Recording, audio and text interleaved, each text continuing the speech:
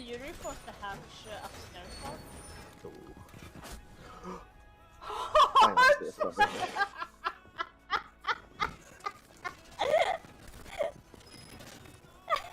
You just shotgun me in the face! Yeah, right.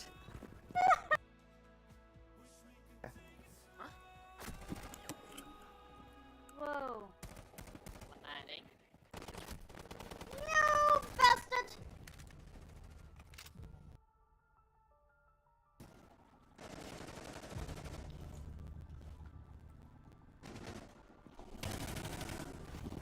Hello.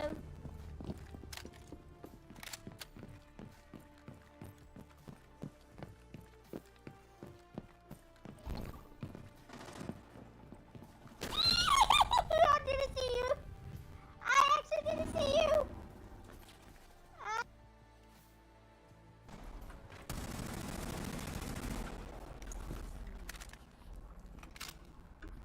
Back upstairs.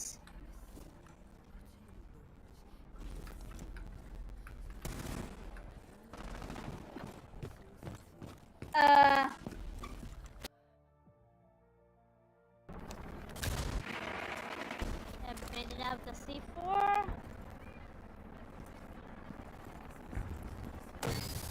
Bandit on ping.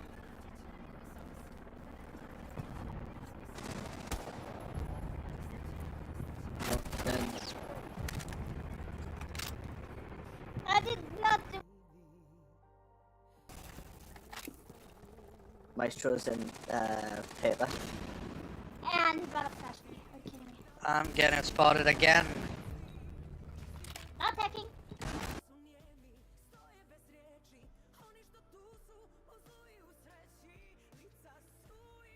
Just go and listen. Yeah, but it says here keyboard by any percent select preset. Or press R for reset. There.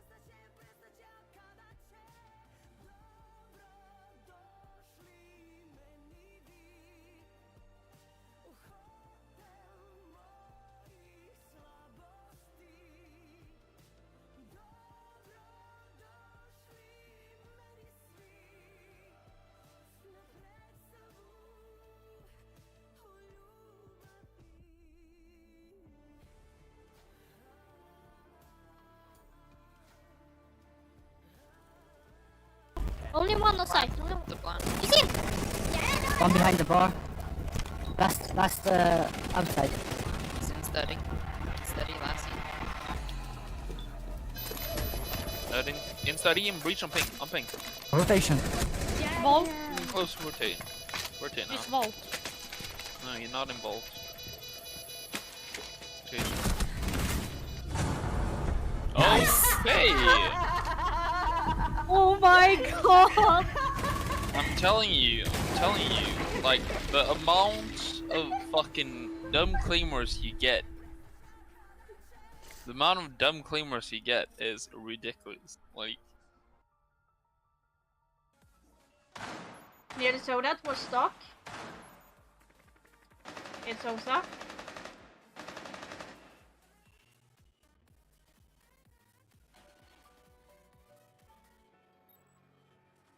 Go towards the paper.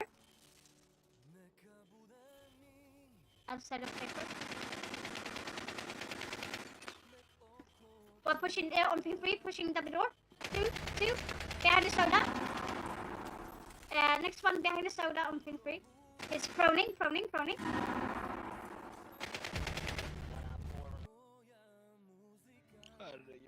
Ja, nej, jag ska väl också ta och ge mig faktiskt. Fan. Ska jag se om jag hittar min och slänga över streamen till någon. Antingen till någon helt ny random. Det är alltid lite trevligt.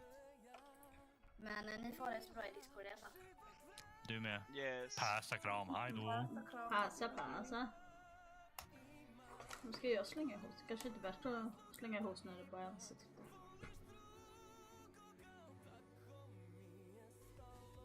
You never steal a man. You wee fat cunt. Not letting him get the fucking ace, you little twat. That's so fucking British as we can get. Yeah, that's British, that, yeah. Yeah, that's. I'm only so joking. British. He's fucking sweet anyway. I don't know if I should. Like when I hear people talking like that, I just get happy. I don't know why. What? What nationality are you? Don't fucking know. So say you're everything. You're British, and then you're Irish, and then you're all sorts. My name is Move with Stats.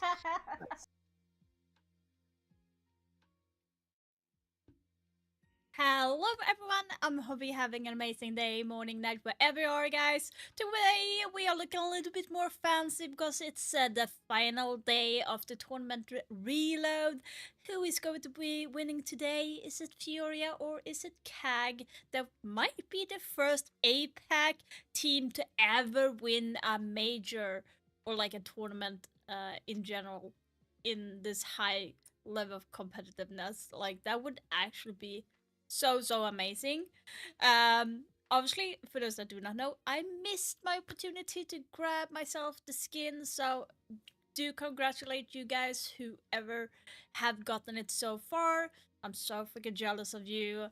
So yeah, I don't know when the pre-show is actually going to be started. I thought it was 5, but there was nothing yet, and it's 6 o'clock, so I'm guessing maybe like 6:30, maybe 7-ish. So I thought like, why not start now and like maybe talk, maybe jump into a game, try some little bit of a new stuff here and there, and see what we get.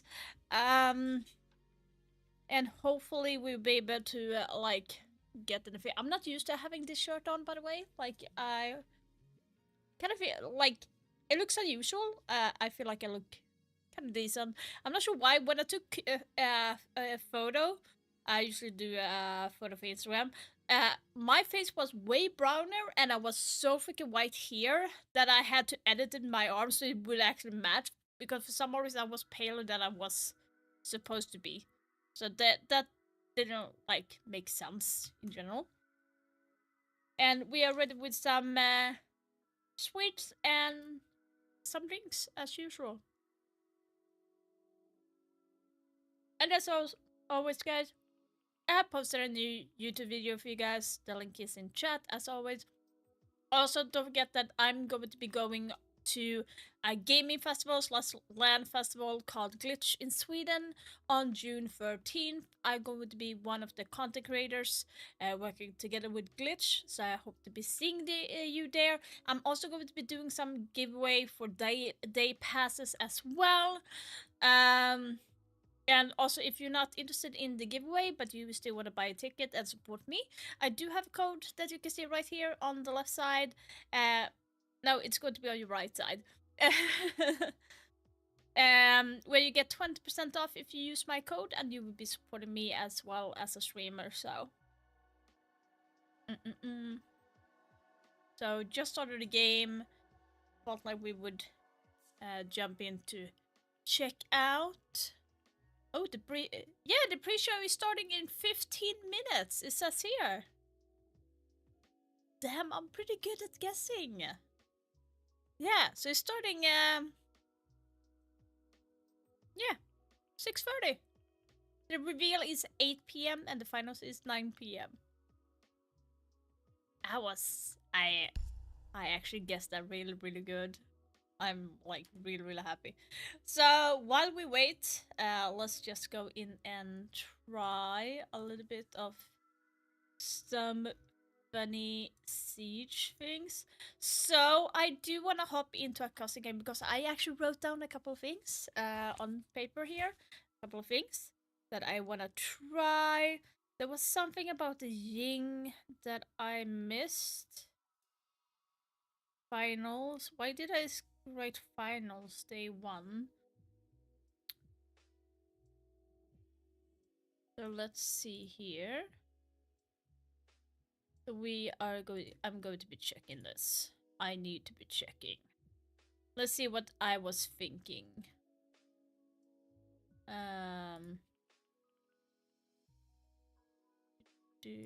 Oh, actually live. We are live. They are live. Starting in 15 minutes.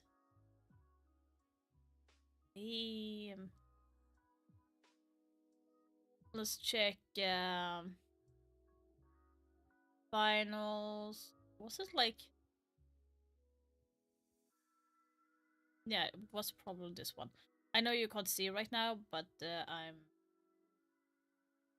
let's see here. So 1, 2, 3. It was on 3-hour dot, so let's see here. Let's see if I have it right, guys. Let's see. So this was not it. It said 3 hours. It was Ying 3 hours. It was like before. It's gotta be something. Why did I not write?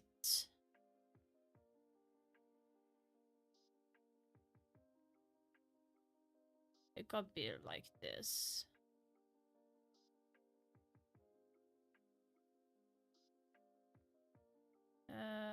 No Ying there. Was that like on the wrong day, perhaps? Was this the one? Might have been yesterday, actually. I just wrote finals, so I'm guessing it's around here.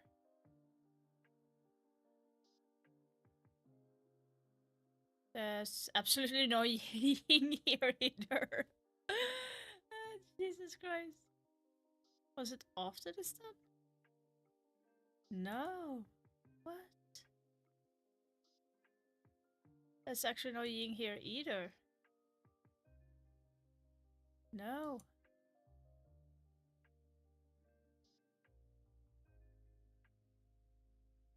Damn, why did I like... I gotta be the wrong day then. Yesterday they... Could it be there? I wrote 3 hours and Ying, so it's something with the Ying. So something.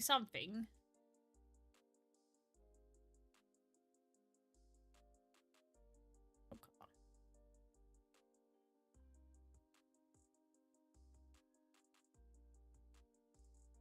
Was it this one?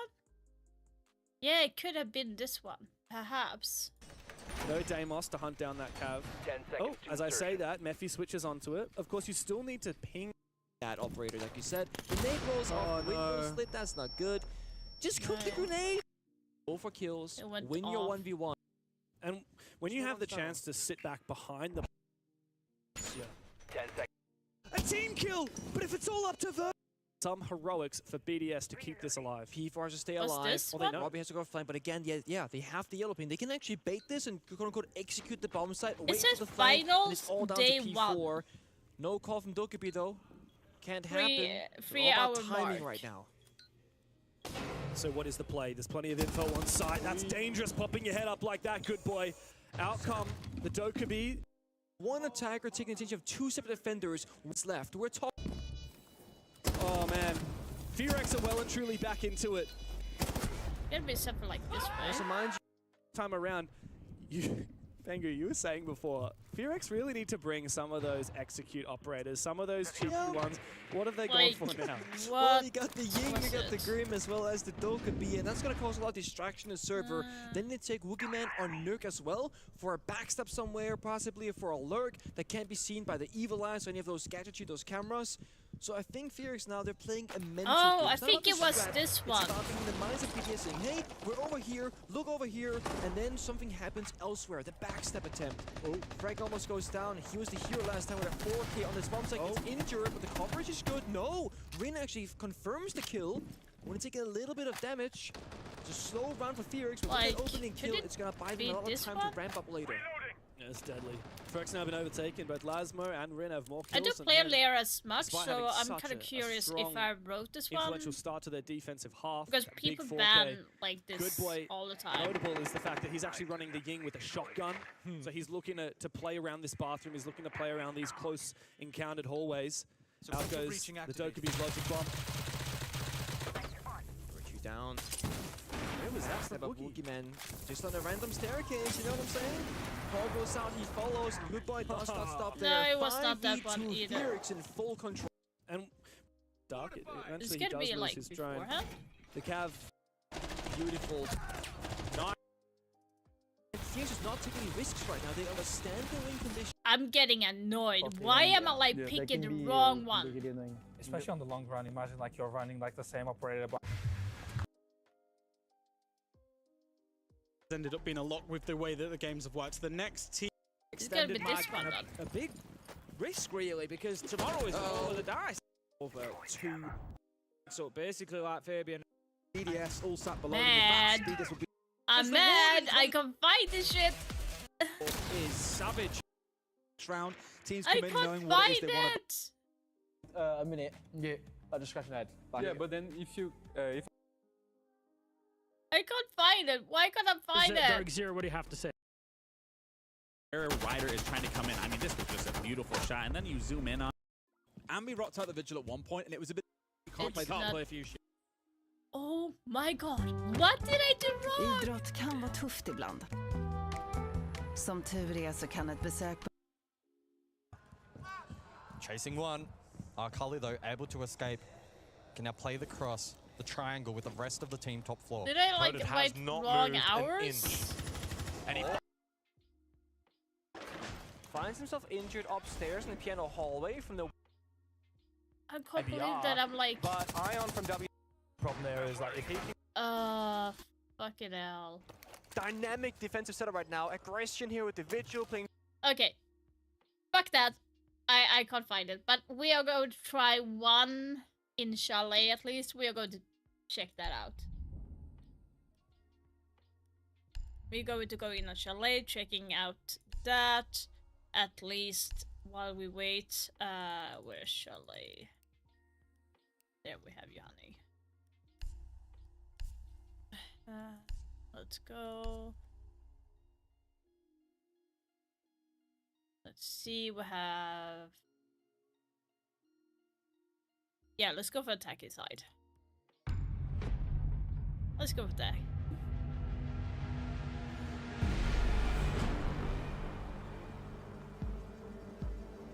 Let's check this. Because I might try this more often, because it might work really, really well. Because it worked really well. I'm going to go back. You don't have to go back for a grotto. You can take anyone with a big elite force super shorty. Your mission is to locate and defuse a bomb. Wait, let me just grab the drone here. So, what I saw during the Pro League, this tournament, I mean, I saw someone go down. Now, let me just toss the drone. We are droning the shit out. And we are going to be pinging. So, we're going to be ping in this area here. So we know it's going to be this area. Okay. So actually, so you could actually stand outside.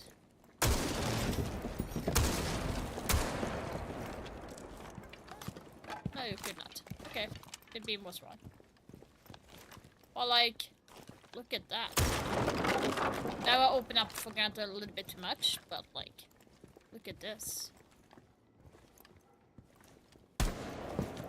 And you can like...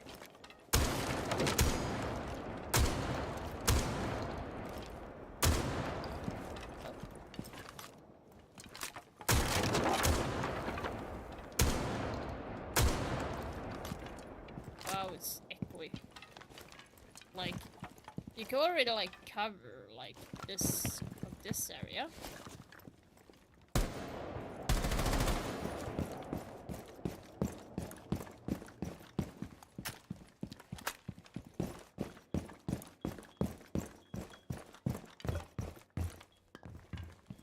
Like, for example, if one is going to be coming down here, obviously he's not going to be looking. If I open up this much, then yeah, sure, he's going to notice. But like, so Usually people like pre-aim towards here.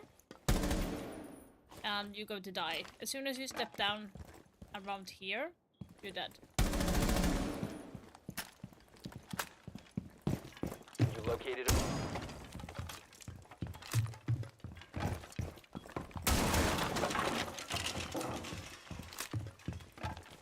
And open up here. Then you have people like in closets. That's the bathroom.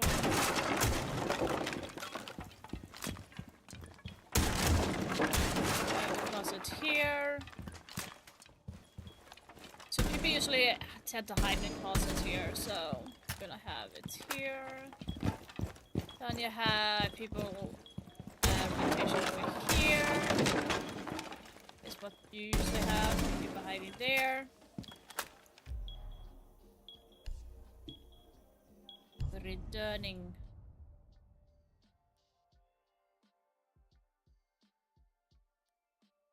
That's usually what you do. Quick match arcade, no. Then I'm guessing it's training versus AI. Off.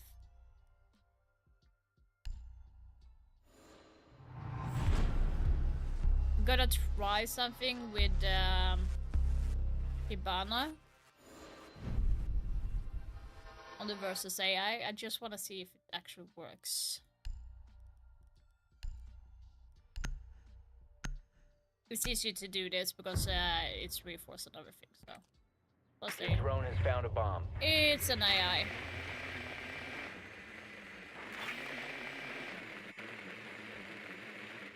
Your bedroom, okay. So you could actually go this.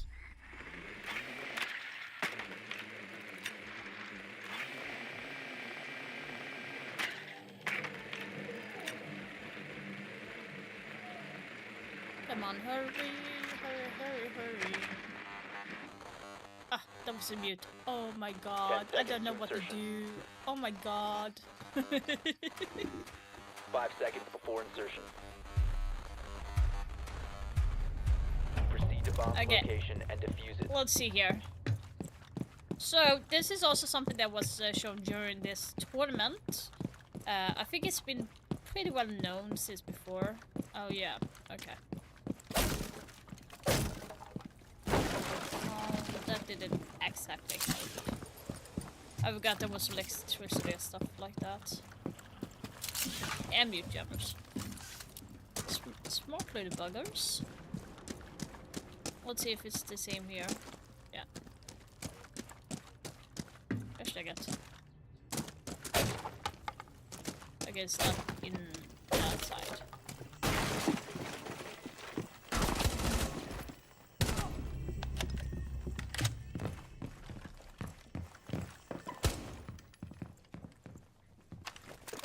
So it's supposed to be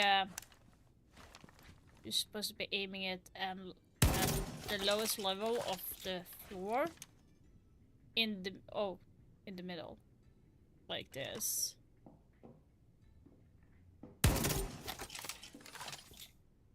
I'm not sure if it's going to work on this wall, but we can try.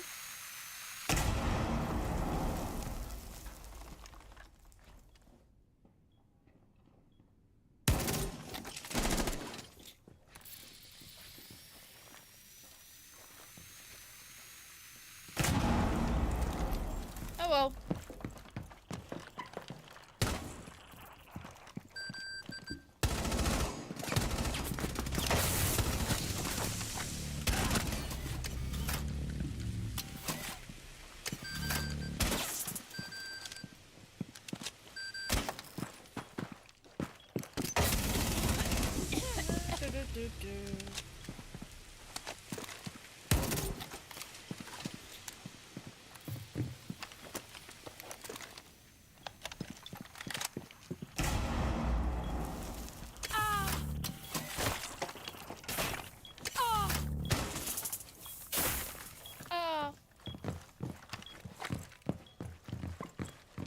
I hear you. Comsy, comsy. Hello. There we go. Mission successful. Okay, now we quit. Now we get into this.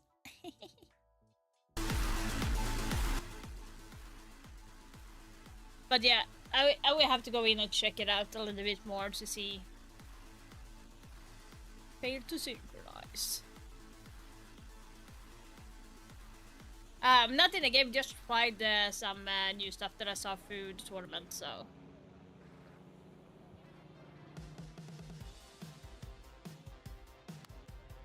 Let's go!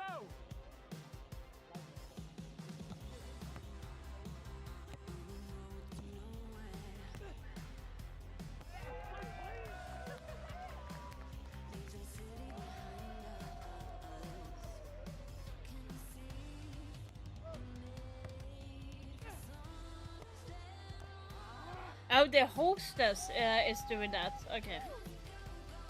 I'm getting sweaty. Yeah?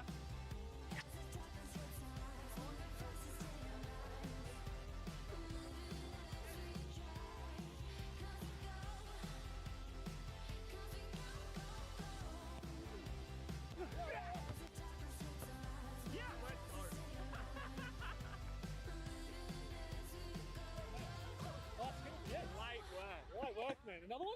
I can't. Well, what do you mean you can't? Let's go practice. No, what do you mean? Ian, practice for what? For what? For what? Vamos fazer barulho! I love that.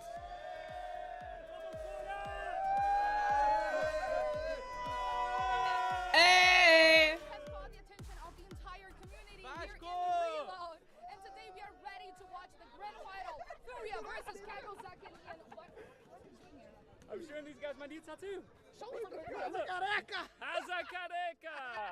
Okay, come on. Anyways, today we also get to see the roadmap for year 10 as the live panel will reveal more about the upcoming year of SiegeX and Navy. What the hell is happening? Hi, Maria! How's it going? FURIA! Repeat! FURIA! They're very happy. Come on. Okay.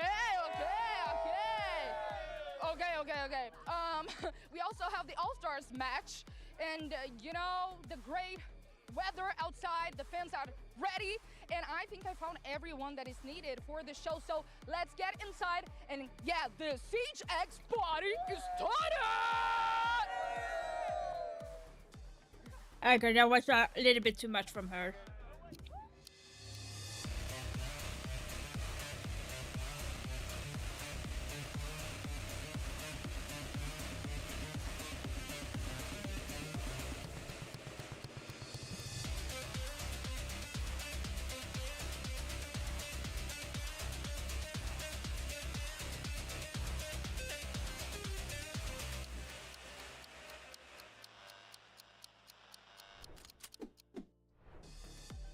Let's go. Oh, we made it. I could just stay out there with the fans all morning because there's an electric atmosphere here in Rio de Janeiro. For good reason. It is Championship Sunday of R6 Reload, the new era of Siege, the first ever tournament to be played on SiegeX. We are going to crown our champions later on, and before that, we have of course got a show match and the panel.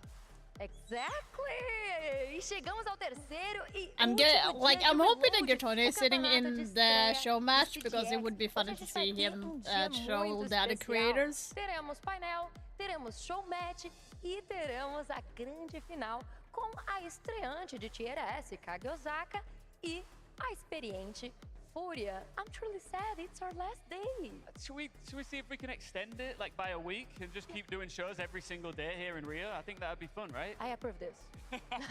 By the way, my name's Ian, this is Nivi. We've got two broadcasts running at the very same time. We've got a Brazilian team speaking in Portuguese and an English team speaking, of course, sadly, in English. They're boring. I'm kidding. I love you guys, really. I can just see them in my peripherals over there.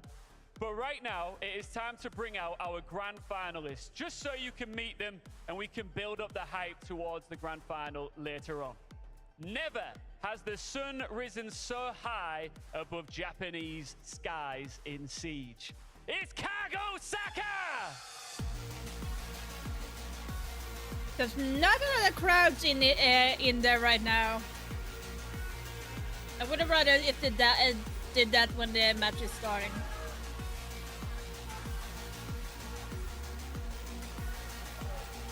I'm not sure why they are doing it right now.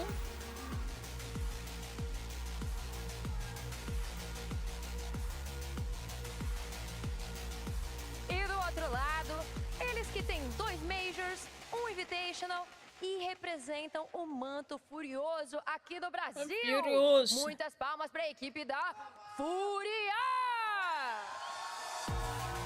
FURIA!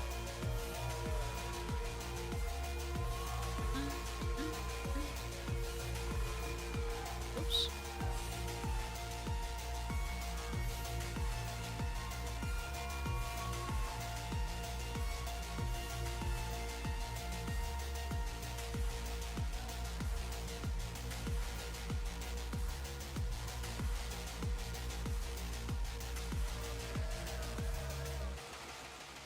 Two very different stories, two very different levels of experience on an international main stage grand final. But the same position here at Rio. They are looking to become the first champions of the SiegeX era. Exatamente, vamos descobrir o que vai acontecer nesse dia maravilhoso. Vamos começar o nosso show. Let's start the show.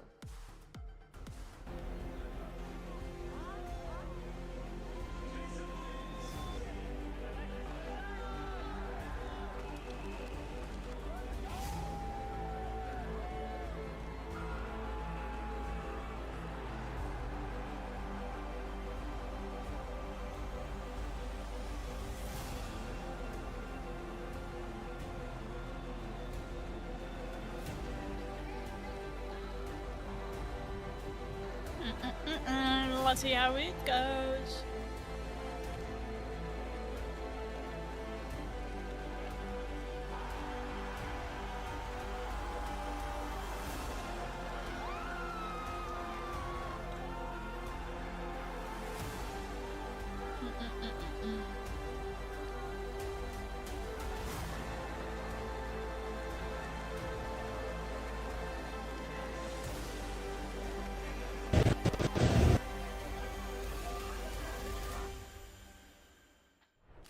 Welcome to Championship Sunday. We're here in Rio de Janeiro for the very first tournament for SiegeX. I'm Manic, your host. Joining me are 4 very handsome gentlemen. It's a little different to how we rehearsed, but I think I didn't want to bring that energy here. I want to gas you up because we've got a lot to talk about here today.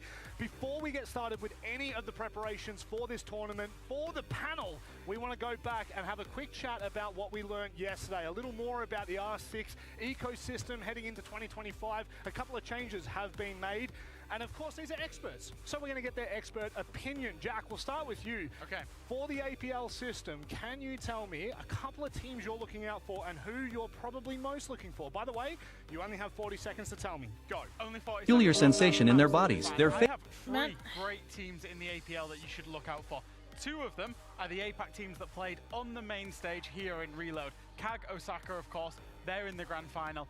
FURIA, they of course got beat by CAG Osaka. And the third team is one that's close to your heart, particularly Rob, Gaming Gladiators, bringing that European brethren over to the OS League as well. But if I had to choose just one of them, 10 seconds. I would have to say FURIA. I think it's a well-rounded team. It's a Korean super team. They didn't make it inside of this tournament, but I think over the year, they'll be good. Unbelievable. That was nearly spot on, Jackie boy. And FURIA, I love that call out. We got Mr. NAL at the end. Do you want to give us some expectations heading into this year?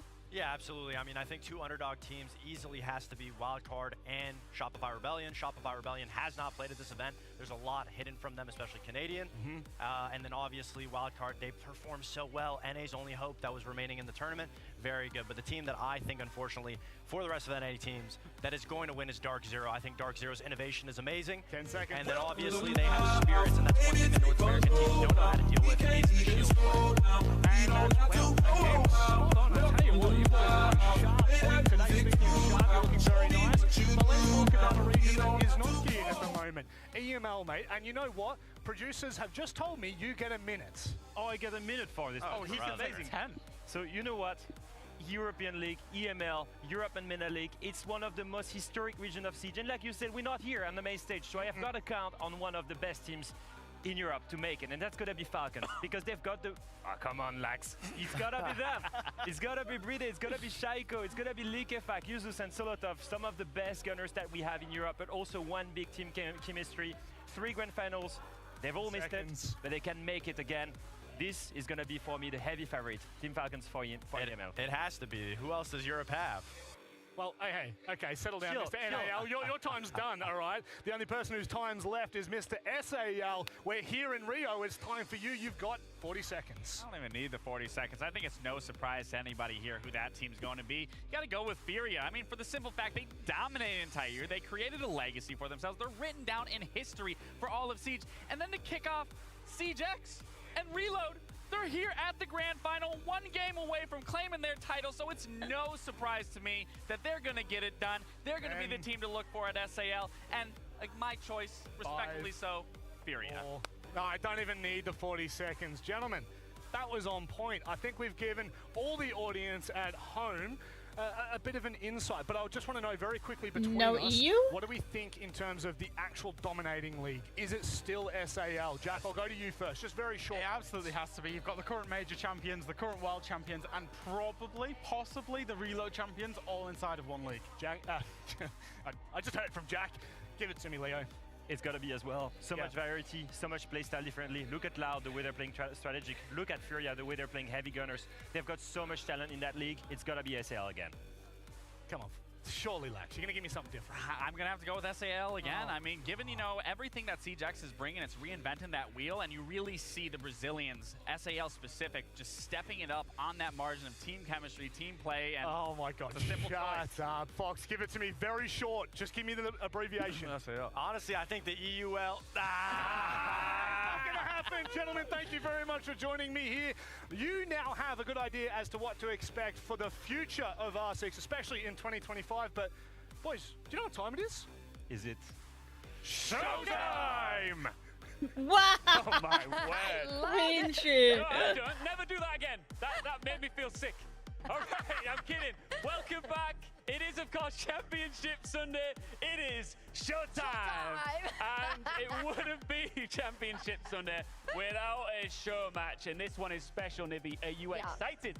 Yeah, I'm so excited. A gente vai ter esse show match aqui muito especial entre brasileiros, streamers, ex-pro players e jogadores profissionais também, coaches da atualidade do mundo inteiro. Então vai ser muito especial.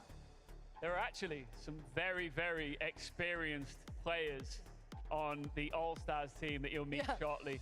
People that you know and love that have lifted world championships. Let's bring out right now. Doki's still here, so I think. All-Stars! I knew it, Doki, Fabian. Oh my God, leave that. Oh my God. No way. Don't tell me that Cordonia is going to be facing them. Likefak. We got Justin in here as well, and Baby Shark. What the fuck? All stepping up onto the main stage. This feels special, especially seeing Fabian with his playing boots on, ready to do it big. E do outro lado, Haza Company.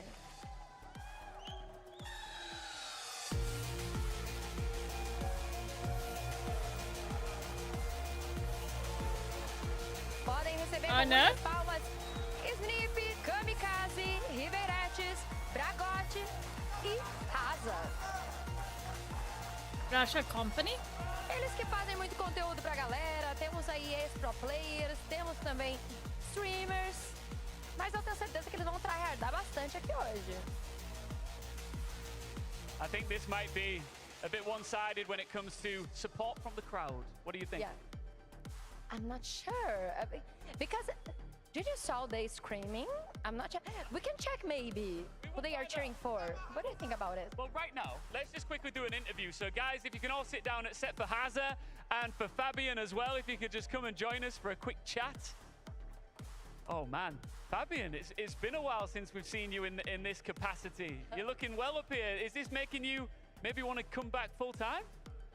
I've been waiting for a long time, and now it's finally my chance to beat Rasa, and it's going to feel great. it's our chance to see you playing again. What do you think about it? It is a show match. It is a fun matchup, but are you gonna win?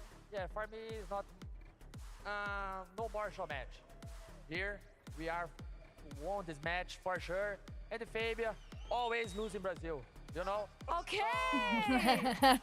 Last time I was in this city, I beat Immortals and I beat FaZe on the main stage in an arena 500 meters that way, and I was the MVP of that event. So keep talking, because those shades on your face, you're not going to want to see the slaughter this game is going to be. You won 8 years ago, so now it's the moment of Brazil, bro. Brazil is the best region in the world.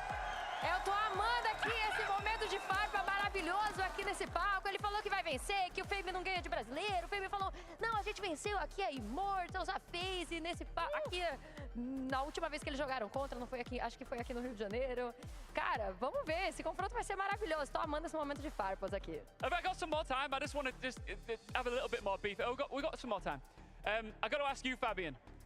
Do you think you'll be able to take directions? You're not the coach here. Are you going to listen, or are you just going to do your own thing like a wild man? I'm going to be running around the map doing my own thing. I haven't played this game for about 5 years, so if he loses to me, that is just a shame for all of Brazil. So, but now we have the biggest coach in the world. You can see Gohan, one of the best player in the history of Brazil. So now we 100% prepared, you know? You know, Raza, you have the biggest coach, and that's why we let him choose the side start, we let him choose the map, because we're so afraid of him. About you, not one bit. No, but I have a lot of titles in Brazil. I don't have international titles, but in Brazil, I am the coach. So you can see everyone here. Right, I've got it. Just before we go, I've got to show you. I have Brazil fans, so that's my title. Can I just bring the camera in really quickly? I'm sorry to do this. Fabian, I love you, but... Hazakareka! All right, shake hands, guys. Boa sorte, meninas. Cara, adorei esse momento aqui. O Haas falou que ele tem o público, tem audiência com ele. I kind of wanted the creators to do a match, but E o Fabian falou, não, a gente respeita eles, I mas think it's going to be eu não quero nem papo. Vamos ver. Let's start the show. Vamos. Yeah. It's not the full, by the way, it's not the full Russian team, because they have Kamikaze. Look at what we've got up here. We've got a King George with us. George, welcome to the desk. Pleasure to be here. Thank you so much for having me. You're more than welcome. I think, well, you played in so many show matches. Who can we get in to talk about them? Let's get King George. The thing is, we had Doki up obviously with us yesterday and just thought, oh, we need an actual like world champion up here, you know, not someone who's trying to rechase former glory. But at this point, it's good to have a beer, George, as well. Like you said there, he's a world champion as well for sure, but he's still chasing it down. He's still well, trying. Just gonna say the lineup that I have now with Baby Shark, Fabian, Doki, Oh, it's been Levac, I cannot believe like the scenery Jordan. around here. This is a sick team. Just like in general, it's a sick team. Honestly, one of the best events and trips overall that I think I've had. Very, very friendly city, but not very friendly on the stage a second ago, Tim. That was some smack. I mean, did you expect anything less from Fabian? Let's be honest. I mean, yeah, that's why you put Fabian in the show match, isn't it? You want him to come in and stir things up a little bit. That's exactly what he's done. He says he hasn't played in 5 years. That's pretty funny, because I played some ranks with Fabian. Don't you worry about that. He keeps himself You sharp. want to be careful in saying that line to him, because he'll turn around and go, that wasn't playing, that was kindergarten. Yeah, that was that's looking very after true. the kids, that was. That's very true. It's going to be fun to see. I swear to God, if me and Fabian is like facing each other like that, I would probably turn into Swedish words and talk to him in Swedish. Yeah, I mean, you have like, I would like call him old man and stuff like in in Swedish. Even though he's technically younger than me, and but Raza Company, obviously, that would I actually be so played much with fun. Kamikaze at the Invitational, and he went crazy. I think he dropped like 18 kills or something in our match. He was on our team, and he is actually insane. Like his aim still to this day amazes me every time I watch him play. So I'm thinking that Raza Company wins, but it's going to be a close match. You got really good players on both teams, so Can't ignore, of course, the cohesion that Raza Company will have playing together. That's their edge, right? Oh, for sure. Yeah, playing with each other all the time is a huge difference than being like, all right, hey, here's 5 people, kind of know each other, get in there, you know? Very much it. Getting ourselves set up, still waiting for Razzacom to jump in the lobby. Somebody's just having a little mouse issue. Oh, it's just, we've seen this throughout the week. I don't know if it's a bit of gamesmanship. Oh, sorry, my mouse, my mouse. Three of us need to run to the bathroom, like we saw in the game yesterday. You know, just keep them all waiting, keep them sweating. Keep wasting as much time as they can. I love, by the way, Baby Shark is now fully grown. He's now Daddy Shark in this game. He's renamed himself. Good heavens. Where's Mommy Shark is what I'm wondering, Tim. It's going to be going into bank for this one. I can't really imagine too much of a social prediction. Just 100% towards Razzacom. Of course. Yep. Who's back in the All-Stars here except us, really? Yeah.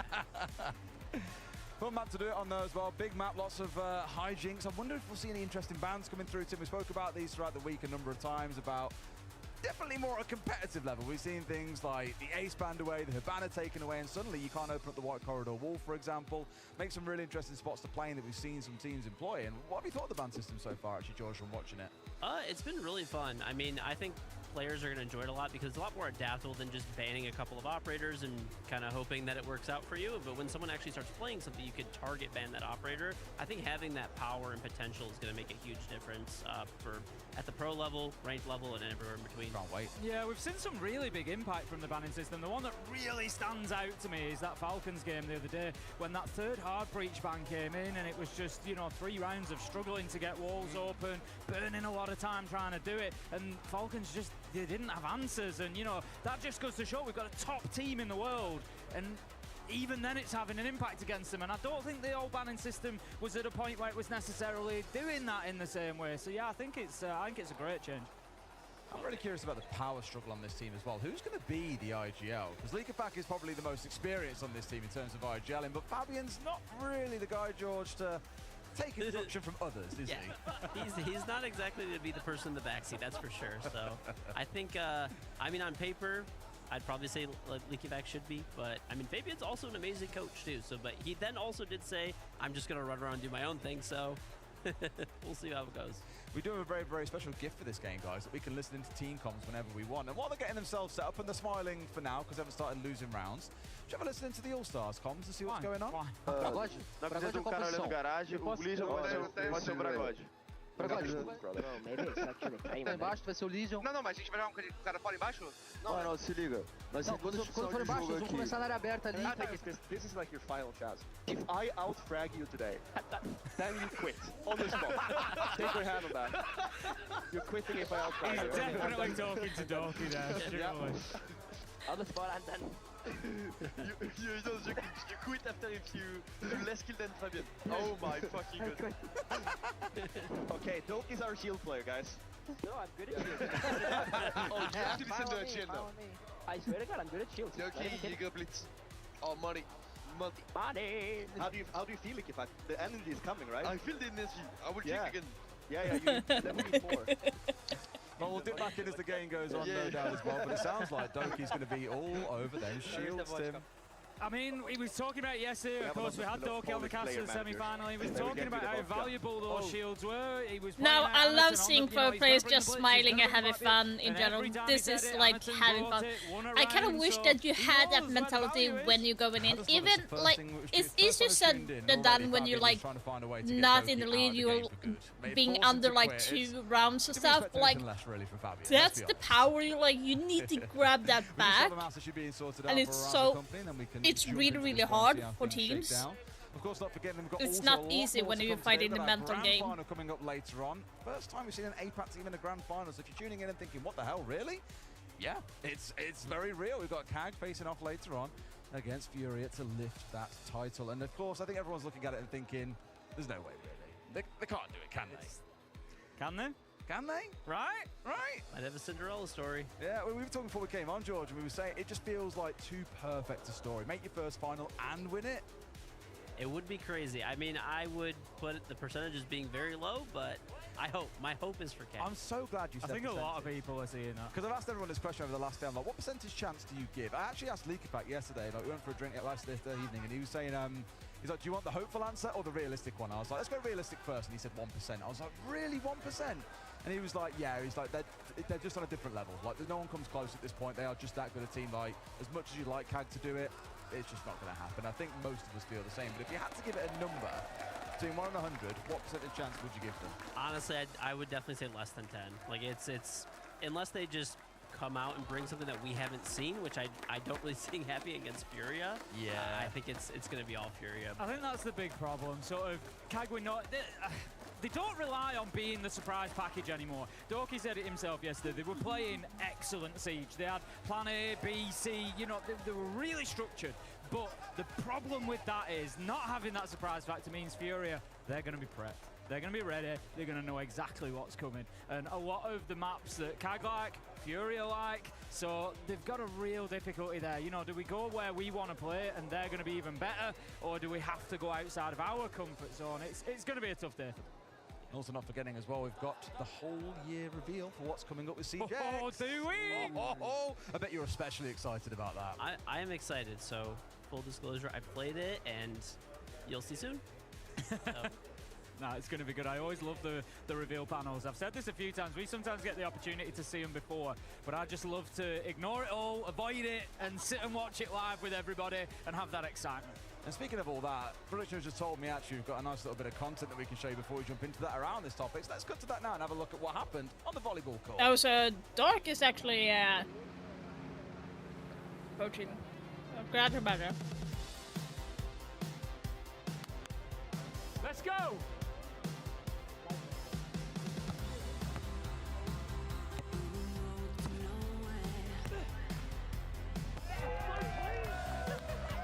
Miguel was supposed to.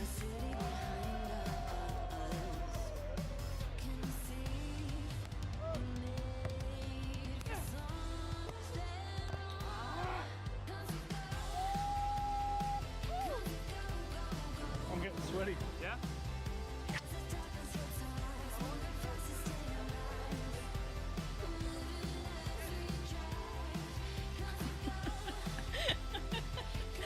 You think it's such a cutie pie.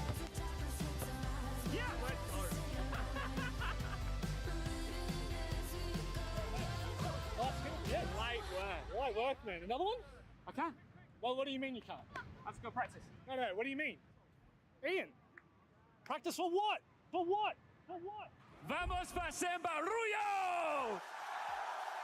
Vamos the simple Never knew Rio. that we needed Ian as Tom Cruise. Who'd have thought it, eh? I didn't know what I was missing from my life until I got to see that the first time round, and getting to see it again is just absolutely beautiful. Get the wink? Don't wink at that. That did something to me. Oh, that one did not. Oh, now I feel threatened.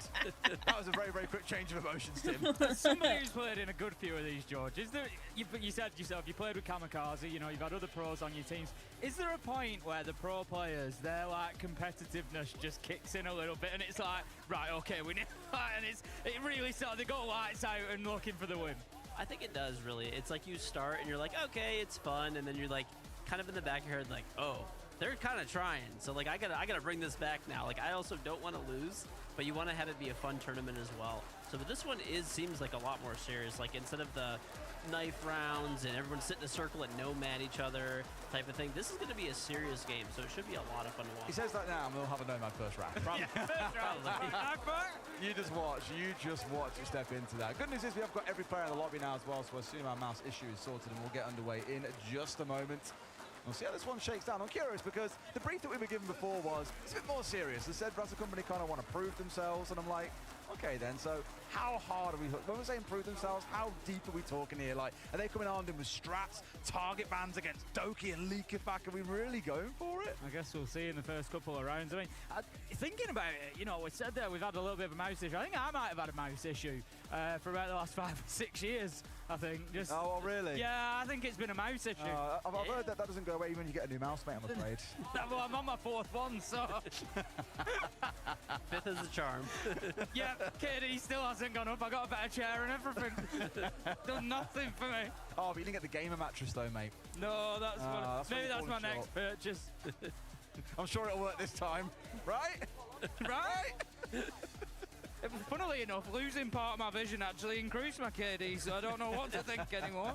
I've always enjoyed seeing the odd clip from when you stream sometimes, seeing the clip where you've got these guys a box on his screen where he can't see because he's like partially blind in his left side of his vision, and you just see something happen there, and he'll clip it and be like, couldn't see it, guys, sorry. It's funny when some guys just stood there with a gun. I'm just like, Tim. I've got a couple of good clips because Fresh and I play together quite a lot, and because we play a lot, it's relevant because we play a lot. He's used to it. So okay, I've got a couple of clips where you just get Fresh going, left side, Tim, left side. And he's just like a sheer panic because he knows that I can't see whatever's going on. It must be class. Oh, so funny, so funny. What about your game of B-Day though? Or bidet? By the way, you guys both want bidets? Absolutely. Happy to give both of you one. I would never be happier to have you anywhere near my backside of it, George. That's the way to go. No, it's the greatest thing ever. So I can't talk about them enough. And yeah, I mean, definitely recommend if you haven't bought a bidet yet, definitely do so. I never thought I'd come to a time in my career, Tim, where we're talking about bidets on stream.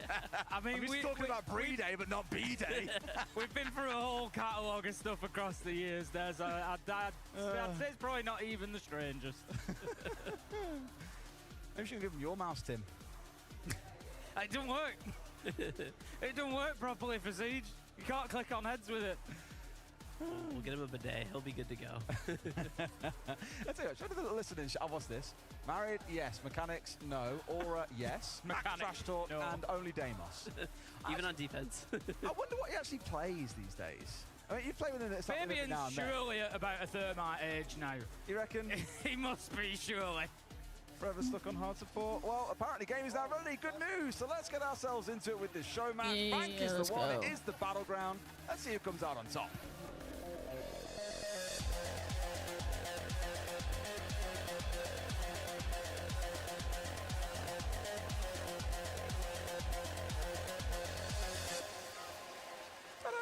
We are in the show match. Bank is underway.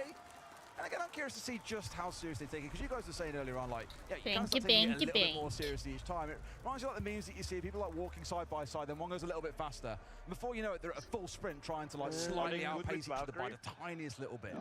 Wait, who's playing against... Hello, Flap. I think I would actually ban Valk. I think it's actually a good ban. Yeah. I don't think they will play Azami that much or Mira that much. Maybe This they can sounds play pretty Mira, but not serious. Azami. I mean, we have the third one anyways. There's some strategy going on. Attack will be the easy side. They will ban Defense Ace. will be the harder one. Oh, They're gonna ban Ace and yeah, then play you know what Mira does that with the mean? meeting. Doki on blades. Oh no. We have a 3-4 shoot open. I think I have for everyone, guys. He's a mark then. You can instantly pick that shit. Thank you. Oh dear, guys. He's saying attack with the easy I can play side, Ash if you want.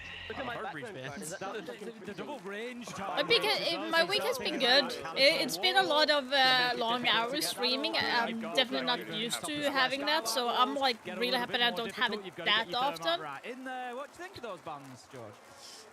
It's going to be more difficult. I mean, there's still hard breaching gadgets that you can bring, which is I'm assuming what they'll probably take. Yeah, I guess we'll have to see what when they pull the utility.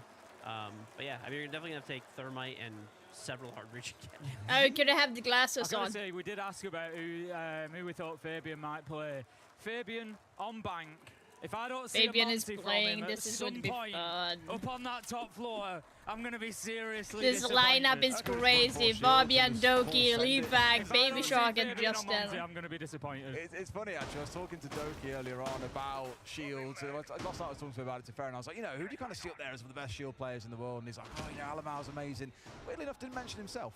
No. And now here he is, like, yeah, he's I'm playing great blitz. I'm like, you didn't mention that last night, mate. I think you're putting on some false ego here. And what were you saying to him earlier? Like, mate, if you play terribly, I'm going to rip you on.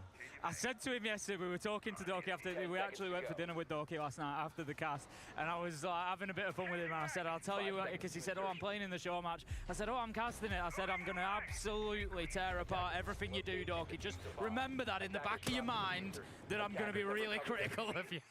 So we'll see whether that pressure weighs on him or not. He laughed at the time. I don't think he cared, if I'm honest.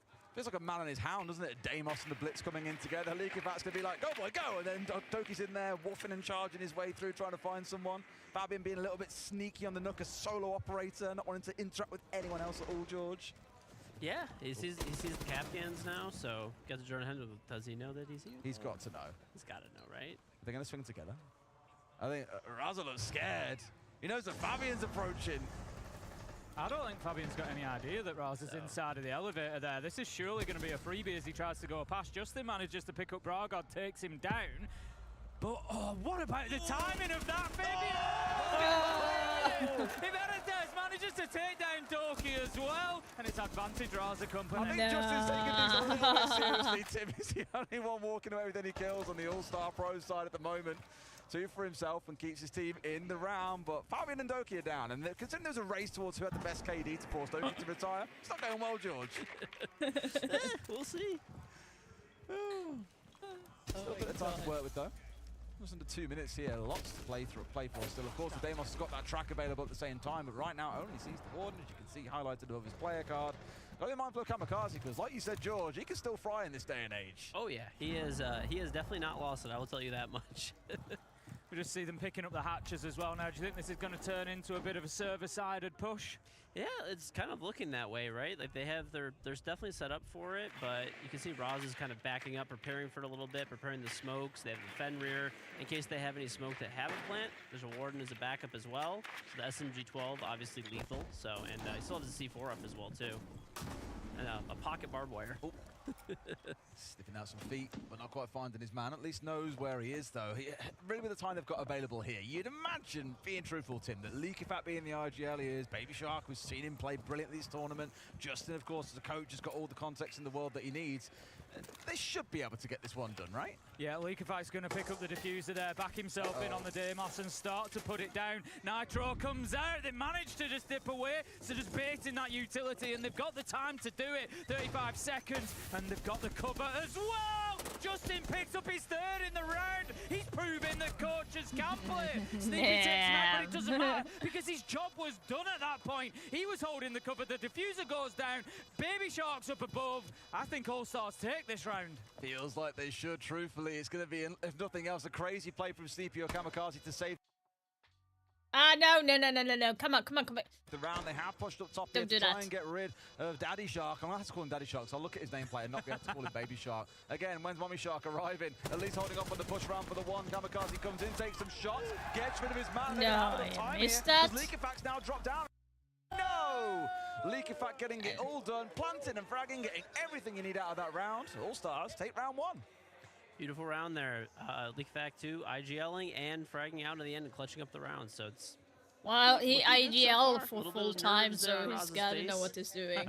The panic starting to set in as he realizes he might actually lose to Fabian. I love how he went from 0 to 100 in the round, like he was dug into the elevator for the longest time, and I was like, surely you want to be ready to swing here and go aggressive, but he was dug in so deep, and then decides, right now I'm going for him now, and then goes for it and actually gets rid of Fabian as well. It's beautiful stuff, but MVP for me, Justin. The hot drop from Justin there, absolutely beautiful. As soon as he came down, guns up, ready to go. Fabian was caught sleeping a little bit in the elevator, but again, Justin on the cover. Yeah, he loses the next gunfight, but it doesn't matter. He's done his job, the diffuser's down, and then Leakifac's there to mop him up. Really good stuff from All Stars. What's our current assessment on Doki as a shield player, George? he was gone in about 15 seconds, so it's okay. I have more faith in him. He's still stuck on the shields. When I look at Doki, I think of someone who's an absolute gunner, so I would have him on Ash, Grim, anything probably that is shield, but... The thing is, most teams don't have a Fabian on them, and I guarantee you he's sat there every round saying, don't you dare play anything except a shield. Get back on a shield now, because he wants his KD to stay well and truly in the mud. He did swap off Iana, which would have been a better choice, honestly, but... Please, Dad, let me play something else. No, back on shields. Doki's just one of them players that as soon as he hears a barricade, he's running towards it. He just wants that fight all the time. Oh, definitely. And also, too, I think this is as much of a show match as Fabian punishing Doki as well. Doki really didn't want to sign up for this for that exact reason, but here we are. We saw a really cool Skopos shell deployed, actually. I think it's inside of lobby, so behind where Doki is now. Imagine if he pops off the back of that and just absolutely rolls. Did he just leave Doki alone? He's tucked in the corner. I assume they know about it, but at the same time, I'm worried that they don't. In fact, they're swapping over now. Look, you can just see the Bragos change over. Look at this. Bit of a flank starting to build out around ATMs. Could get a shield for free here. Surely not. He knows that he's there. He's just got to swing around and he gets him. Beautiful use of the Skopos there. He can't get one onto the windows now. They can't allow that. He's managed to get himself back up with the steam coming in from Leaky Pack, who very shortly after dies. Justin deals with that Scott Boss as it was trying to flank around from ATM. Why did I leave him alone? Fabian getting revenge for last round. And for now, All Stars are in control, George. And Doki is alive. Yep, picked up Doki too with the Finka, so he's back in action. Continuing the lobby take here, so let's see what they do. Still got to take care of the guy in the elevator, and they have a mirror to deal with as well, so there's still a bit to go. Still a lot to choose through here, and try the very, very best they shall. Sneepy holding nice and close with the shotgun, waiting for the push to come on through from below, but no one's even there. It's Doki doing his very, very best. And it's an impression, I believe, here. Tim, he's got himself a kill. 2 in the round now. Definitely starting to improve that KD, knowing that he's losing his job if he can't get it better. The thing is, he's playing this Monty really well. He's using it perfectly. He took his, he took his opportunity to get the kill. He's then gone shield up to feed intel back in, and then gets the final kill at range with the pistol. Great stuff from Doki. I saw you. Yeah, because it's like I was trying to get to somewhere where I could be useful, but I just couldn't get anywhere. Well, people do also often forget that, hey, if you're Montaigne Blitz, you could still ADS too, and Doki has that lethal aim, right? It doesn't matter if he's on Ash or if he's on a shield. He could hit heads, so. And so far, it's a show match. On All-Star, you have Fabian, Doki, Baby Shark, Justin, and Leafak in one team. And Fabio said to everyone in his team, if you kill less people than me, you need to quit right now. In the next round, so what can they do differently this time? That's got to be the big question. Last time around, George, they lost a couple early on. They found themselves with 3 left alive down in the basement. So do you think they stick to that role? But they're going to reveal season 10 at 8 p.m. I mean, it doesn't look like they're really watching the flanks well enough. They got flanked by a Scopos that was just sitting in ATM, so potentially having more of a late round flank and having the information to do so you can figure it out later in the round, and opening the hatches above could be a better move, but we'll see how they play it out. So It's a real shame he didn't get the freebie onto Doki, to be fair, because obviously he was quite influential on the outcome of that round once he got stimmed back up by Leaky Pack. Speaking of, Doki's going to try and do the same thing again. Of course, not playing on a Monty, but going aggressive is sort of his forte, so no surprise that he was looking to get himself inside a Prince there and start causing some bother. Razza for now pushed back by the nade, and look at this already. That first floor has largely been lost. Now Razza's got a choice: hang around here or drop back down towards site, where they've already found out Fabian. Doki be offline without a single call being used, Tim. Yeah, big loss there. Doki getting aggressive as well, but look who he's up against. He's up against Iberites on the Warden. Worst operator the Blitz could go in for, but he doesn't need the flash. Doki just flips to the pistol and finds his kill, goes for the reload. Can he get another? It's a ring around the roll, and he finds him. Headshot onto Sneepy. This kills all over the map elsewhere. 1v2, and Justin gets taken down. It's all up to Doki. Can he get 4 on the Blitz? Damn! Like, here's the thing, Doki never plays the shield for a reason. Never. Like, Blackbeard on and off in general, but he does not in general have, like, the aggressive shield play. Like, he's more support shield, if anything. Could afford if they wanted to of course stall things out a little bit. Doki taking a couple of shots, and in doing so, Ragol has given his position away. Doki cannot find the last. Ragol keeping his team in it and giving Razza Company their first rounds. How does he win that 1v1 situation, George? If you're in that spot and you're on the Blitz, you've got some distance between you. What are you thinking? How do you do that? Oh, it's always tough to say. Like, I definitely see why he did it, but ADSing that soon without maybe like taking cover and ADSing first before taking that engagement is probably, like, in hindsight, the ideal situation. But he did it 3 other times in the round and it worked out, so he's probably like, why not a 4th, you know?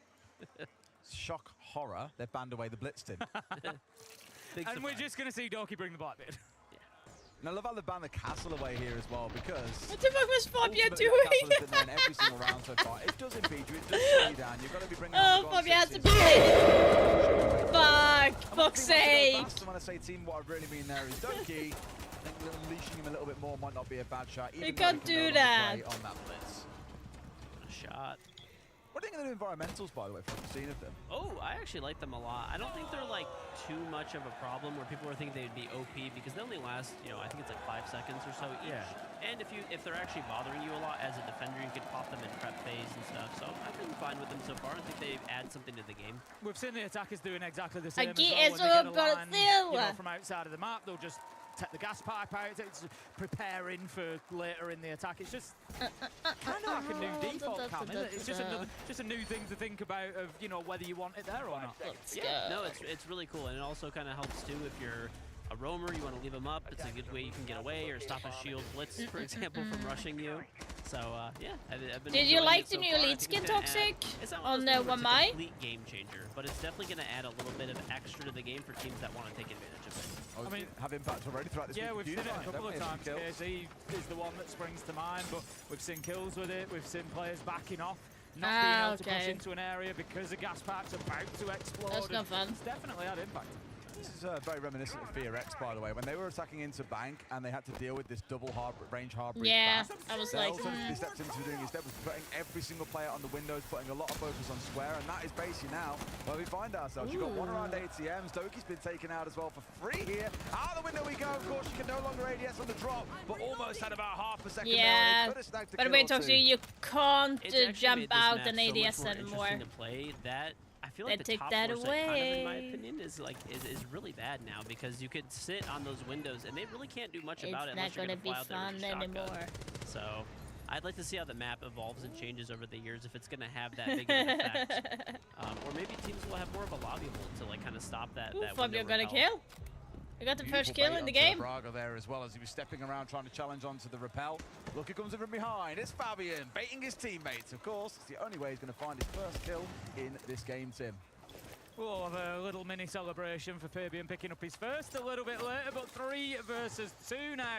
The All-Stars once again in command of this round, but not really established inside of the map. As I say that, Justin does take the rappel in through the window and gets himself at least boots on the ground inside to start pressuring towards Iberites inside of Janitor. But he knows where the pressure's going to come from. I think All-Stars just stalling out a little bit.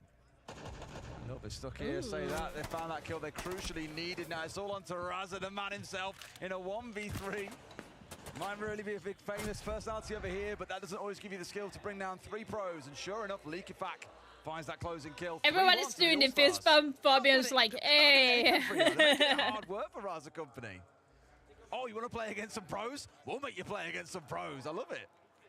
It's made it interesting. This is probably, in my opinion, the most competitive show match that I've seen. So it's been a blast to watch so far.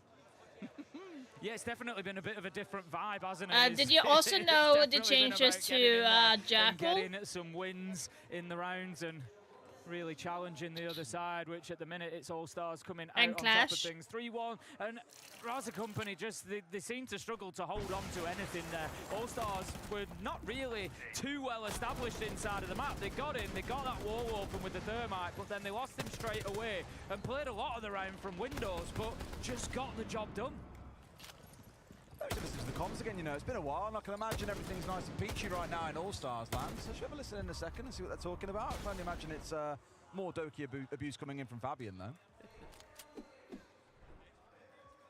We'll get a listen on that in a moment.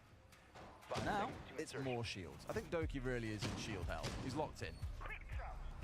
The thing is, the more rounds he plays on the shields, the better he's going to do, because we've already seen him have a great round on the blitz. Confidence goes up, he's getting his eye in with the pistols as well, not something that Doki's too familiar with using on a regular basis, and so now we're starting to see him, but just as he finds his feet, he's probably going to move on to the other side, but he's straight in there into server, looking to pressure any of those bottom floor roamers before moving up to grab a hold of a little bit of square. One guy's peeking on top of there. I'm pushing archives. I'm drilling tailors right now. I got element on tailors. I'm drilling archive now. Oh, God. Archive swinging you. On the middle of archive. The middle of archive, yeah. He's running back to Intellis. Intellis coming to you. We can kill this guy soon. Yeah. Once in kitchen, guys. I think we can get a kitchen guy if you want. One guy's in CO. I think he's right side Tellis. Near the tank. I can run him in a sec. How are we going top? Okay, yeah, they changed their plan. Yeah, we changed the plan. We can't go. Just there's a guy in admin. Left side admin. Kitchen door, guys. Yeah. I'm drilling tailors. Yeah, 1 HP admin, 1 HP admin. He's on ping EFAC, in reception. Yeah. Go on my cam, Justin. He's inside reception, bro. And Tellis now, EFAC. Quick, go main. He's going to main. He left Tellis. Tellis clear. Show your camp, show your camp. Good video, bro. What can we proceed with here? Do you want me to just... Let's push open the kitchen door. Let's push kitchen door. We small everything glass. Tellis on me. Tellis, run in front of me. Going reception. One was kitchen door, Fabian. Yeah, vault it up. Come with me, Fabian. You have One E2. Any two. The one without the hatch, I think. Are we just going directly here with smoke? I'm going on the inside window. I'm gonna try to jump in. Yeah, I'm on Yeah, okay. That's nice. It's all falling apart. Inside. All I've heard from the majority of that is Fabian going, what we're doing? Where am I? What year Are we pushing straight to side? It has not gone well. It's been a great round from Raza Company, really giving Doki the run around and baiting him in, getting him shot in the back, and everything has crumbled from that point forwards. It brings an interesting point listening to the comms, and it's something that, you know, you'll be familiar from your playing days as well, George. Like, all these guys play on different teams, and all the teams have their own set of call-outs for everything, so there's probably a little bit of a delay there of like, what's that? Where is that? Because they're just not used to it. Oh, definitely. Every team has, generally speaking, specific calls for every specific part of a map. So it's definitely going to lead to a little Like, bit of it wouldn't confusion when you surprise me have if 5 they people that have 5 put different out black specific calls eyes for with each different spot. colors. I feel real bad. I think like that would actually be very interesting. It would make it more attractive. There's a guy, he's trapped, he's in front of me. Chases after him and then dies anyway, and it's just like, what more can you do? Bless, I think EFAC was the one sat behind trying to figure out what the next play was on drones. Didn't have a chance to get him with a kill on the back of it, but it keeps things nice and close, Tim. Raza Company up to 2 rounds, 3-2. Yeah, I think Raza Company starting to find their feet a little bit more now. We almost thought that it could be a case of the All-Stars coming in and struggling. Yeah, because, it would have been you know, they really, play really with cool. each other maybe a little bit less often, and they just kind of being thrown together. But it's you know, going to be the Raza interesting Company to guys, see of how course, the know each rework on other Clash and maybe a little Jackal bit is more going to prepared, be like so looking far, it's been like them that's taken a little bit of time to the find way their that feet. they Find them, rework they have Jackal got kind of makes themselves sense, 2 but round. it's Honestly, I don't know think how if it's going Raza to be Company come away with translated a in 3-3 here, game. it's a real steal. They've got away And with it. Clash is kind of even I think more so too. confusing It's been because like also she too, would not be able all to the pressure's on Raza move around Company, with the really, shield my in the same opinion. way. Like, they're here in Like, Brazil, yeah. representing all the fans here and everyone here, and All-Stars, like Fabian said, he hasn't played in 5 years, allegedly. Allegedly. I'm certain I remember. I can guarantee you he stepped in for a few scrims at some point over that time. He has to have. Definitely. Yeah. Maybe not played at this level. Yeah. Maybe that's what he means. A scrim team pro teams, I'd probably say, is this level. Yeah, I think he's played. Yeah. He ain't shown it so far on the scoreline, that's for sure. I mean, I think Doki's career is pretty safe. I can't see Fabian massively accelerating and taking over him in terms of KD, in which case Doki can stay on G2 and everything's right with the world. Yeah, all remains same. Oh, rip! Oh! He deleted him in the last round and he's carrying on again. Here's Tim, it turns out he's got your mouse in his hands now. He's absolutely flying. Oh, I wish it was. Fabian's going to take him God. down. That's actually not too bad for All-Stars. It was a great start from Raza Company. What a play from Iveritez there. On the Warden, just predicting that push in through Electrical. Gets himself 2 as well, even with the shield up in his face. Fantastic stuff from him. But All-Stars, 3v4, not the end. Not the end of the world for All-Stars. It's definitely something that they can come back from in the round. Oh, for sure, especially with the trade back here, and you do have a lot of information operators. You both have Grim up and Deimos, so especially being able to, you know, cut off the mirrors as well. Yeah, they're playing got a very Capital. serious. So, oh, there you go. And you found the second shield. He has, and they know it's there because someone sat watching it, but there we go. Second shell taken away. Of course, Braga doesn't die here. He's able to run around on the second one that he he teleported away didn't have a to. claymore. So going a 3 versus 3 here, breaking out. Big one for me though, Tim, is the fact they've lost Rib because he was absolutely flying these last 2 rounds, he said. Yeah, Fabian's got the track onto the score pass at the minute, but he's just down beneath that flooring. There's really not a lot of verticality on this basement inside a bank. It's mostly kind of the marble floors. You can work the hatches, but other than that, you're really struggling. So Deimos' value really being limited at the minute by Raza Company, dropping themselves away back to the basement. Yeah, we see the mirror up here too. Still got that up. 50 seconds left. We got smokes, but in just impacts, I don't... Oh, Raza took beepers on Mira, so there's no C4 up on the Mira either. Interesting choice. Yeah. I mean, we'll see. We've got 3 smokes that can play behind here, but 3 smokes ain't going to carry out this full time for you. Of course, got to be really mindful of just going through. Not forgetting as well, we've still got fires and smokes in the back pocket of the Capital, so a lot that they can use here if they need to. In fact, you can see all this utility now getting brought out and dumped on the way through. Another smoke coming out here as well, but still going to hold them at bay for another maybe 15, 20 seconds. At that point, you're going to see the pros pull the trigger. That said, Justin's gone down. That's a big one to lose. The Grim being offline here, Tim. When they're going for the plant, there's only one player who's guns up. Yeah, Fabian's going to go in. He was thinking about going in for the plant. We saw the smoke ball just sent in there to block off the view from the mirror, but it did absolutely nothing. Ours, the company were just very, very happy to go in there and make those challenges around the smoke. They get the kills, 3-3 at the half, and honestly, yeah, the game is sweaty. I know, but it's still fun to play. Like, nothing wrong with playing it. Like that in that round, it seemed like that's where you kind of get the confusion where there's players that play with each other all the time and players that don't. It's still fun to like change games on and off. The proper utility, but you could have seen the All-Stars. They had the utility there to still win that round. They didn't smoke off the Miras. They didn't use the Grim effectively. And they didn't, Capital bolt off the rotate, anything like that. Any of those things would have, I think, given them a much better chance to run, at least push that smoke out of position, or when the smokes ran out, to run all that utility at once instead of kind of peeking in and out and dumping it here and there. I think that's a really interesting point as well, because of course these players are, playing roles that they wouldn't normally. It's, yes, you've got that cohesion with each other, but it's kind of like, yeah. All of a sudden, I'm the Capitão. Apex. I haven't played this in a while. Play Capitão. What, you want me to smoke something off? What, somebody's got to tell me.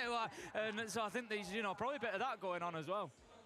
Look at these bans that have come through here. We've had the Monty and the Dockerby taken away I might by the go and All-Stars, try. and Mira taken I haven't away played by Valorant in a Raz while Company. because Look at of those, my George. PC could not handle Well, it. definitely can get all the hatches Now when I have now the without really new issue. PC, I The might mirror being gone is want to also see really big 'cause you if have to it's run a lot of going better denial, for me. But which they do have the Goyo, they have a smoke, they have they have a shield actually on Warden, not C4. So. I would say like the way that these operators are set up, it's much more advanced. They're probably doing a server take here with this Osa and the Blackbeard taking quick control. They have a Glaz to cover off the plant, Ace to open the wall. They're swapping operators here, so they definitely kind of see these operators that they have up, and they're going to do a server take. Yeah, I don't know when. Not being able to have a mirror up there, and not being able to have a ton of denial. I mean, the Goyo will obviously bring you a bit. Yeah, that's why I kind of like, hatch, because it's like all of those random. Goyo It's canisters, so kind of like. looks like they'll probably do a split open dirt take. We'll see what they end up doing. I kind of want that for Siege as well, but pre-arranged have a little strategy. bit more We spoke about how randomness. this team plays together, that they know each other really well. They've had a chance to run around for a long time now. This is where you're going to feel there's a good bit of coordination in the execution. Well, straight away, Kamikaze and Iberites have gone towards the, as you said, George, quite right, just using that utility to get in there. They're going to have to wait for that gas pipe to burn out, as we've already spoke about. Just a couple of seconds. It's not like a full Vulcan canister or anything, but it just slows the pace down. And look at the damage that the Blackbeard has taken. So now, straight away, where you were looking to get those two shield operators with Osa and the Blackbeard into server. Nope, it doesn't want to take that road anymore. You have to say this isn't, working. They're not even having. See what's going on. Yeah, they have Ace, but like, I'm not really sure about that. Yeah. Is he in garage? Yeah, garage. He's behind this car. He's swinging out. He's in a smoke, He's... Oh, bad. I get one they're gonna You're finding this garage, just Also garage. Or in dirt, sorry. Yeah, it looks so smooth. No, I'm okay. One is above me, guys are mirroring him. I don't know who. It might try to push you, Ducky. I can't see the drone. Like, we have to wait for like 3 weeks until we can play this fucking game. Me away.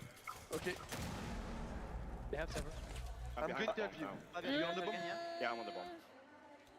I can't see the model, also healed. but I'm guessing it's a 240 or 180. I think it's 40. Oh god! I'm running back here. Yeah. They have Blackbeard as well. Yeah, can someone open the side Ash? Yeah, I'm doing it now. I'm opening it now.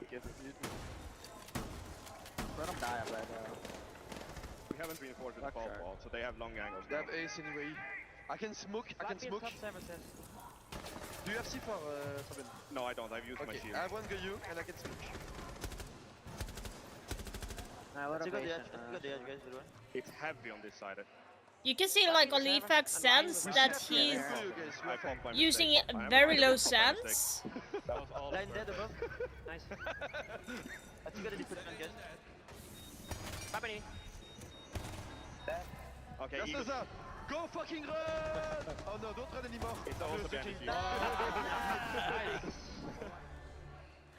I love that call from Leakerpack. That was a full right, let's just troll, go and kill, and then as soon as one of them died, no, back off, cancel. I think we've seen that moment for a few teams already this week, Tim. Yeah. Fabian actually had a really good round there. 1 minute 40 he managed to waste inside of the server, kept himself alive, dropped back to behind bomb, dropped even deeper when the pressure mounted again. I wanted to get originally 240 hertz for my screen, but I got 180 just really good stuff from Fabian. hertz. It's good enough. I was, I mean, to be honest, from the All-Stars there, it looked like they forgot, primary reinforcements and we're even talking about that, but hey. When he was shotgun in the hatch, I was like, huh? I was like, oh, yeah. we okay? Are we good? Are we good? Sometimes, people thrive in chaos, and I guess that's where we are right now. Oh, absolutely we are. I mean, the last 2 rounds across that site have been a little bit mental, round 6 and round 7, but that's all the dust has settled. It's All-Stars back in the lead, Tim, up to 4-3, and now it's on Raza Company again, who I think started out with the right intentions there, just couldn't quite pull off the execute they were looking for. No, it was tough right from the off, as George quite rightly predicted. They were looking to get themselves in through dirt, establishing server with the 2 shields, and that's why I pick up Fabian's play in stopping that happening. Let's see he half won the round for them what mayhem there would be side, and it just didn't work this out. time. They had to back Kind off of feel like all it's the going to damage that was go done to the Blackbeard. very wrong. And then all of a sudden, they're on the back foot. They've got to go to plan B. How about that? Baby Shark manages to find Braga on the rappel. And that's going to be a great start from the Vigil. We saw some great Vigil plays out of him on Wildcard, of course, yesterday. Yeah, of course he's going to be on that. Continuing that now back. Seeing how much he was moving his mouse, then I was just like, bro, lay off the Red Bulls. You got to calm down. It was intense. One of those really high sense players as well that just makes me dizzy to watch. Oh, actually, that last round, watching what was happening in the game through the camera on our screen here, and I was just like, this is gonna be a headache watching this. It was so weird to decipher. I think on that last round too is actually this was the thing we were talking about, the gas pipes and stuff like that. A lot of the damage that Blackbeard took was actually from the gas pipe. So it's a whole nother thing you can kind of stop if people kind of forget about, hey, there's a gas pipe there it is. If someone pops it while you're rushing through, gas pipe MVP. See, he's getting a little bit too Red Bulled up here, I think, Baby Shark. Down he goes. Kamikaze getting the trade back. One thing worth noting in this round, by the way, 3 bulletproofs on side for All-Stars, leaning very heavily into that, and of course there's a Nook in Kamikaze's hands. Just need to get that first kill, can definitely look to try and find some more, as Doki's getting pressured here. He loves playing these spots, he was saying to me yesterday, loves being in these power positions where he's expected to pop off, and right now he's got to do just that. There's 3 players coming around him, and damn! He was certainly trying, he was dancing back and forward, but no, good Dark shotgun? Really? Just sweep across that top floor. Kamikaze hitting one, Ibertez with the last. And that's going to be Raza Company just managing to level things up again. And that was a very different attacking round than the one we saw in the round before. Extremely well coordinated, extremely fast push there that you could see. And that push to the window, they really had no answer for all the shields. So we'll see what they've got going next round. You got my contract for the next major, I think, mate. Like, you literally taken the words out of my mouth. I was going to say that actually looked like a really good coordinated team play, right? 3 or 4 all focusing on square and stock together, making this push in. Beautiful to see. Oh, serious, by the way, you can have my contract. You can catch me, Tim. He's been auditioning people for days, yeah. Said the same to Doki yesterday. He's like, no, you take it, mate. You take it. I'm desperate, please. I need a break. I'm just I'm the copper here. I'm here with the champions and just enjoying my time getting carried. Oh, you're too kind. You're too kind. It's the only place that will be a champ. I won't be getting that pink charm anytime soon. Let me tell you. Don't write yourself off, Tim. Get the 5th mouse. I got to diamond the other season. I nearly had a full rebrand on the back of it. I was like, I've got to go to Ace of Diamonds now, surely. It's a good point, actually. Yeah, Ace of Pyrite. It's gold. Yeah, you're stuck there forever. Yeah. Yeah, fair. Fool's gold at that. Excellent, Activating excellent. camera. All right, let's see how it carries on here. He's got things all square at 4 apiece. That's coming with a real good round last time, and this is where I thought we'd start to see them come alive a bit. It was on the attacking side when they can use that teamwork synergy they've got here to pull off some really cool attacks. This one looking very much like a pro lineup, to be fair, to the sort of thing that we've seen played all week long, and it's starting out the same way with a kill. Sneepy finding Leakafak here. That's the cap can off the board. Watch out. Also, really clean drone work here, just getting through, making sure to let this Blackbeard take proper space. Nading out all the bulletproof cameras, trying to reduce their utility. They have an answer for pretty much everything that the All-Stars have. They have an IQ there for the Valkyrie cams. They have nades for the bulletproofs. They have a Lion to kind of stop them after they're running around, and a Grim to combo it. and they're trying to stop that information that they have. So All-Stars, it looks like they took a lot of Fabian just operators tossed to that kind a of little bit stop too the shield early. push, but they'd only have one shield this round, and it's a Blackbeard. So I think this is Raza round, but we'll see how it goes out. Baby Shark. Nitro gets sent out there, does not manage to connect. That's 2 that the All-Stars have tried to find some feet with, but just not been able to. Continue to see Braga on the IQ there, just going across, clearing out more and more utility ahead of his team. This is really good progress quickly from Raza Academy as well. Only a minute 20 into the round. They've got the opening kill, they've cleared out a ton of utility, and it feels like it's that point. I know both teams have been taking this pretty serious throughout, but I asked you earlier, Judge, said, is there a point where it just really kicks in? And I feel like we're starting to see that point where it's really kicked in. Braga managing to find 2. Gorky Justin taken down, another for free in the round. Can he find the last? It's all up to Baby Shark. There's 1v5. Really warming into this, and he might try his best with the shield up in his face, and 2 players pushing him.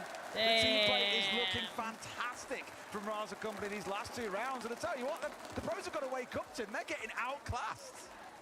Oh, absolutely! Right now, like that drone work was beautiful. They took it almost like a top CEO take, and then they just ran drones through, pinged every single gadget, had the IQ running at the same time as the drones to ping both, all the cap cans, the bulletproof cams. I've seen that look on Leakyback's face before. I've seen that. I think when his team were around us, he's getting flashbacks from earlier this week. Oh, yeah, you're spot on as well, George. Absolutely, it's one of those now where I'm thinking you've really cooked up here. They've woke up, especially between Braga and Rib. They've really stepped up into this as well. Kamikaze, we've seen have a couple of good rounds earlier too. But now you've got 3 players especially really starting to pop off. I'm nervous for All-Stars on who's going to do the same for them. Yeah, exactly. I really like, we're just having the replays there, but when we come back in, you'll see the bans that have come out. And Raza Company have actually made this way more difficult. Again, this is like a real difficulty ramp for the All-Stars. They've taken away their Valkyrie. And the All-Stars were using that to try and control the map effectively. Get those black eye cameras out there, get as much intel as you can, know what you're going to be facing, where they're coming from, where the pushers are, and straight away get rid of that Valkyrie. And now All-Stars are going to have to come up with a new method. They're going to have to pick a new way to try and control this map and try and control the position of Raza Company. Trying to do it with shields here, with the barbed wire they bring along as well. Look, the whole comp just screams turtle, except for Justin, who no doubt is off and about around the map now for fun. But for everyone else, it does look like a very, very dug-in defense, trying to slow Raza Company down because they know what's coming here. Without all that information on side, you're probably going to see them start to get ready to execute with quite a lot of time left. And just to make sure they can do it, look at the amount of anti-roam setup they've got on the go here. Almost a little bit of a mismatch. I would have loved to have seen a Brava getting brought along here to deal with those evil eyes. Deal with the evil eyes. Oh, definitely. Yeah, that, and you could see as well, too. Ooh, that could have been interesting line to hold with a Maisuka. To quickly clear the map. They've been pretty much having drones running out, and some of them have been pre-placed, and they've been clearing like the whole top floor of the map within 20 to 30 seconds, which is going to probably slow down a little bit now, but I think they're realizing that they have a turtle. Oh, freebie! No! Doki! You should be used to this one, man. You played enough Bank in your career. You've seen Almago crouch walking around before on a nook, and they paid the price. A second one. Great bit of team play as well as they forced Baby Shark down from that top floor in the elevators and collected for free. It's a 5 versus 3, Tim. Yeah, Baby Shark, he dropped the impact nade onto the hatch, and the sound comm was there then for the player underneath to know that he was going to be pushed. 4 versus 3, and we're barely a minute into the round. Raza Company now can just take their foot off the gas a little bit, get back onto those drones, as you've said. 8 left, George. They're playing this intel game absolutely brilliantly, and they can continue to do that now. They're going to have a completely crystal clear picture of what's going on inside a site before they go anywhere near it. Oh, absolutely, too. And then also, if you notice, they actually only have 2 hard breach gadgets, so I'm curious. Good night. Well, you don't need it when you're doing that. And now they've gone in and dominated what's going on here. Look, Fabian's getting 3v1 here as well. The team play is on another level. The pros are getting run over here. Leakyback, try as he might, will get rid of at least one more, but there's someone coming on the backside as well. Spins for one more. Is this Leakyback's moment in the sun? It's looking like it could be. Out comes the smoke, and Tim, we've still got 60 seconds to go. This could be absolutely massive. Kamikaze's on really low health. No! He can't back off enough. Leakyback on low health, and he knows if he he stands up to move away quickly.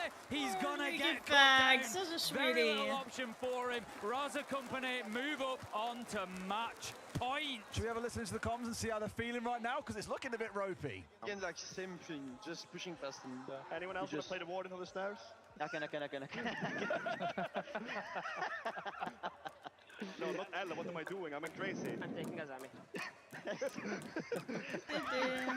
I go from one gun to the other one.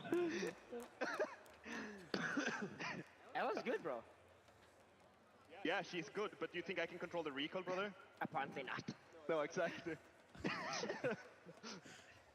Leakifak ain't smiling. He's lost in. fuming. Yeah, Probably that some was people are having fun on that awesome. team. Yeah, I love how at least Fabian knows what he's good at and what he's not, and control and recall apparently is the thing he's not that good at. Oh, bless his soul.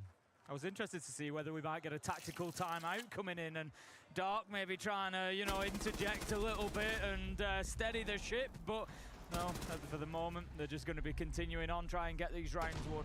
Absolutely Great beautiful shot. shot from Sneepy. I love those where you just look through and you're like, is that a head? Yeah, that's a head. Pop. Free? Love those kills. Yeah, I will not play SMG12 play again. Absolutely. See, I'm not the only one that doesn't like playing that gun. Yeah, Baby Shark's onto those duties now. Fabian's over onto the Maestro, so running around with that Alder. And Doki said, I've had enough now. I was asking him yesterday, what is your favourite operator these days? And he said, on defence, it's definitely still his army. And he's like, right, we need to make something happen here. I'm getting onto my favourite. We can carry this, guys. It's okay. What about yourself, George? Favourite operators at the minute? Who's your go-to? Well, I like the classic old school operators. I like Rook and Sledge. Okay. I thought he was going to say Jaeger Ash then, as soon as he said the classic. No. For me, I've always, well, my most played operator is actually Thermite. I still like. Yeah, Oh, yeah. Yep. Tim plays 2 operators only. Thermite and Ace, and he doesn't pick an operator for the defense. So true. They're great. Like, I feel like a lot of teams in ranked, they will not even take a hard breacher. But if you have at least a hard breacher, your chances go up a lot of wins. Almost guaranteed when Tim's in the stack. Well, the thing, I actually played a lot of Buck a couple of seasons ago because he was so self-sufficient. Soft breach, hard breach, everything. Obviously, they've taken his hard breach off him now, which I think needed to happen because he was just too good on his own. You could just go out there and survive completely solo. And Ace kind of falls into a similar bracket there, can go and do an awful lot on their own. Definitely, yeah. The versatility of like Ace as well is just so good. You know, will Baby Shark he's see the one that? operator where you have like the least amount of risk to hard breach. So I love him as well too. But I think the full giant holes for Thermite are if you're doing exterior breach at least are great. So I really thought for a second that Baby Shark was going to get a little bit too impatient on those blue stars and just spring his head up and pay the price for it. Still waiting for the breach to get open, the thing outside on that hatch. If that does get like blown open, then of course it's his indication to swing, and this might be the bait that they need. They've had 2 or 3 players watching this angle, waiting for him to step out. Hey, don't do that. Come on. And I think he's also aware of that himself. Isn't going to bother for now. They know that he's still here. We saw Fabi in this spot last time round, so he got 3v1. So Raza Company, no slouches at punishing a player holding blue stairs. Yeah, Baby Shark's not going to overextend. I want to try that here. bait sometime. Anybody who plays on blue stairs knows you don't need to go near that door until it's like, you know, last gasp situation. Just keep yourself on the stairs. You're burning time. Doki getting Doki a manages kill. to pick up Sneepy. We just see there. He's got that support inside a server, so Baby Shark knows it is all about staying alive. Beautiful use of the all the asphyxiation ADSs arrow are from there. Raza, takes him down, and that now puts Baby Shark in a difficult position. He's pushed from both sides. Raza Company Academy clearing blue stairs absolutely clinically. They're all over this. They look large and in charge, Tim, and it's going to be hard to slow them down. A 3v3 will give them something, and there's almost no time left. Leakifak gets one more. Forced to run through smoke is never going to help out. Fabian gets one before getting traded away, and then Justin's there for the support from the hatch. The pros hang on. Baby Shark and Doki doing a great job there to waste so much time inside a server. If you're thinking about playing on those blue stairs yourself at home, George, how important is that server player for you? oh, definitely, yeah. As long as you get, especially with the It is way like that the Raza audience is Company a little playing bit this, with their less right consistently now, running but one operator with hard breach gadget, they really can only they're forced to open up that hatch on blue, and they're kind of forced to open up the site hatch, which still gives you like red control, right? So you have You basically have a Well, hatch Fabian where you can is sit at in least sight, or you getting can sit some red with no kills pressure, in. but they have Like, to it's waste not one like on server every single it's not time like here. he's not So, doing that anything. operator is crucial, and they're wasting an enormous amount of time every single round. Yeah. I mean, you can see here, It what was was that, late 40 last seconds night. that was on the Well, clock or something like with all that the games left and that they had everything. wasted. So after that, the rest of your teammates that are in sight can just clean up. Do we see us go into overtime, or do we think it ends here and now? What are you thinking, George? I don't know. It's actually much closer than I thought it was going to be. So the pros are holding on. Pros are holding, even Fabian, look at him. We go up to the top floor then for what could be our last round of the show match. Maybe, maybe not. We'll see. If Well, Raza Fabian Company has can more close this kills out than here. Russia, Top so bottom in that Bangkok, is going to you've be already sort of picked up on it, George. a It's a tough smack side to talk hold after on the to. game. And I Like, think Russia this is needs to where get All-Stars are gonna be like under some more real kill, pressure. otherwise Have control, by the way, if we get to, sorry, Fabian George. is not If we going to get let that overtime, go, it's to sudden be death. honest. First round wins One round He goes. told him, No, like, rounds to play out, it's your last before chance the to show win that match point. there Right. that, like, you Yeah, better I'm just, get more kills I than feel me, like otherwise this, like I it's said, going to be embarrassing. Maybe I'll be wrong in the future, but with the No. new changes on the jump outs, this site is so much more difficult to play. I would definitely love to see teams playing more, open area, and maybe we'll even see a resurgence in Tellers. We'll see. Yeah, I mean, we actually saw it during the tournament whereby there was a plant down, there was players on the window, and straight away you're thinking, how do we deal with this? How do we get past this situation? As it was, I can't remember which team it was now, but heads up play straight into lobby, managed to get the kills from the windows, but as soon as the teams play in the windows, cotton on to, that's our only position of risk. It's going to be covered, and it's going to make it so much more difficult. So I think, like, you're right, as the season progresses with those changes, we're going to see, this site get harder and harder. The team played to start their push forward here. Stock in control. Saw them have some brilliant play around here. Last time around we were attacking on towards this site. Moved forward pretty quickly. It was Kamikaze's 3K that really opened things up and secured the round win. Of course, they haven't found a kill for themselves just yet. Sneepy the only one to fall. The thing's looking good for the All-Stars to send us into overtime. But a lot can change in 90 seconds, George. Oh, absolutely. So we have. I'll probably just drop you in there. I saw you. Oh, no, it's okay. It's okay. Yeah. Timing, here we go. Kamikaze gets one back. Doki on for a double in the round. He really is trying to take this serious. Raza and Bra are also down at the same time, so it really is Kamikaze to have to get all 5 kills to close it out here and now. Otherwise, it is going to be sudden death in overtime. Yeah, exactly that on the Twitch. DMR just looking to see if he could get a nice cheap one to kick things off for him. There's plenty of time. He can use that. In this 1vx situation, it's something you can take away for your own edge. You don't have to be rushing in, trying to find those fights every 2 seconds. Sometimes use 20, 25 seconds. Let them come to you. See if you can get an easy pickup or two. As it is, Justin is going to take down Braga after he's been picked up. Kamikaze manages to find him, but Baby Shark is there for the trade, and that's going to be the All-Stars taking us into overtime, Des. Final round. So there it is, right from the host. Winner takes all, best of 1. Who's on which side? All-Stars are going to be on the defend. Yeah, that you'd say it favors them, but of course we've had 3-3 halves, so it's line either way. But we do have a reset, and I feel like All-Stars has been playing really well downstairs since they figured out their blue hold. Yes. So we'll see. Although in this round, no Warden being brought along. Probably leaning his head in towards the smoke to play on there, realizing, okay, they're not running things like Ying. We'll be okay. We don't need to play Warden. If Raza Company read into that, this could be painful. Yeah. Big if, though. Instead, what we're seeing them hover over, at least at the minute, is the Bravo. I'm not surprised at all, because Evil from Maestro make a return once more as these replays play. Don't ask me why I'm yawning. I'm just doing. I'm not like tired, but like my body's like just doing it for some reason. It's that point where the players really lock in here and say, right, we've got even adaptation coming along, right? I've struggled with the Evil Eyes, get the Brava, the teams are really thinking about how they can get this win now. They know that it's one round, it's one and done, and we will see exactly where it ends up. By the way, guys, tomorrow I will not be live. Tomorrow, Tuesday, is my day off since I've been streaming every single day, basically for this entire week. Right, then, I need to have 2 days George, off. Seeing these lineups now, off any at immediate least. thoughts of Rise Company got the And tomorrow tools I'm they going need to be get the helping job my done? mom They definitely with do. her The stuff, only thing so that kind of I confused will me not is be they having hopped off time of the, to be able Brava to that get you were really home. happy to see, and they hopped on the Either IQ way, instead, which so there's not really that much to counter with IQ, but maybe they're will afraid be of back on potential cap Wednesday. traps or something, because they are running the shield again. Instead of the Blackbeard, though, they obviously, which is banned now, we have with the new ban system, we have the Blitz, so they're able to quickly clear everything, pre-place the drones, and maybe just want to make sure that that's clear for him with all the pre-placed. No, they're not rushing lobby, right? Right? I mean, not fully, because as you can see the lines off in the distance, but there are a couple of them hanging around here. That Blitz Blitz be an instant drop.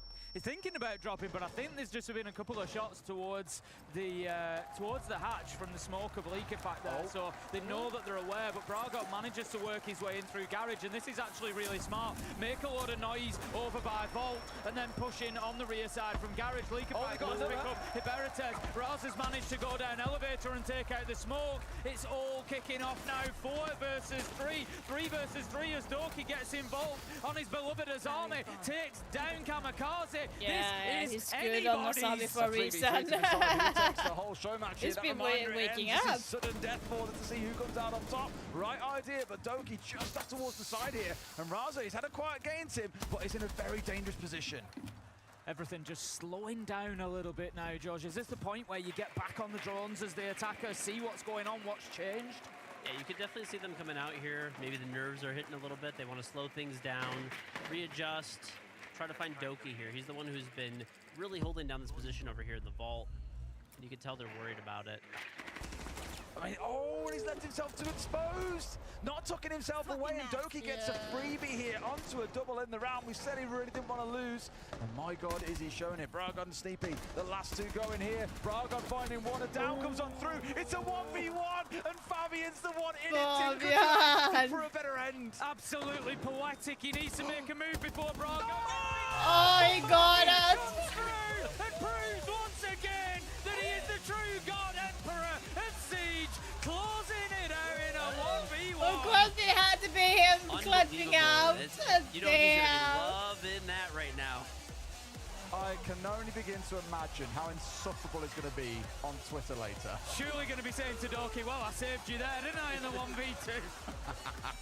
But really good. You know what? I came into this thing in a case, a bunch of pros against Raza Company. I'd expect the pros really to come out on top in the end. But I was really impressed by a good number of rounds, genuinely, from Raza Company there. The coordination, they bowled over the Pro All-Star team like nothing. It was a breeze for them in some of those rounds. Yeah, they've definitely both come in. You know, they've left nothing out there. They've absolutely gone for it. And it's been a really entertaining game between the two of them. We even got to see a few of those SiegeX features, and it's just been a really nice opportunity to have a good look. Oh yeah, especially seeing that one round that particularly sticks out to me where they were rushing dirt with the Blackbeard and hit that pipe. That was awesome to see. Really good showcase of the new mechanics and environmental damage. And really enjoyed you joining us as well, George. Thanks so much for coming up and doing this with us. But now throwing down to Rob and the guys and the studio. Yes, thank you very much for that, gentlemen. An incredible TriCast, one for the ages that we will never forget. King George actually said something at the end, a beautiful showcase of SiegeX. You get to see some new features, maybe some features that aren't tested in pro matches, but of course can be done for a show match. Leo, what a comeback. Yeah, a comeback from the Olgans. You know what? I actually was super excited to see Fabian team up with Doki again, because these two used to trash talk each other so much when they were on the same team, when Fabian was back, as a coach. And I was thinking, for Baby Shark, starting his T1 debut at this tournament, making semi-final and playing here on the stage in front of a crowd with fucking legends, that's insane. I mean, speaking of Baby Shark, I'm glad he made the right decision getting out of the EU and playing in NA, because that region sucks right now. So, I mean, the fact that's the reason why he's up here is performance on Wildcard. And then, like you were saying, being surrounded by legends, it's got to feel good. Yeah, I mean, it just goes to show that Fabian was the reason Europe won, because he closed out that last game. And without Fabian, the EML has definitely been struggling since then. So maybe I should get him back. I love the fact that the only NA team performing and making main stage is on the back of 2 imports, one Brazilian and one Frenchman. Wow. we just import everybody. I mean, why not? They want to come over. That's not our issue. Don't start talking to imports with me. For the love of God, let's stick away from the imports conversation. Has there been an APAC player that joined in the NAL? An APAC player? Why do us like that? I don't think so. I don't think there's ever been an APAC player that's gone. No, Virtue went to Europe. Virtue? He went to Europe. He went to Europe. Who else? That's it. Jigsaw in Fnatic. That's why I'm an expert and I'm a professional. The homie. Well, we're talking NA. I wasn't talking to you. Okay. Okay. Well, gentlemen, obviously a little bit of a fun show match. Saw at the end there. Fabian closing things out. I think there's something poetic about that. If you didn't hear the trash talk at the very start, I highly recommend you go back and listen to that. That was actually some of the most impressive trash talk I've ever seen. But we can kind of move on a little bit. Maybe recap for everyone at home that might just be tuning in for the grand final, what we saw throughout groups and then heading into playoffs, just to set the scene a little bit more, Leo. If we look all the way back to, I'm just going to say phase one. I won't say day one. Let's not start day one. But what was probably, I guess from your perspective, what was the most eye-opening thing? Yeah, I think there were very different takeaways, right? This phase one starter with the format and the bullets, you had very different strategies. You had the aggressive teams that went down and reloaded as many bullets as they could. FURIA was one of them because they could beat any team in the tournament. And you had teams like BDS that came into this tournament to try and learn with a new roster, play against as many international teams as possible, reloading a minimum amount of bullets. Now in the end, you saw some big missing teams here in this main stage, right? Yeah. We've seen M80, we've seen Dark Zero, you know, teams that were supposed to be here in NA that didn't make it.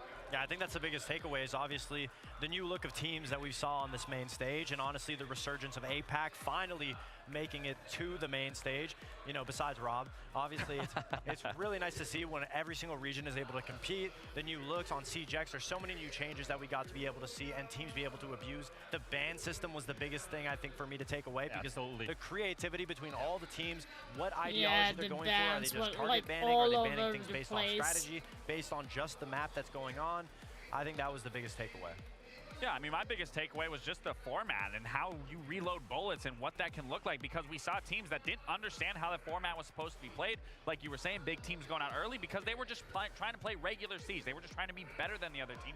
But you can't do that in the format of how Reload was, which is why we even saw some teams that were unpredicted that were shooting to the top because they took that risk. Elevate, a team, for example, took that risk, put all their bullets and locked themselves loaded and secured a playoff spot, unfortunately going out very early. For one time for the cameras, Leo, can you say we need more bullets? We need more bullets. We need more bullets. No, but really, like that format, two things that I want to mention. The draft was amazing. Getting coaches to pick other coaches, I love that one. And the 1v1s to stay in the tournament, tell me that wasn't fun. Come on. What's your favorite 1v1? I think probably the one that PSG Talon lost, because it's the only moment that it really mattered. It's the only 1v1 that led to an actual elimination.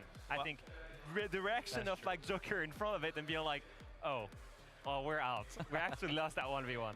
I think that was the best one for me. Without kind of, I guess, going in too in-depth in what we've seen in SiegeX, what are we excited for moving forward now that we get out of this and into stage one? This is where things change dramatically. Oh yeah, absolutely. Again, with SiegeX and the new environmental ingredients that they've added, it reinvents the wheel. And then you add the ban systems that you were talking about. That, again, when you get into this last phase right here, this is where the competition really ramps up, where you're really paying attention to your opponent and what you want to ban. And those bans are so pivotal that we're seeing that teams are taking advantage of, where you can't get away with just the 2 regular bans. You can really counter-strat accordingly, and you've said it 100 times now. Teams that are ready to play and ready to predict the other team and that can adapt on the fly, they're always going to be one step ahead of a team that is just trying to play it safe, especially in those ban phases. I mean, it just comes with the evolution of Siege. I mean, when we all played, you know, it was only the 2 bans, and even then, teams sometimes didn't even really have strats. Now, because of that extra addition to the ban, you constantly have to be evolving as a team to be able to roll with the punches inside the server. There's never going to be a scenario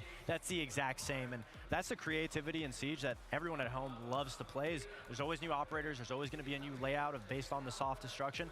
Now that's another element of something that you have to think about if you're a top-level team. Yeah, and initially I was thinking that the new destructible elements were going to be situational at pro level. Yeah. It is to a degree, but I've seen way more use than I thought, actually. Absolutely. Especially in the late round situation, the use of the gas tank.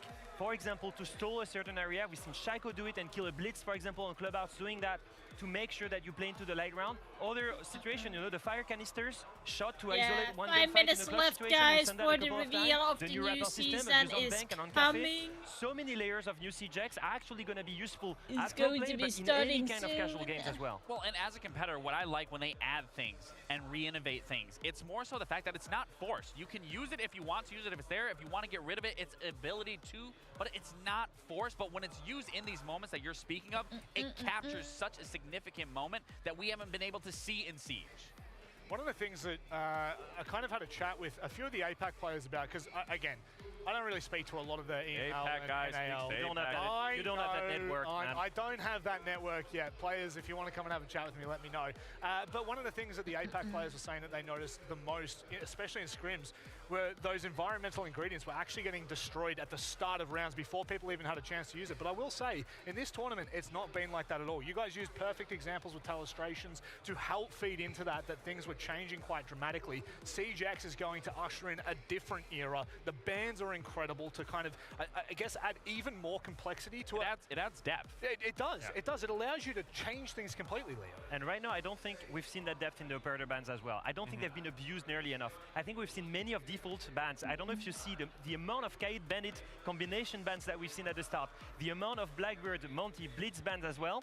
Lots of teams are using the new ban system right now to make sure they remove any wall denial or any shields, but we've not seen enough counter bans. And I think we're going to see more of that as the teams get used to that operator ban system and develop it during the stage. We need a little bit more time for the teams to get situated, have their own inter-regional leagues, because absolutely, I mean, the meta going into this tournament was you take 2 shields off the board or you take the denial off, and then your third ban. We saw a lot of teams that, under the panic of maybe losing rounds, they would just ban something that was not working for them. You know, we saw yesterday with Wildcard banning the buck, and it didn't look like a confident ban. Yeah. So it's going to take a little bit more time for teams to be able to dive deep into what specifically teams are going to be bringing on SiegeX to be able to abuse it. Yeah, and one of the things that you talked about yesterday, we saw a Brava and Twitch ban, right? And that impacted an entire round. Maestro was being played the entire round. Yeah, like we just haven't been able to see that in previous games. We haven't had that depth of it. But I guess now that we start to move forward a little bit more, we've got the panel coming up, gentlemen. Now, we've seen many panels over our time. I want to get not predictions, but I want to get what you'd love to see change in the game. Well, what I've seen on Twitter already is we saw Clash. So I really want to see what that rework is going to be, because it is going to change the game, in my opinion, how you're going to approach Clash, where we saw. So I am very curious to see what that Siege panel is going to bring, but every Siege panel, I think, so far that we've seen today and today's day and age has been great. Yeah, it's always very cinematic. It's always very exciting. I mean, the community loves seeing what Siege has to bring, and now with SiegeX, I think the biggest takeaway for me really just has to be the fluidity of maps in the way that come on, let's start. There's 2 minutes left, guys. Just making it that much closer it's to 2 making minutes things left. Agile, perfect to do. Yeah, and I think looking at SiegeX right now, we only have 5 maps that have been reworked, so I kind of want to know what are the next maps that are going to get reworked, because Bank is absolutely beautiful, Border is beautiful, so I want to see the rest as well. And I think it's the 10 years of Siege. That's the big story for me. In December, it's going to be 10 years. What's on the roadmap for that 10-year anniversary? That's what I'm excited for. Yeah, the priority, I guess, now shifts into the conversation for SiegeX and moving forward, because there is so much that can now be added to this game that we never would have been able to see prior to this. But gentlemen, thank you very much for sitting here and having a wonderful chat with me. We're looking forward to getting underway with the rest of the action. But before we do, we're going to go to a short break. We'll see you on the side. Not a break! Not a break!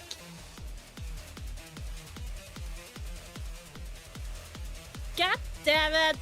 I don't want a break! I want to see it now! I've been waiting for a week! I've been waiting for this for a week! Come on! Oh my god, guys! Okay, I might be able to tell you stuff.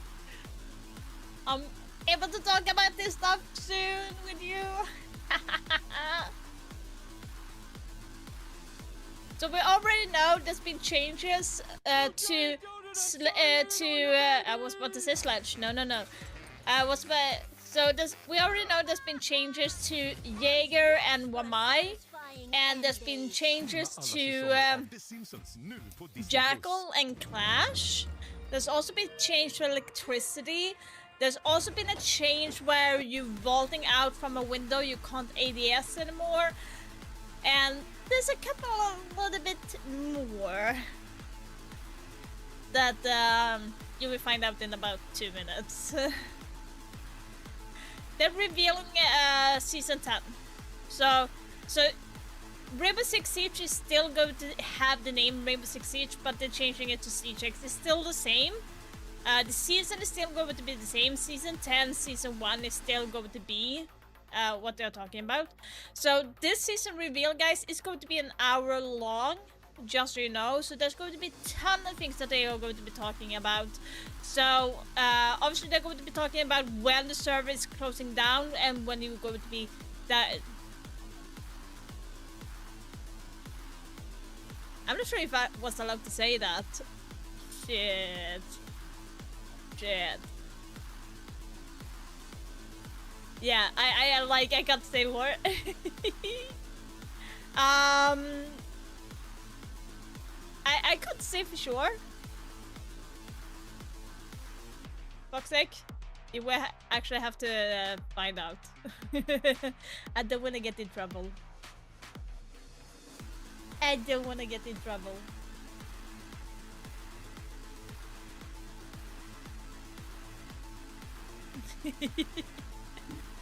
It's so hard to be quiet about a lot of stuff, you know? It was the same with the One My Skin. I could not say anything for like half a week. I could not say anything, so I had to be like really quiet. So, but I did talk about guessing who would be having the lead skin so far, and I said Brava, Wamai, and stuff like that. So so far Wamaya was pretty certain that he was going to be getting one this time. So that is going to be interesting. And also maybe there will be maybe a Clash Elite. Maybe. I'm not denying or confirming it, so.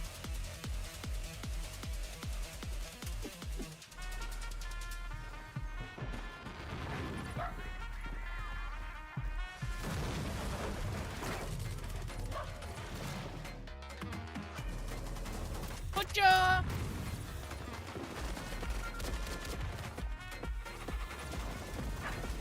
Not always.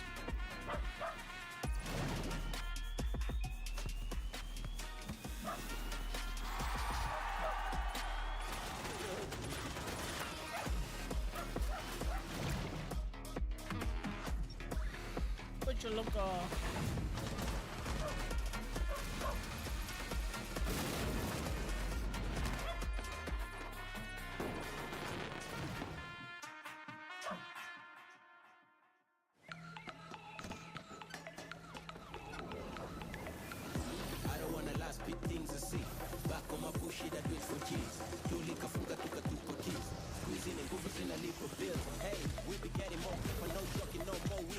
Yeah.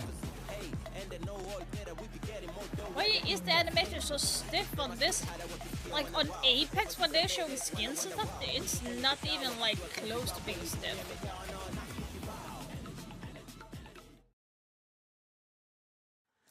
Like the winning animation on Wamai sucks. Like I think Brava and Wamai sucks the most, in my opinion. I would love if they gave probably not the faces you were hoping for, but we've just got a small delay for the live panel, so we're going to sit here and break down a little bit more of what we've seen. A big discussion that we had, gentlemen, off stage, and I guess kind of coming into the finals was the fact that EML, NAL, we're not really seeing a lot of those teams here compete, especially on main stage. Leo, well, now I get to throw dirt at all of you because you're all from those regions. You can enjoy that moment. That's not going to live in the moment. Yeah. I'm going to enjoy it because we had 3 APAC teams here, but let's just talk about it really quickly. Are you at all concerned? I'm not concerned. You had to wait 10 years to see an APAC team on that stage. You know, I have had that for almost every year now for 10 years, so I will be fine with an European team not being in grand finals for now. I will say the big story is that every region should team up against Brazil because they're still on top of the world. Yep. They still have the most talent. And at some point, we've got to ask ourselves the question, what is costing our regions? Why aren't we back to the top anymore? And I think one of the big discussions has been the grassroots. I don't think we've been developing grassroots enough. We've not been looking for talents and developing it. Brazil has had loads of LAN events, loads of official matches, loads of moments and good quality of scrims to improve, and that's something that have been missing in other regions that we need to develop right now. Absolutely. Yeah, taking that's the true. T2 level of it seriously. I mean, it was so rough in North America. We had to get Baby Shark, you know, so we pulled the next generation of Europe. You had to get me as well.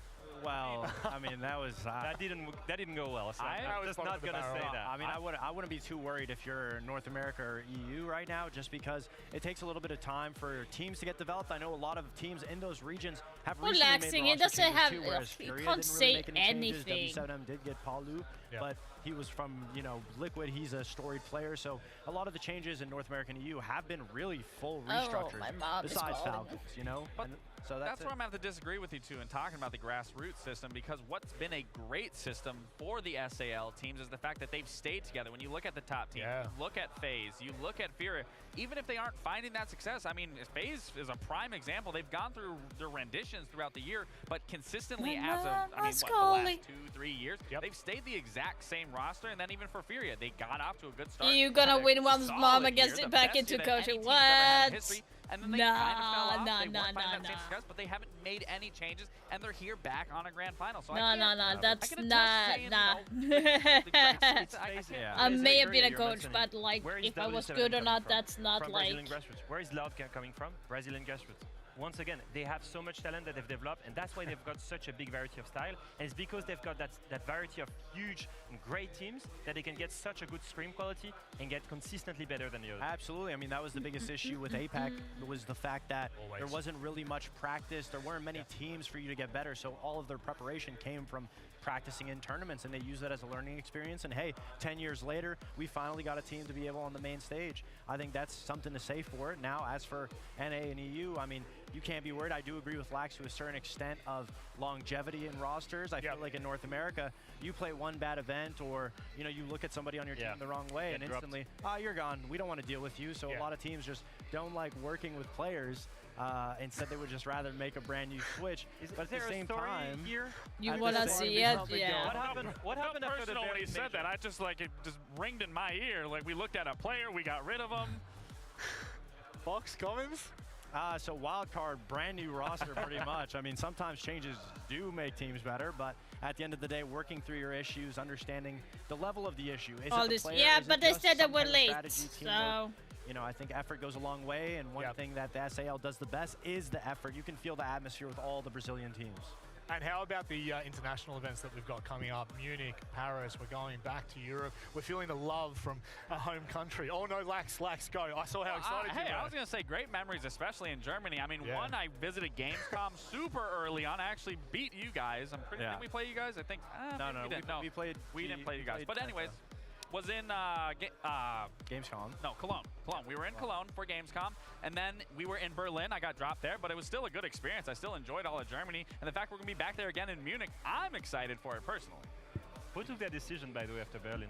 Who? To drop Laxing.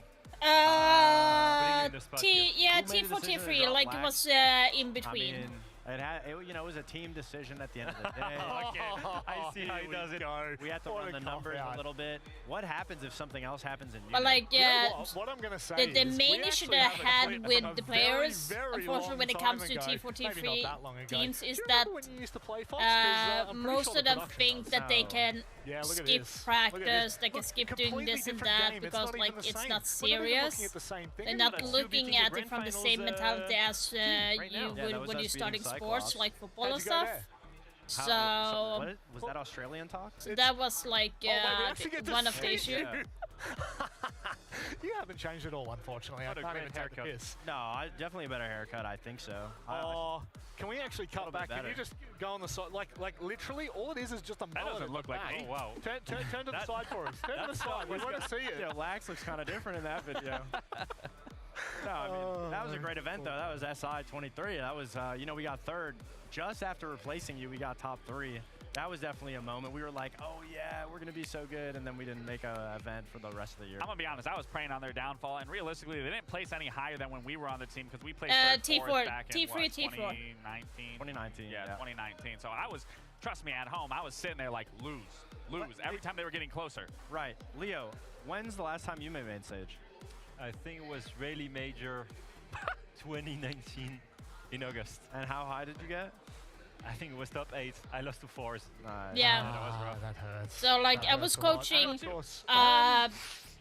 the first team that I coached was a T4 team. We had a lot of scrims, but we did not play in a solid tournament. When I was coaching the other teams, we had faced tournaments, but we also had a lot of scrims. So it was a mix. Like I had was the attitude problem from most players. It was like, oh, we don't have to put in the effort for practice stuff. Like, oh, I can't come today because I'm going to hang out with my friends, stuff like that. I'm like telling the guys like, hey, you can't do that because like it doesn't work when you play football and stuff. You can't come and say like that. You guys remember the Paris major? It was amazing. The crowd was crazy, and I'm gonna say this. You just become one. Like you just need to show your knowledge that you have and know what you're talking about, basically. Having the experience. But no, guys, stop that. Oh my god. 40 seconds left. 40 seconds left. Come on.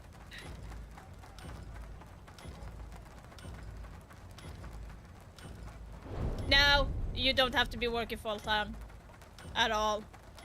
It's barely like part-time either when it comes to coaching. It depends on how much time you want to put it in the work, so to speak. I was coaching like 2 teams at the same time, hence why it became like a full-time. I was coach, analyst, manager, so I was 3 stuff at the same time. Come on, 3, 2, 1. Oh, we started like that. I was hoping for a video.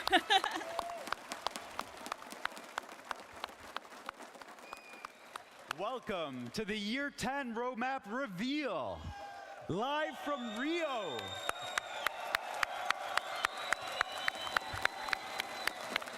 Brasil, muito obrigado por nos receber. That's a stupid schedule, Toxic. Estar aqui com vocês. That's stupid. That would not help anything. Creative director on Siege, what your team is doing. Anything. It will only hinder you. And Christopher Budgeon, live content director. Today is a big moment for Siege, as we're weeks away from a new era evolving the game we all love. The past few days, we watched the first ever SiegeX esports competition, and it's been exciting for the whole team to watch the changes come to life. Yeah, and normally watching this pro scene keeps us on the edge of our seats. But this time, it hits a little different. Seeing all the hard work the team's been putting into SiegeX live on stage makes this an incredible moment. Now, I'm not about to get all emotional again, but this does mark a defining moment for the game. We've set ourselves up for the next 10 years of Siege. We've done this all while staying true to what makes Siege unique. Today, we're here to look ahead beyond the launch of SiegeX.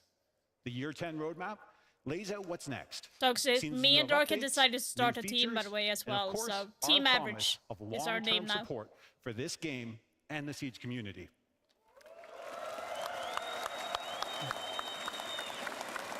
So if you're interested, you can join our team if you want to. That knows what makes Siege so special isn't just how it plays, it's how it keeps changing. We're going to show you how that continues across Year 10 with updates built for longtime veterans, returning players, and those jumping into Siege for the first time. And it all starts with Season 2, launching with SiegeX on June 10th.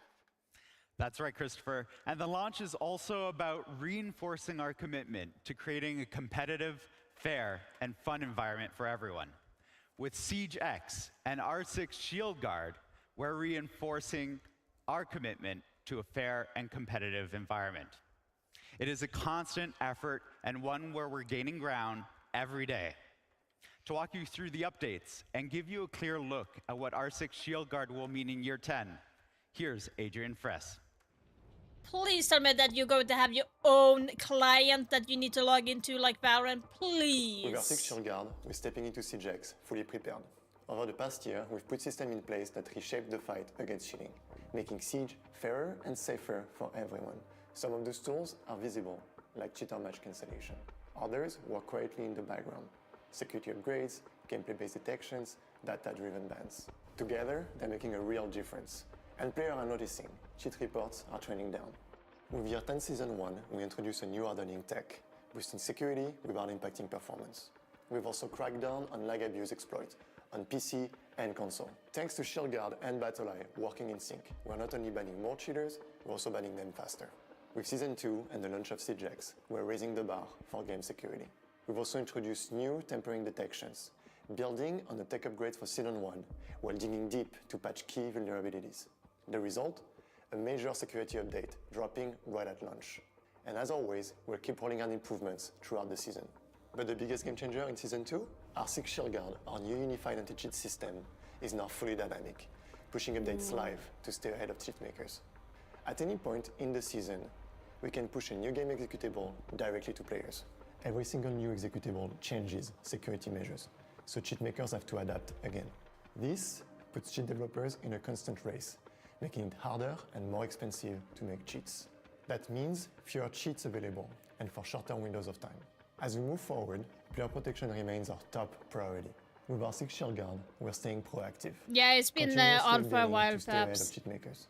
For the rest of Year 10, we'll keep delivering security updates with every patch. We're working with pro players and the wider community At to least further they're trying, refine our for fuck's system sake. and push into new territories, such as AI detection, gameplay violation, and the next evolution of Monstra. Some things we can't reveal just yet, but notice, we are in it for the long haul and we are not going anywhere.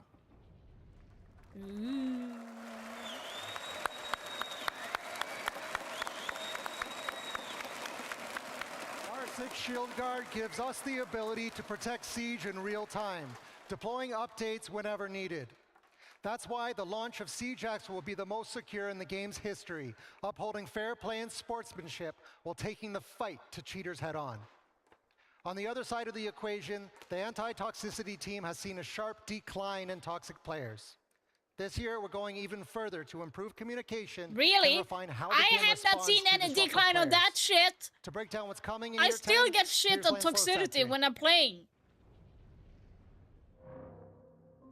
Yeah, I know it's really hard. As we launch SiegeX, we are entering a new era. One where the game isn't just more competitive, but more respectful and secure for both long-time players and newcomers. Back in March, we fully activated the new reputation system, and it's already making an impact. The number of negative actions per match is constantly decreasing, leading to a safer environment. On the See, other when you're side, saying we I'm are gay, seeing you more got positive like actions in-game. shit on. Meanwhile, players are using text chat more often and abusive language continues to drop.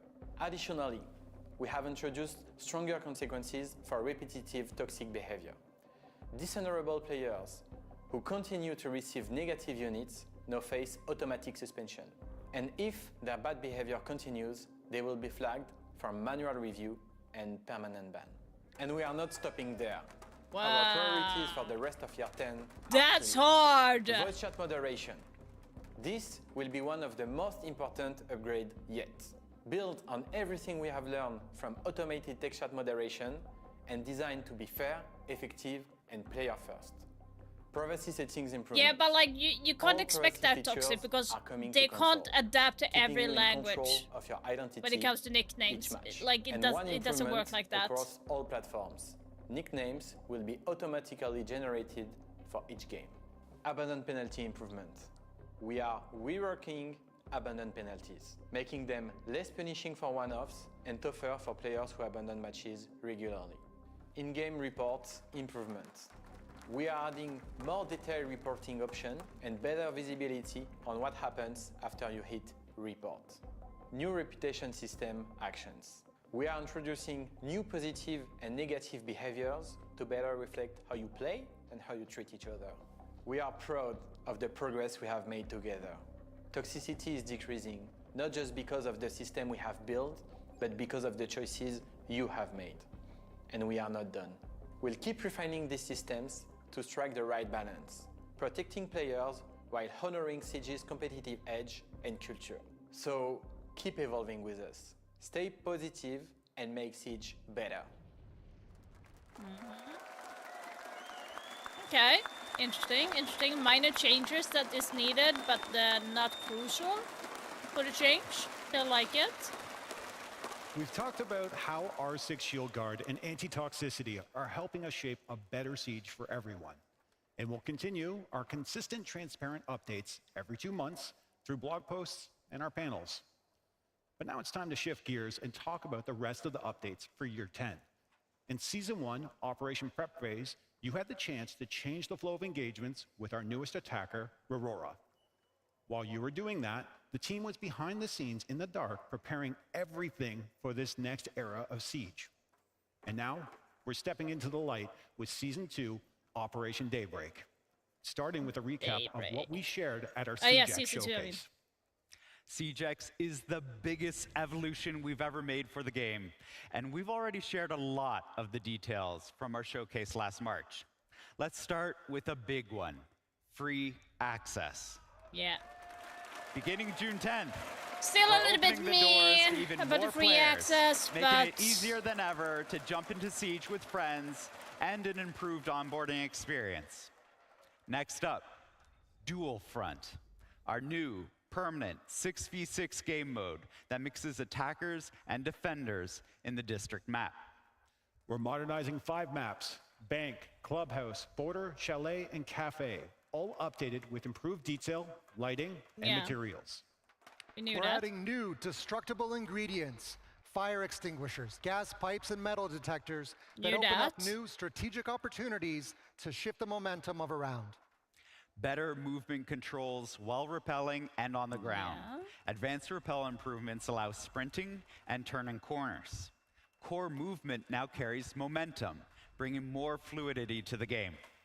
We're revamping the pick and ban system, giving each team more control and making every decision more strategic.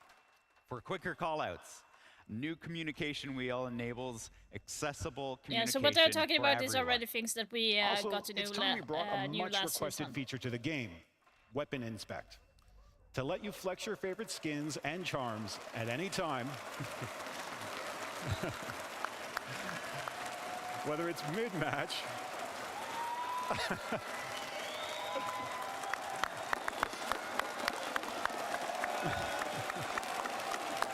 or in the final kill cam after a clutch moment. And while we're welcoming new players, we haven't forgotten about those who have been with us from the start.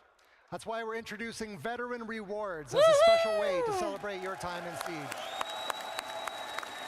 Year 2 on this account, baby, and I have year 1 on this on my third account. Should I install my old account? Back unranked, giving players more choice in how they experience competitive play. To round it all out, we're overhauling the audio system, making it more precise, more immersive, and more reliable.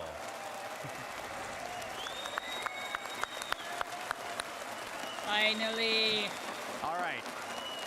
We covered a lot of new features coming to SiegeX. Everything we announced at the showcase brings so much change and creativity to SiegeX. And yes, we did keep some surprises.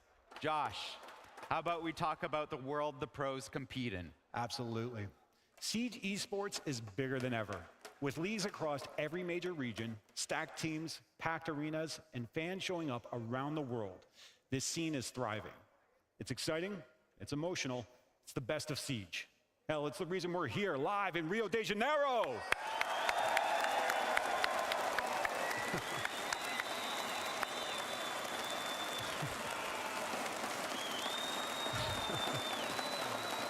We wanted to bring that passion and energy closer to every player.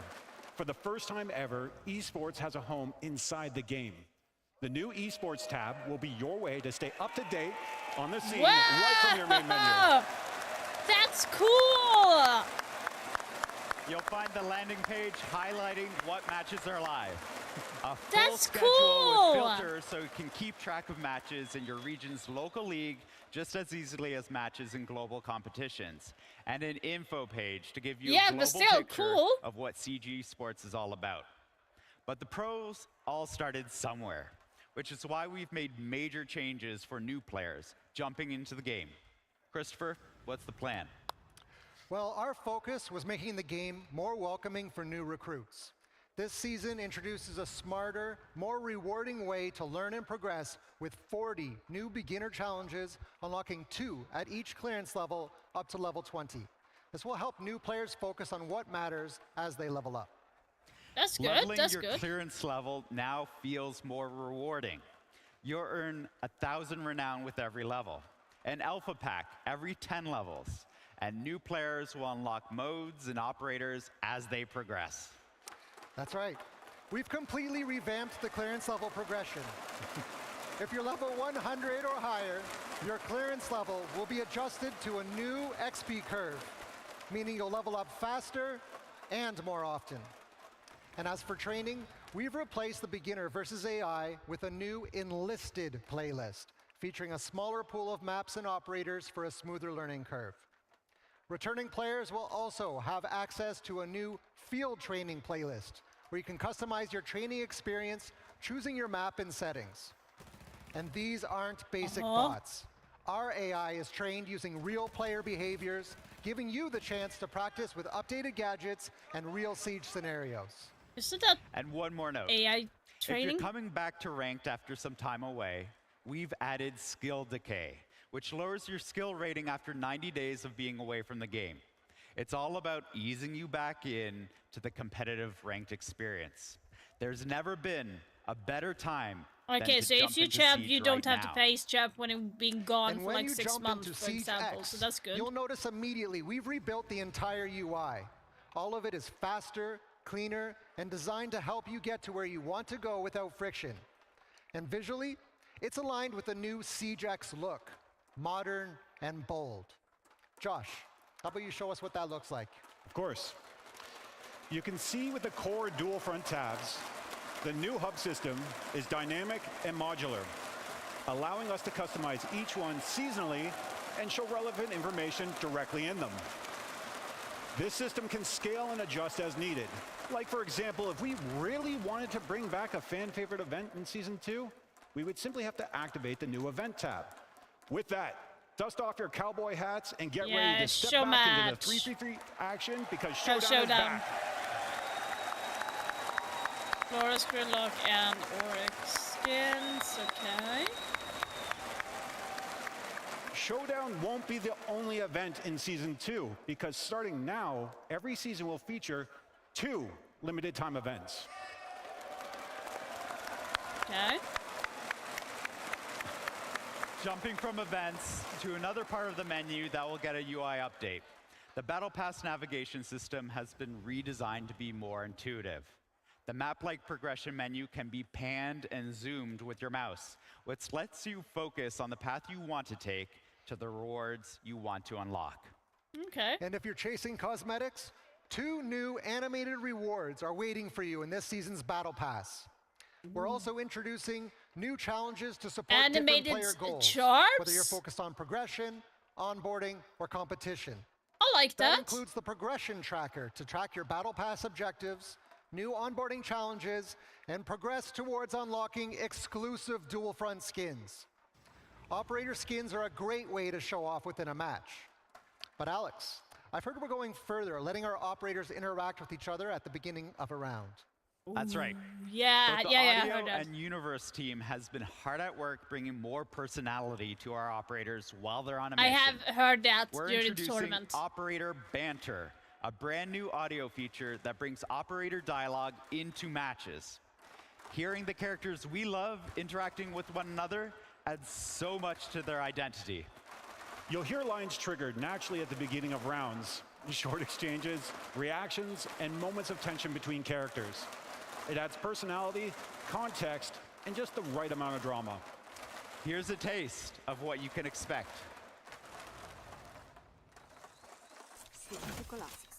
Don't worry about the shells, Doc. I'm their physician. Good. I don't think I'd be able to find a vein anyway.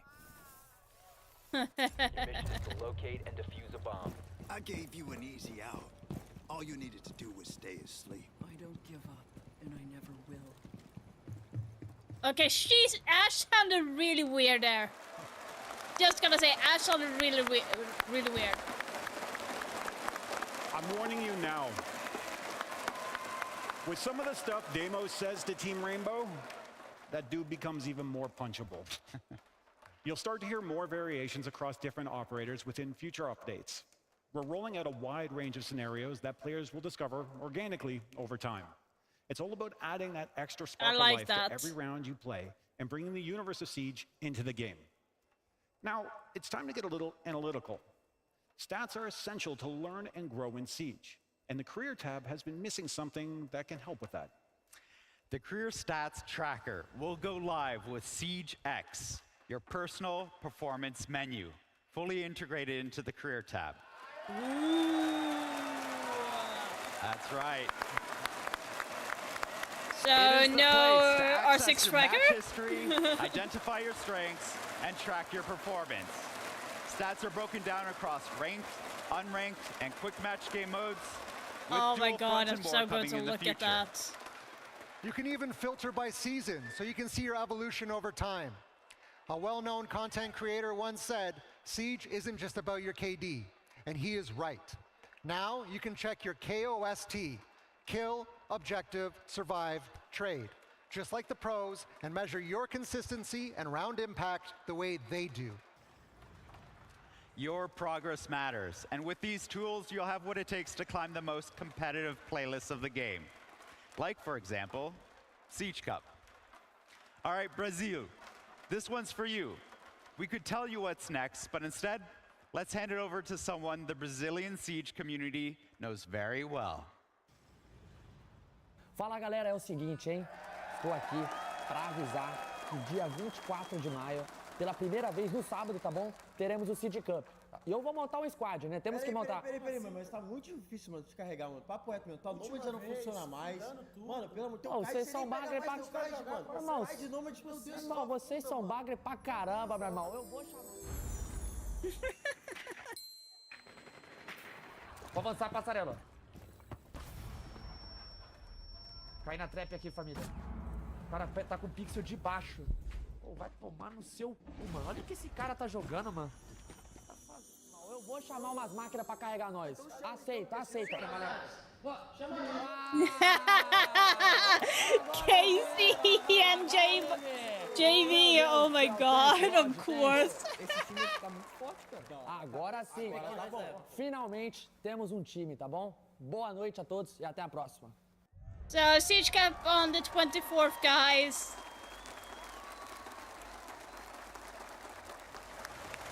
Are you up for it, Toxic? That's right, you heard it from Rosa first. Siege Cup is stepping up, and it will now be available on select weekends throughout the season, giving players regular chances to jump into high-stakes competition.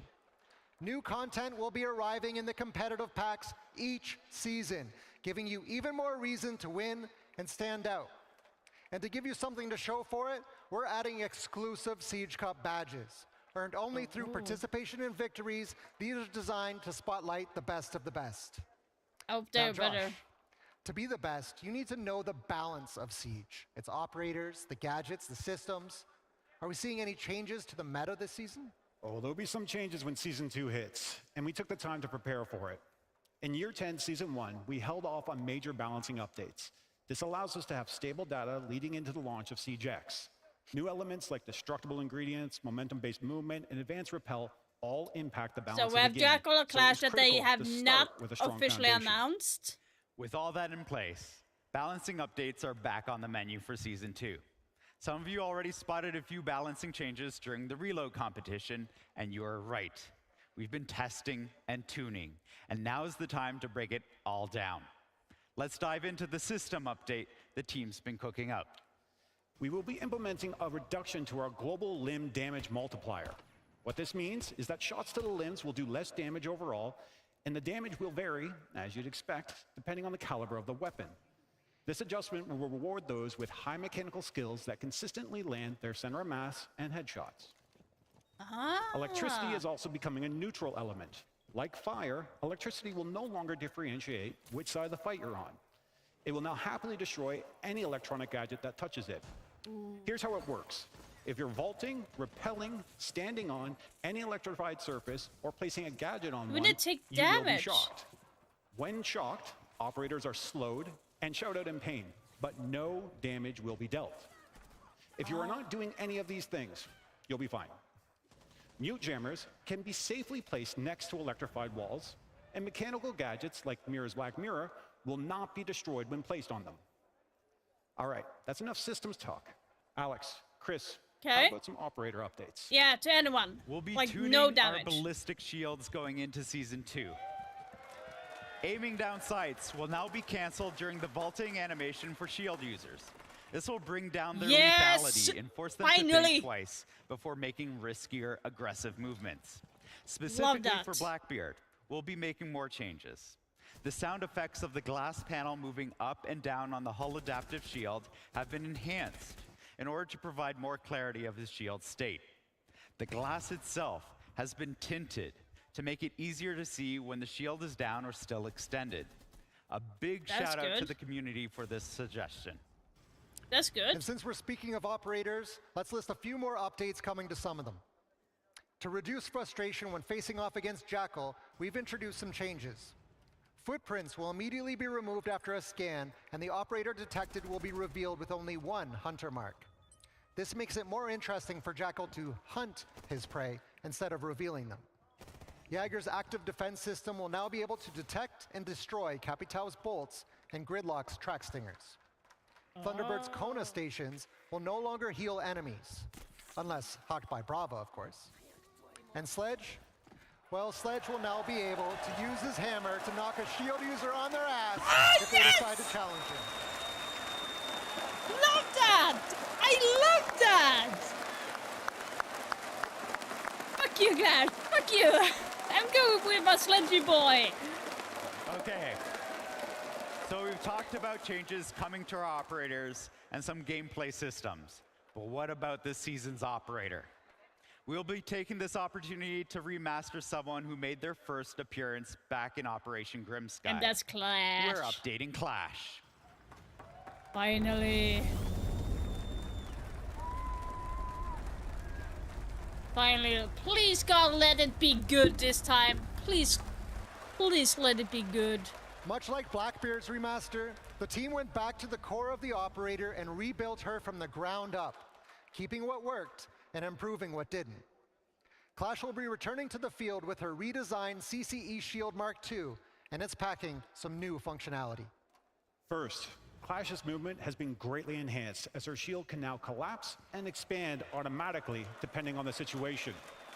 It will collapse while she sprints, crouches, vaults, and even dashes through barricades. It will remain extended when standing and moving around. She now has access to the free look feature similar to that of our other shield users, allowing her to have better situational awareness. The taser on her shield will no longer do damage because of our electricity update, but will still shock and slow opponents when activated.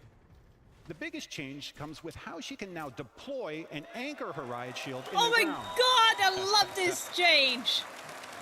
This means Clash not only can play off her own shield, but she also gets the added benefit of moving faster because she's no longer carrying it. Oh my God, this is going to be... If you find her shield deployed in the field, don't underestimate it, because a new trick Clash has is the ability to activate the taser remotely, springing a trap on unsuspecting opponents. To counter this, it's important to know that when the shield is deployed, it is vulnerable to explosives and anyone who can get close enough to it and bash through it.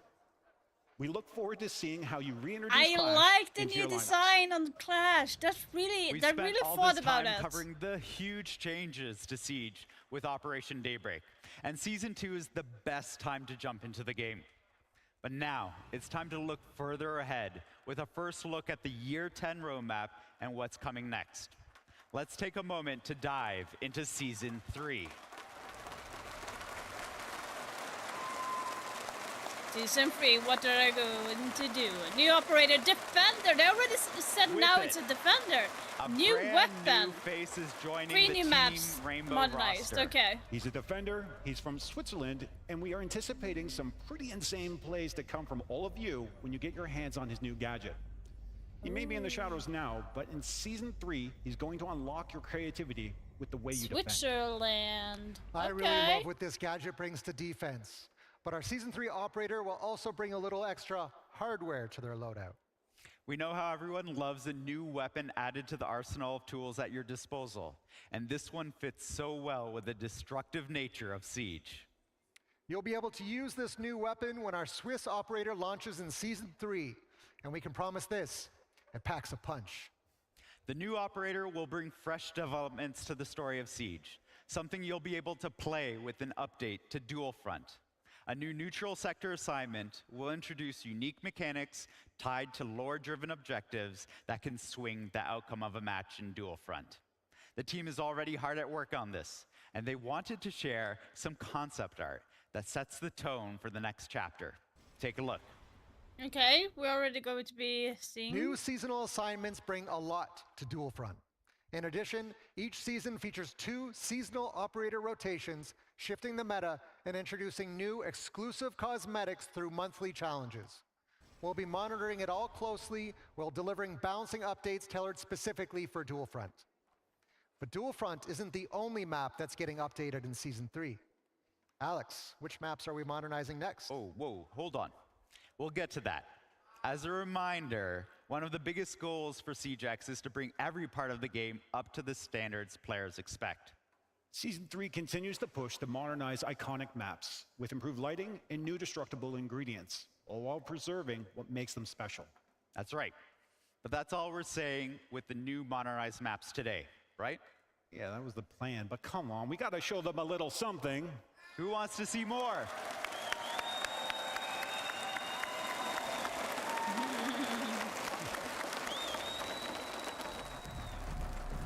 Yeah, Consulate, Lair, Nighthaven. Yeah, I kind of figured that. So Consulate, Lair, and Nighthaven is going to get the modernized update. Okay. Not looking too bad. Looks very sharp so far.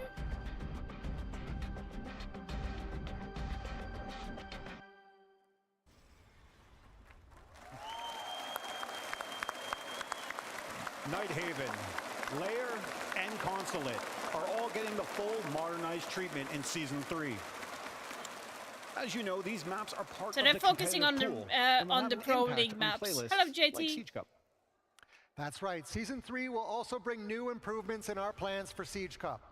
Inspect squad stats now allows you to inspect your opponent's team before the match even begins. Everything from the ops played to KOST, it'll be your chance to plan smarter, counter better, and make every round count. We also wanted to give you more opportunities to play Siege Cup. Starting in Season 3, Siege Cup will be available every weekend.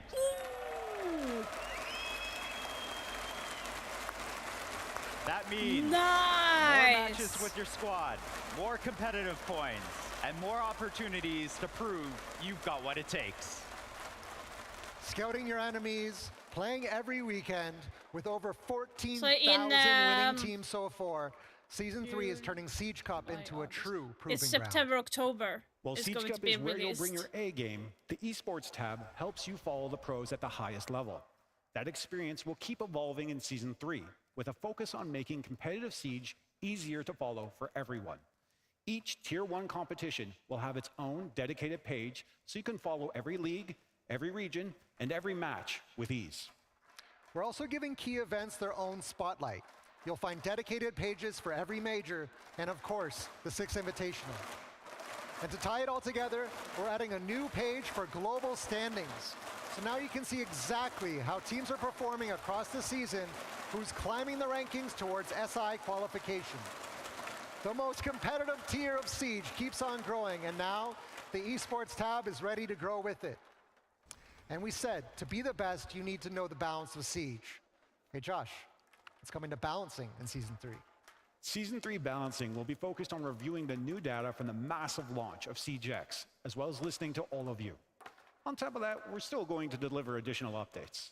We will be diversifying a number of loadouts this season by reissuing one of our newer weapons to multiple operators.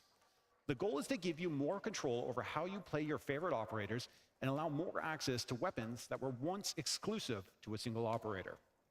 There's more on the horizon, a recruit update, and plans to explore magnified scopes on defense.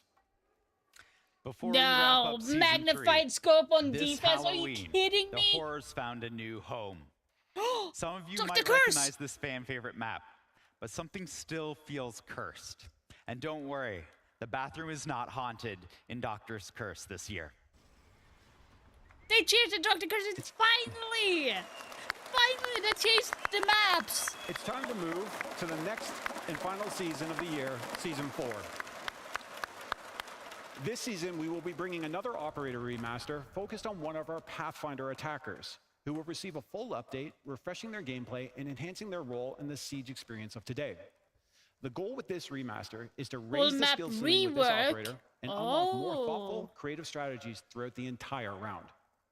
Along with remastered operator, we're bringing some new firepower that will enhance some operators' loadouts. What's the plan, Josh? Similar to how we're redistributing one of our newer weapons in Season 3, we're introducing something slightly different in Season 4. A new weapon available for multiple operators when it's released. This allows us to open up new potential playstyles for the receiving ops and even influence squad lineups. Those new squad lineups will be headed into a few more modernized maps in Season 4. Chris, where are we going?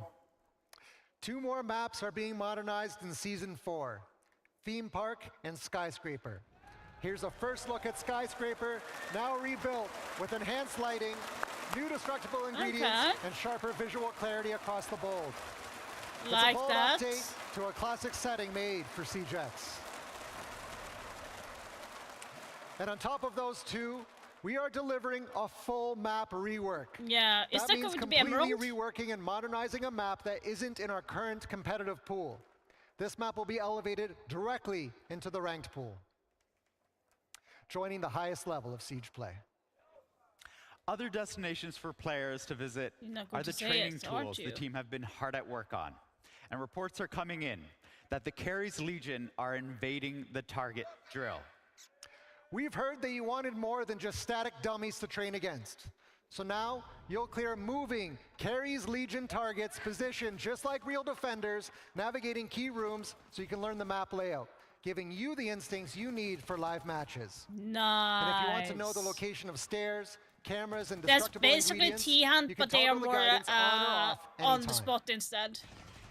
We're also adding Like AI that. allies to both enlisted and field training to give players the real squad experience.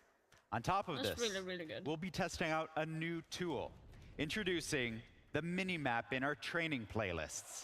Oh, okay. Don't hate That's that. right. That's actually pretty good. This new perspective will help players navigate faster and gain that crucial map knowledge. Yeah, that's actually And pretty that's good. not all. Season 4 will bring more updates across the board.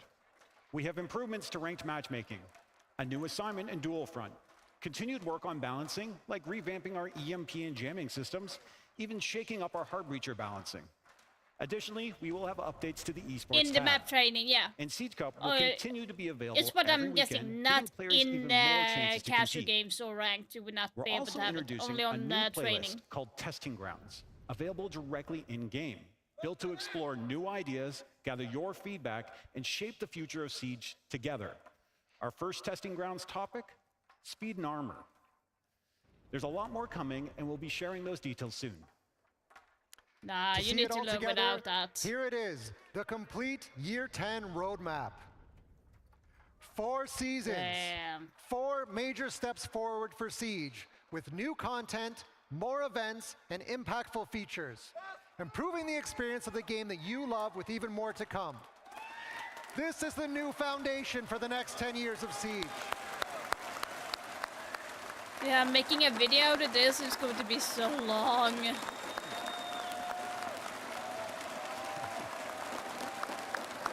The next 10 years, the next 10 years starts with SiegeX. Every season builds on it. Every update pushes the experience further. This is the future we're building with you. Whether you've been with us since day one, Please tell returning me from a that we short can go break, in on a test or server. just jumping into Siege as a new recruit, this is the best time to play Siege. Please tell me there's a There's test still server. something we need to highlight. As you can see on the roadmap, 2 events are lined up for Season 4. One of them will be in December and marks a huge milestone for us. The Yeah, 10th 10. anniversary of Rainbow Six Siege. Ooh, then it's exactly 10 years.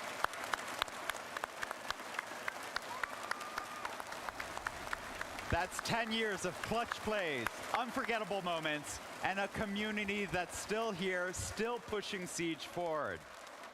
For a moment like this, we're planning something special. The 10-year anniversary in-game event will highlight moments that celebrate Siege and this incredible community. 10 years of Siege, and we're just getting started. We can't wait for you to get your hands on what's coming, starting with the launch of SiegeX. The test server will be available on PC in 2 days, starting on May 20th.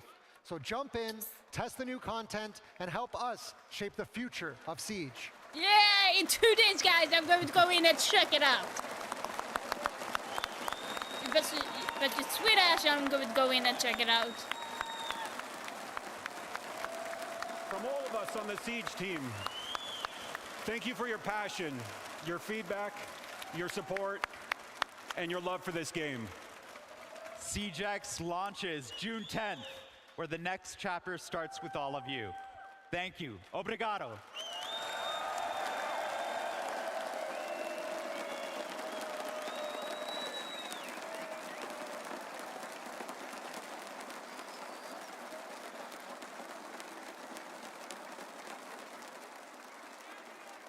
Some utterly incredible changes coming to SiegeX and things that will completely reshape how we've done things in the past. Guys, there was so much information in there. You can hear what the crowd was thinking at all moments. It was special, Wax. Oh yeah, again, you know, the fact that we're going in year 10, we're still reinventing the wheel, we're adding so many things into this. There's not one thing that I can pick from that entire panel that I'm not excited for. I mean, I think the commitment to bettering the anti-cheat is always going to be something that everyone looks to at home. Obviously, Siege is so committed to making sure that cheaters have no place in Siege, and seeing them constantly updated, I think goes to show how much Siege is cared about from the dev team. Absolutely, and I want to mention the fact that for so long, for 10 years of Siege, it's been really hard for new players to try and learn this game. The learning curve is really hard. This game is very complex, and that's what makes the beauty of Siege. It's chess, but in shooters. And for this, the new enlistment system, the fact that you're getting rewarded as you grind your first level, the first clearance levels as well, for me this is a really good add-on. And then the esports panel is, the esports staff is so good. What I love the most, he's talking about new players coming to it, the free access. That is bringing it to everybody. And a big thing for me is some people don't have $10, $15 to spend on the game. Now you have access to it. That is going to be a big thing. And then to add on what you were saying, you can learn it in a far better rate, at a far faster rate, any of them before. It's big because, I mean, you know, from watching the casual community get involved and having, I'm sure, all of you personal friends that try to get involved in Siege, now that it's more accessible, this is something that I think will fundamentally change the approach to Siege moving forward. But you said a big one there that I want to go back to, the esports tab. Let's go. You can now follow every single match. You're gonna have a way to one click and get directly to see the match that's going live. You can check every region, you can check every team, you can buy skins from your favorite team.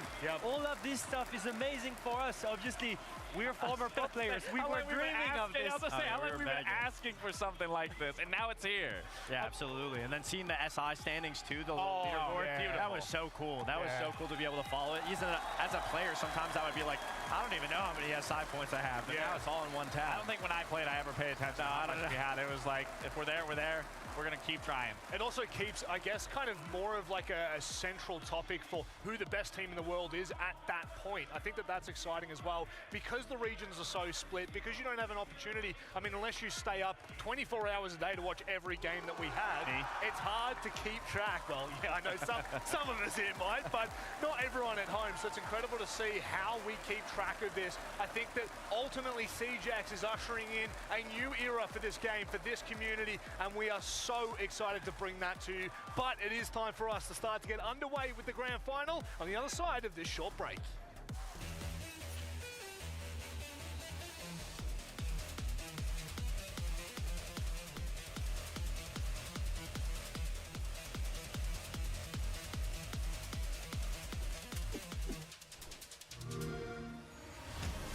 You know how they say it's not the destination, it's the journey?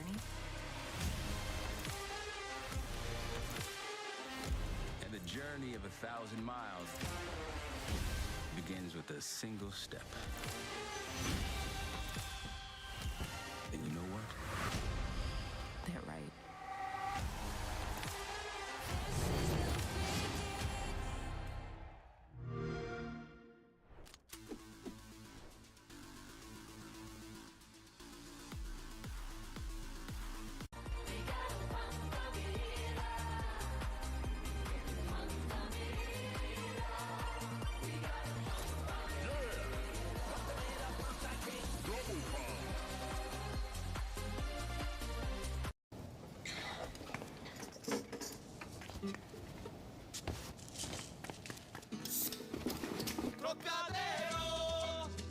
Trocadero, Trocadero, Trocadero.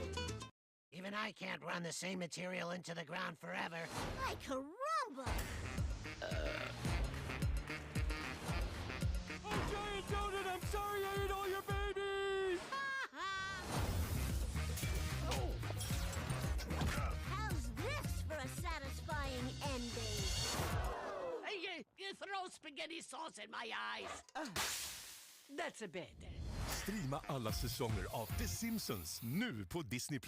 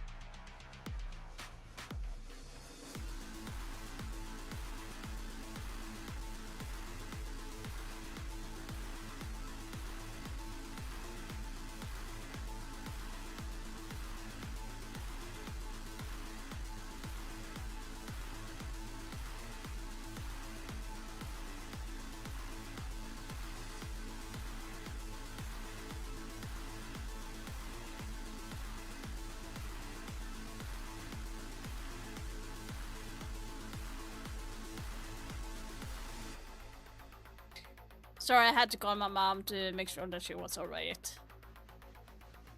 Well, what do we think, guys? What do we think about the reveal? Are we like feeling happy about the changes? So the test server, so I was right about the everything on the test server. Like it's going to be there to like to be used. So that's why there were so many updates on the freaking test server. Like, it's been updating regularly for so long. Plus, it says here, like, coming soon. If this was not supposed to be used, they would not have, like, had this still on.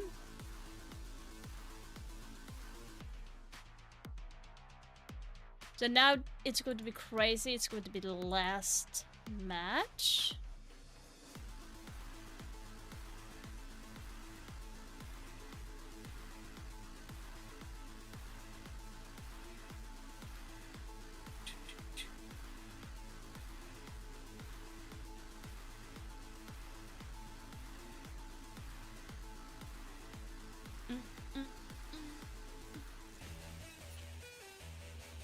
No running in the halls. Yeah.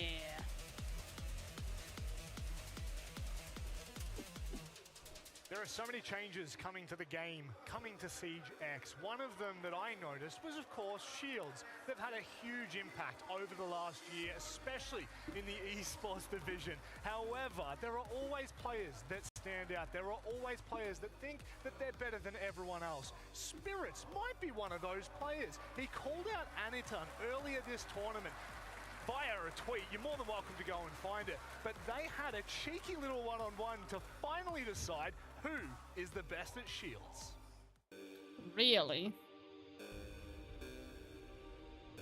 A question for the ages, Tim, and it will get answered here today. Who is the better shield player, Aniton or Spirit? The only question that truly matters in Siege surely is Aniton the greatest of all time, as we expect. I love that we've got them to sit down in a little 1v1 sort of shield off between the two of them.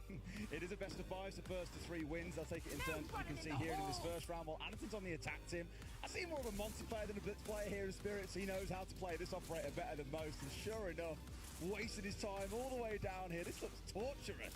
Yeah, he's just really burning through that electricity. That's where Anaton's going to get the opportunity to close that gap, which he did a second ago. Spirits allows for the recharge, goes back in, but he lets Anaton get the plant down. Does he? No! He manages to find the shot underneath the shield, and it's advantage Spirits there.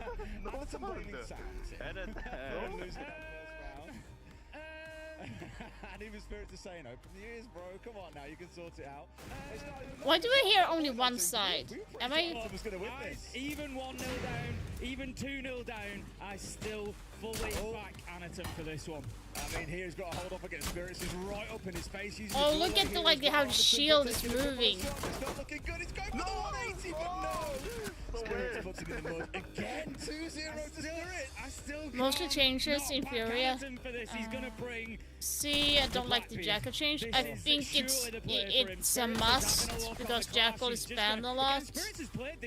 He is still one of the highest banned player or operator in general. Able to close that ground between the Manitons, just trying to use the environment, use the map to get there a little bit closer, get up in Spirits' assist. But his management at distance on the shields has been phenomenal, really. Oh, it's just been the back and forth here as well. The fact that he gets up close and will change things around, and sure enough, catches him out of the downstairs in the end after a bit of a chase sequence, I imagine.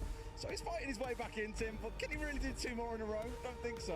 I think he might be able to. I'm going to back Anaton here. Spirits, we'll have to see how he's looking. One more. Anaton's going to move on to the defense. His performance on the Clash last time was a little bit poor. It wasn't, you know, Spirits closed that gap really well, got right up in Anaton's face, but Anaton, this time around, can he do anything different with the Clash? He's managed to create a bit more of a gap on this one. He's been baited out by the fuse charges. Well, I love that. Plant it in, trigger it off, like use it as a chance to get some cover, as we're seeing here as well. Plant now going down. Anaton's got to now fight back into this, Tim.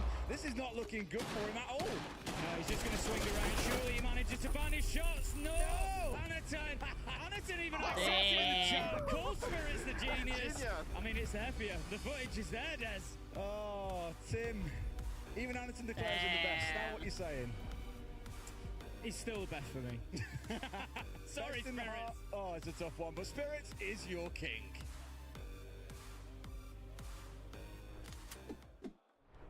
It's a little bit heartbreaking. Yeah. I'm not gonna lie, boys. Yeah, Jackal's change. He only gives one tick. Literally, he theory crafted that 1v1. He didn't give him any chance, to be fair, and it was already eliminated. It was easy for him to theory craft, right? All I'm gonna say is you can be the king of shields, but that only takes you so far, and I don't see because people just run any nowadays team for the on map. stage. But there No, but is like one I team on stage don't. that we're gonna start talking Jackal should about. not be having It's that wide Cyclops, range the of roster that tracking has in general because broken his tracking is boundaries. way The too long. If you compare to Japanese Damon's giant tracking, for that has instance, flipped the tail of so I do APL, understand why they're gentlemen. changing It's one of him. those things that If it's excites going to me be better or thoroughly not, to we will have to APAC see. finally But on a main stage. no, It's like time for he us can only to scan meet one person, and you CAG. will not be able to see how old his. Okay, so when it comes to Jackal, you will not see how old the footprints is. It's going to be showing one color, and the footprints will disappear right after you scan. That way you can't track the footprints anymore, even after the scan you scanned. And also it will only scan one tick, so it's going to be, and that is where the scan is going to be. No, it does not. But I think it's Jackal has longer. Whole region on their shoulders, and the opportunity to rewrite history. They will now try to put tears of joy on the faces of their followers once again. This is where Japan's era starts. Honestly, I think Ace put it best. It is CAG's moment. This is the moment that all of APAC have been waiting for. A Japanese team has finally taken to the stage, finally made it to a grand final after over 9 years of competition. You're seeing the names there. You're already familiar. It says here on Jackal, a new ping creates every 5 seconds for the durations, which is 20 seconds total. I mean, just CAG as a whole, time and time again at events, they've always struggled. It doesn't really look like we've seen much life from them. They're not correcting mistakes. But now at Reload, we constantly see them during the group stages, if they lost a game, they corrected it. They lose a game, they corrected it. Now they make it onto the main stage. Every round, it feels like we're seeing CAG Yeah, it's equal. It's finally equal. being the most smart, the So it doesn't team have in the longer, server at the but moment, and it's they're equal. constantly getting better. Now, one thing you saw there was, of course, Victor, our translator that helps the Japanese roster when they go into national events.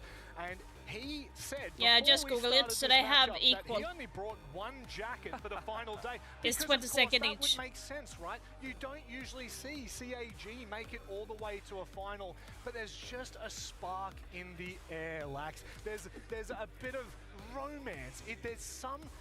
Is there love in the air? There's bromance. There's a bromance that's in the air, and it started a long time ago. As you can see, this is going to be BlackRay and Anderson. Anderson being that IGL coming onto this roster in June 19th of 2018, where BlackRay would then follow and start their bromance starting in June 11th. 2019. That is so long ago. These players are the dynamic duo. Here's the thing, folks. Like, there's two different tracks between Jackal and Damus. So Damus is not tracking by himself. Unfortunately, they have had like, a lot so, of hard behind. throughout their entire I'm hearing history them together. talking at the They same have time. found It's really annoying. So here's the thing, you have Damus tracking, but the defenders also get the same information back, which is why it works both ways when it comes to tracking. Both are equally on the same foot when it comes to the tracking. When it comes to Jackal, he is not getting tracked or anything. You don't know where Jackal is coming from. You don't know where he saw your footprints unless you can trace back and have the understanding of where you've been running it from to figure out where he got your footprints. That's still like, that's why Jackal is stronger than Damus in some aspects, because you as a defender would not be able to know where Jackal tracked you or where he is. He can come towards you without you having any information, and he has all the information about you from that tracking on 20 seconds, even if you move away. Plus, that tracking is accessible for everyone in the enemy team to see where he's running as well. So that's the reason why I feel like they needed to change it, because obviously when it comes to Damus being tracking someone, his team will not be able to see what Damus is seeing. So you kind of get what I'm saying. No, but like, here's the thing, folks. Like, your teammates will not see what Damus is seeing. This is forcing Damus to be able to, like, maybe ping in certain areas or do the communication. If Jackal is tracking, everyone see where the tracks is. Like, he doesn't need to do any sort of information gathering. He can just let the tracker go and he will be pinched in like 2 seconds when he's using that tracker. Or like getting tracked, I mean. So hence why they are changing Jackal, because you don't want that.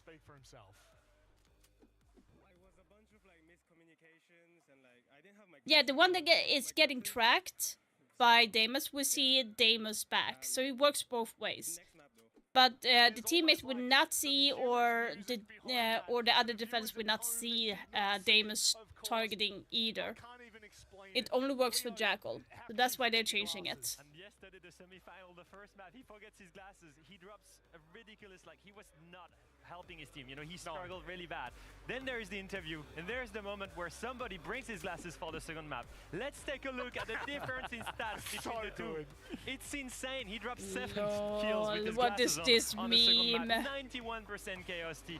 Once again for me, one of the big What guys that is helped these this teams cement meme? late Oh round my situations. god. Help them play smarter, them play around the objective and the time. Something that was missing for CAG before. There's always been things that have been missing for CAG. There's a reason why they've come close so many times, why they beat great teams, but then at other times, yeah, we will see how it goes. They might change it up a little bit more. Who knows? This roster, it's like it's a new CAG. Something has started clicking.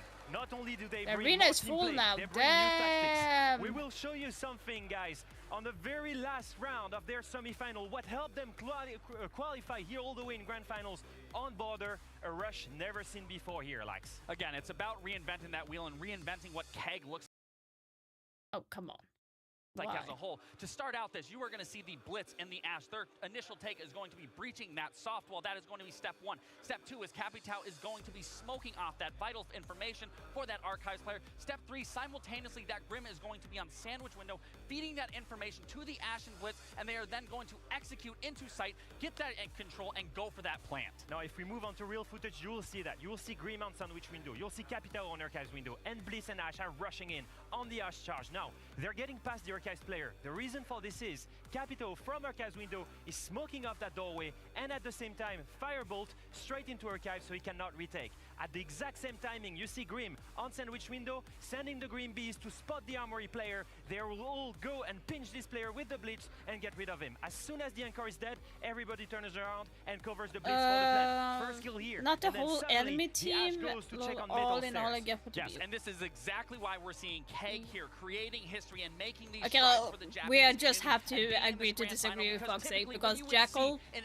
in general Archives was rush, too they would strong start in to be Archives used and end in Archives, game. That's the and they reason why he reinvented has that 80% wheel. ban They rate start in Archives, versus push through Armory, take that control, like and Fenrir do it by Ramira. force He's and the one that execute it is. flawlessly. This is Why something did I that's pick the completely new feathers? with CAG. Yes, there was the Versus chaotic like playstyle, Blitz but now and they're bringing new Blackbeard and tactics, stuff. new vision. Is it He's enough to still beat the one of the former world most champions? We'll see banned very soon. operator still to this date. The nicknames are standing in line. The Comeback Kings, the Kings of Brazil, or the SiegeX Samba crew. But their real name is FURIA! When trouble comes knocking, they always find a solution, even if that solution is just one player being unstoppable.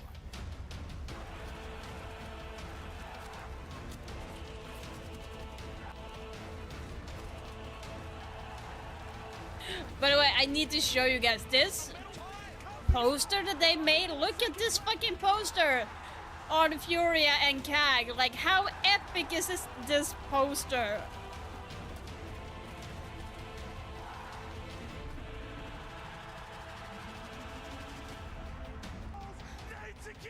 Because I don't find him like the same value. This is epic. I love this poster. Soil? We will find out very soon as FURIA enter the Olympic arena to once again hear the roar from fans of the Panthers. That is such an epic poster. FURIA have made an absolute nuisance of every team that they have versed so far here in Rio, and at the moment, I will be honest, this is going to be a barn burner. The roster that has time and time again ended up in positions of power. You just look at the names on there. The fact that they haven't changed names, even through adversity, is unbelievable. But then you look to players like KZ that have been popping off. JV just continues to showcase unlimited power. This roster is peaking once again, Lax. You have to highlight every single player. There's not one player that you can't talk about at the highest level play. These are some of the 5 best players in the entire world. These players don't need any introduction. They already last year made history for themselves and continuing to do so here, where they can do it again here at Reload event at the championship to close it out today. This is a roster. This is a formidable opponent. This is a Goliath. Goliath is the only way you can put it. They are at the top of the mountain. They've been there before. I was going to say for so long. Yeah. They've been there before. They're slowly getting back there, Leo. Sometimes people's shirts are made out of boyfriend material. Their shirts are made out of champion material. Absolute champion material. They've waited so long, an entire year, before playing a grand final again. But before that, out of 4 grand finals they've played, they won 3. And the last 3 they played, they won every single one Why of them. does it look They like won he's the pointed 6th at his Invitational in wedding 2024, band? The Atlanta Major, the Copenhagen Major, and the only one that they lost was the 6th Invitational in 2023. They've improved dramatically. We've seen that resilience yesterday. What happened in semi-final? They were led 3-6 on the first map against W7M. They came back and they won 2-0 They are like the that new semi-final. old Same thing G2. happened They're at doing it so 2024. well. They were down 1-6 on that very last map and they came back. These guys are absolute champion material. And it's all because of the confidence. They've been here before. They come back every single time. And obviously, the last year after that year of success was a rebuilding period. They got 8 in Manchester. They didn't make Montreal. So now to be able to come back to Reload and look like the team that finally won that SI in Sao Paulo, back to maybe win again in Rio. Obviously, it's a task. The mentality has to be strong. Oh my God. There's so many uphill battles that FURIA have been fighting. If you want an uphill battle, this is the team that you take into it every single time. Yesterday against W7M was an absolute showcase. I got of the what charm, this guys. team Don't can forget do. to grab your Fox, charm. They are absolute animals, beasts individually. I mean, individually they're I got amazing, but the something we're seeing at this exclusive tournament is the way that Twitch they play charm off that you of get each other. only Yes, get from amazing this. plays come from amazing players, but stream. it comes from You will teammates never being be around able them, to being get it able to again. feed them into these positions to get those kills. Don't forget to And check every single that out round was a if you highlight reel have for FURIA. gotten it, because Obviously, that their attack charm and is defense, going to they're one of the be best teams in the tournament at the worth a moment, lot of and money. they're constantly getting in these positions because that is how the strategy sets up for them. Look at these positions. Every time a single player facing 1, 2, 3 players, and every single time they get away with it. And you keep thinking they can't keep getting away with it. Well, that's FURIA for you. They've got amazing players that will hold strong positions with nothing and still get a triple kill. That 1v3 from KZ on Castle. Insane. That Easter's hold from Felipox. They've got so much talent, so much gunners on this team. Look, incredibly powerful as individuals, as a roster. They do so much damage individually, but what is it, Leo? What is it about this roster that's brought them back here? Siege is a team-based game in the end. Yes, you have the best gunners, but one thing that has changed drastically right now is their team play. Their coordination is on another level at this event, and the best way to look at it, Fox, is yesterday, semi-finals, second map against W7M on Cafe. They're attacking one of the most defender-sided map in the meta on reading bomb site here. And it's so difficult to attack because you're limited to just the windows. But let's look how FURIA sets up. They have 2 people, one on the piano window and one on the mini balc window. Now they're going to have another player on the window for white and one AC window also on white to be able to hold it. And the final player is outside mining balc to be able to support any single jump out that's going to be able to affect FURIA. Yeah. No, Okay, in now this I point, see you're it. going to see the real footage. When we move into it, you're going to see that Pixel player is the one that's the target. You're going to see minibar rappel, piano rappel, JV holding the jump outs. And what do you see all the way there? Hertz is ready to help. He's ready to go on bathroom window. And that's going to be key to kill that Pixel player. And once you're all set up, the next step is just information. You got a drone, make sure nobody's close to the window, and identify if somebody's playing Pixel. The one thing FURIA does so well is they identify the Pixel player, but they don't overexpose the drone. They're able to hide it so they have no idea, and now they know that he's set up. Next thing, I think let's- they are let's doing that nade him pretty out, good, and the rest of Foxic. I'm FURIA not is even behind him sure, to make like, sure that even if he I escapes can away, understand he it's gets hard for taken console down. players The to best thing have that notice, do you see experience, how but on Felipox PC goes I on the think window here it's only when the still nade is good. being sent The new because he's in the victim communication position. He's gonna wheel is punish going him to be directly. helpful Hertz for from console bathroom players. And Felipox directly, perfect crossfire, they get the kill. But now at this moment, W7M fights back and they go aggressive here.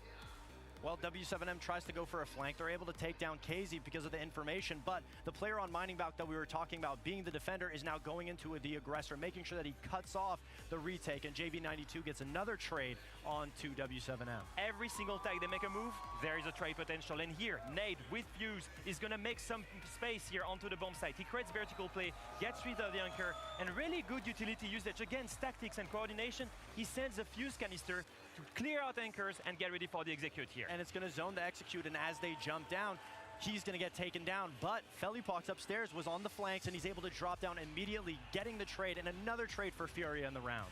At the exact same moment, they all go for the execute. Who do you see backstab the bomb site? Hertz. Once again, every single time FURIA does something amazing, there is another player playing about it. There is always a reaction. Perfect team play for FURIA. At all times, yes, they are the best gunners in the world, but once again, they're an amazing team with chemistry, with coordination, with incredible team play.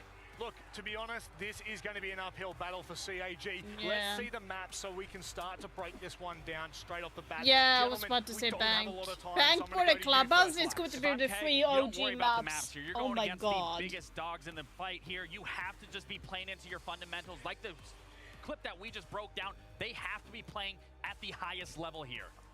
I mean, this is big confidence picks from CAG. Obviously, Lair picking out. I don't think that's limited to the game, Foxic. It's limited to people not doing what's supposed to do. So it's not the game's fault that people are not using traps or like having a deeper understanding. CAG is feeling confident in ways that they want to be able to go for gunfights against FURIA. I'm so scared for CAG in his map, Vito. Lair, Bank, both maps offer so much variety in roaming for Oh FURIA yeah, to 5 exploit. maps. I was looking on the 3 FURIA has maps. beaten Space Okay, on so it. Lair They've beaten first, W7M on it. Bank, Same story for Cafe, Border. FURIA is Border, then undefeated for more Clubhouse. than a year on that map. Damn. And then they go to Clubhouse, their third favorite pick. This is heavily leaning in Furia's favor, in my opinion. Yeah, the only map that I could say actually is a confident map for CAG is Lair going out the gate. So we're going to have to see the testing grounds of how they play up against the aggression from FURIA. If they're able to use those shields, slow them down a little bit, that's their first step. Because FURIA, teamwork-wise, has been unbeatable.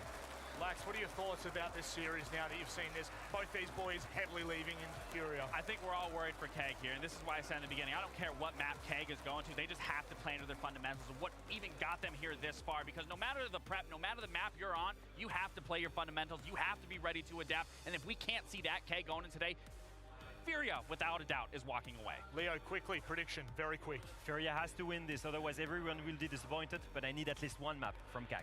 Yeah, CAG has to win that first map, so I'm going with CAG. I'm have to agree. CAG has to walk away with this map. I disagree with all of you. I think CAG win this no matter what. Unfortunately, the APL pride is coming out a little bit too much, but it's time to set the scene. It is the grand final, the first ever grand final in SiegeX. We couldn't be more excited for these two teams. APAC has never been to a main stage. FURIA back to former glory. It's time to represent SiegeX. I would kind of be sad if FURIA would not win, but they have won so many times. But it would be fun to see APAC win for the first time. Moments away.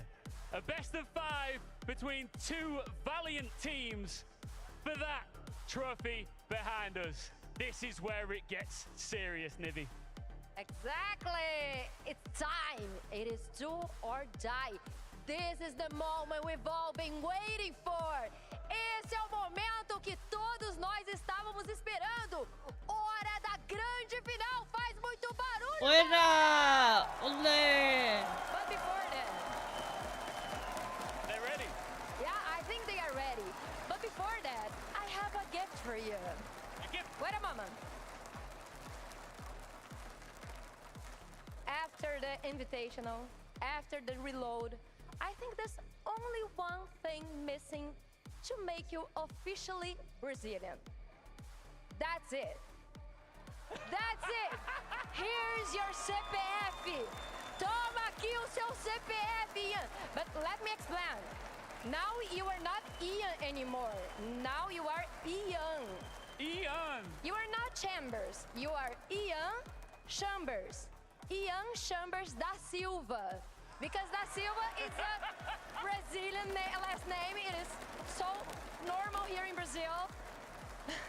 Ian Chambers da Silva, Te amo Brasil. I am Brazilian. Woo! Do you like it? Okay. Do you like it? I love it. Thank you so much. Now you can pay taxes. Agora ele pode pagar impostos.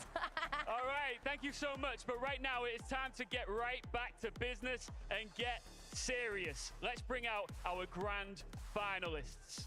Now they are the first ever APAC team to make it to a Siege Grand Final. Talk about a flex. It's CAG Osaka! Oh, I want to boost. Oh my god. Eles não têm medo de nada. Eles se autodenominaram carrascos de brasileiros, venceram a Levante, a Liquid. Será que o feito vai se repetir hoje? Os estreantes de palco tier I feel like the Brazilian audience this time is a little bit more milder. Like last time they were like really E depois ruthless. de 3 títulos mundiais e de vestir o manto furioso, o céu é o limite. Eles querem mais. Querem receber o primeiro troféu da história do SiegeX e da Pantera. São eles, FURIA! FURIA!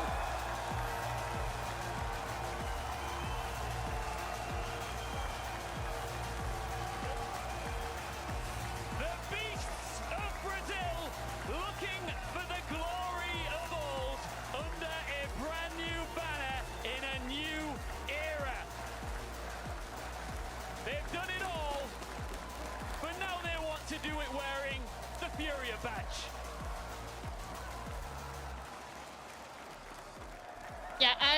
didn't put my I just found out, like, based on the loss yesterday, I am not going to get the skin, so unfortunately not. Like I said, I was not allowed to lose one match on prediction, and I did. You actually had some words for these guys yesterday after you won. You are confident not only that you will beat them, but you'll do it with tremendous support after who they knocked out of the tournament a while ago. Yeah, we're getting our revenge from the SI. E com essa torcida maravilhosa tá com nós aí, vamos amassar esses japoneses aí, vamos pra cima. Bom demais! After beating Elevate, Liquid, and also Wild Card with the Brazilian Dash, do you think you guys became pros at defeating Brazilians? Oh, definitely. Yeah. And they next. Oh, definitely.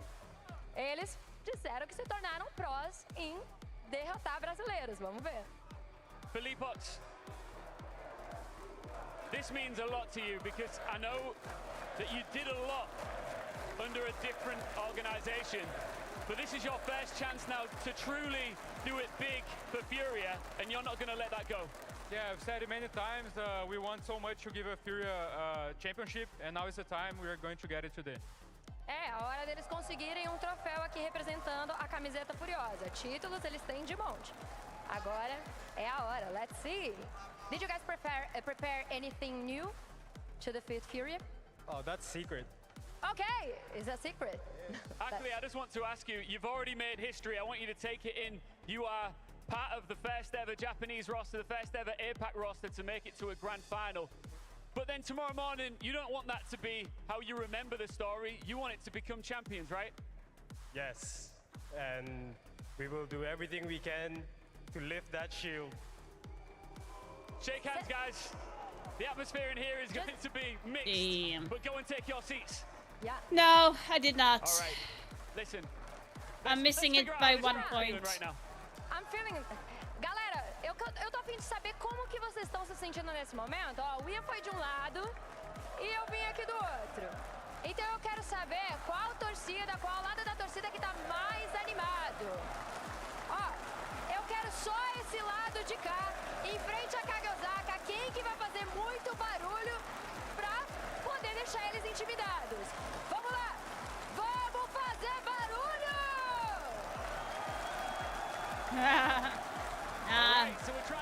This tournament was really weird.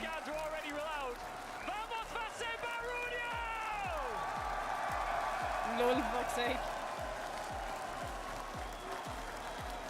Agora deixa eu tentar só esse lado de cá. Só esse que tá em frente a mim aqui. Só vocês. 1, 2, 3 e vamos fazer barulho!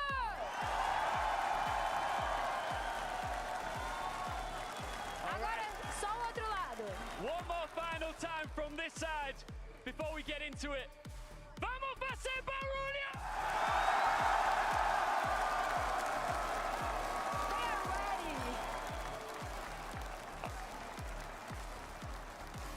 It's time to crown the first champions of a new era, and I couldn't be more happy to be bringing it to you guys with two of my favorite people in the world, Pengu and Fresh. Pengu, how does it feel to be back in Brazil for another grand final? It's always exciting, very loud crowd, very passionate. Of course, the expected, finalist of FURIA against the very unexpected CAG. It's the David versus Goliath. It's exactly what you want to see in the final. Obviously, FURIA in front of their home crowd. Yeah. It's a very loud crowd. It's a very impressive crowd to get in the faces of CAG, but they're more than happy to play into it. You know, you're seeing Aniton out there when he's walking out, flexing his muscles. They are not bothered whatsoever that this crowd is going to be hostile. No. I spoke to the players of CAG after their win yesterday, and I said, guys, tomorrow, just like they asked me for advice. I was like, don't worry about the crowd. Don't worry about your opponent. Just go out there and have fun. You've beaten expectations. You've gotten so far already. And I think it's their mentality getting to the finals that will also win in the grand finals if they can get all the distance. Just have fun. Yeah. Believe in yourself. And these CAG players, I mean, 2 of them have been on this roster for 7 years, since 2018. They've played at 7 majors, 4-6 invitationals, and never once even made it to the main stage. Nice. And here they are, the first ever APAC team, the first Japanese team to make it to a grand final. But what an opponent they have. The comeback kings, the top of Brazil, it's FURIA. Yeah, I'm enjoying my phone quite a bit. And yes, it does has a pen, but I don't know what I'm going to use the pen for, to be honest. I really don't. It has a really cool feature when I'm taking photos. So I know it's been in other phones, but like, yeah, so if I do this, it would take photos for me.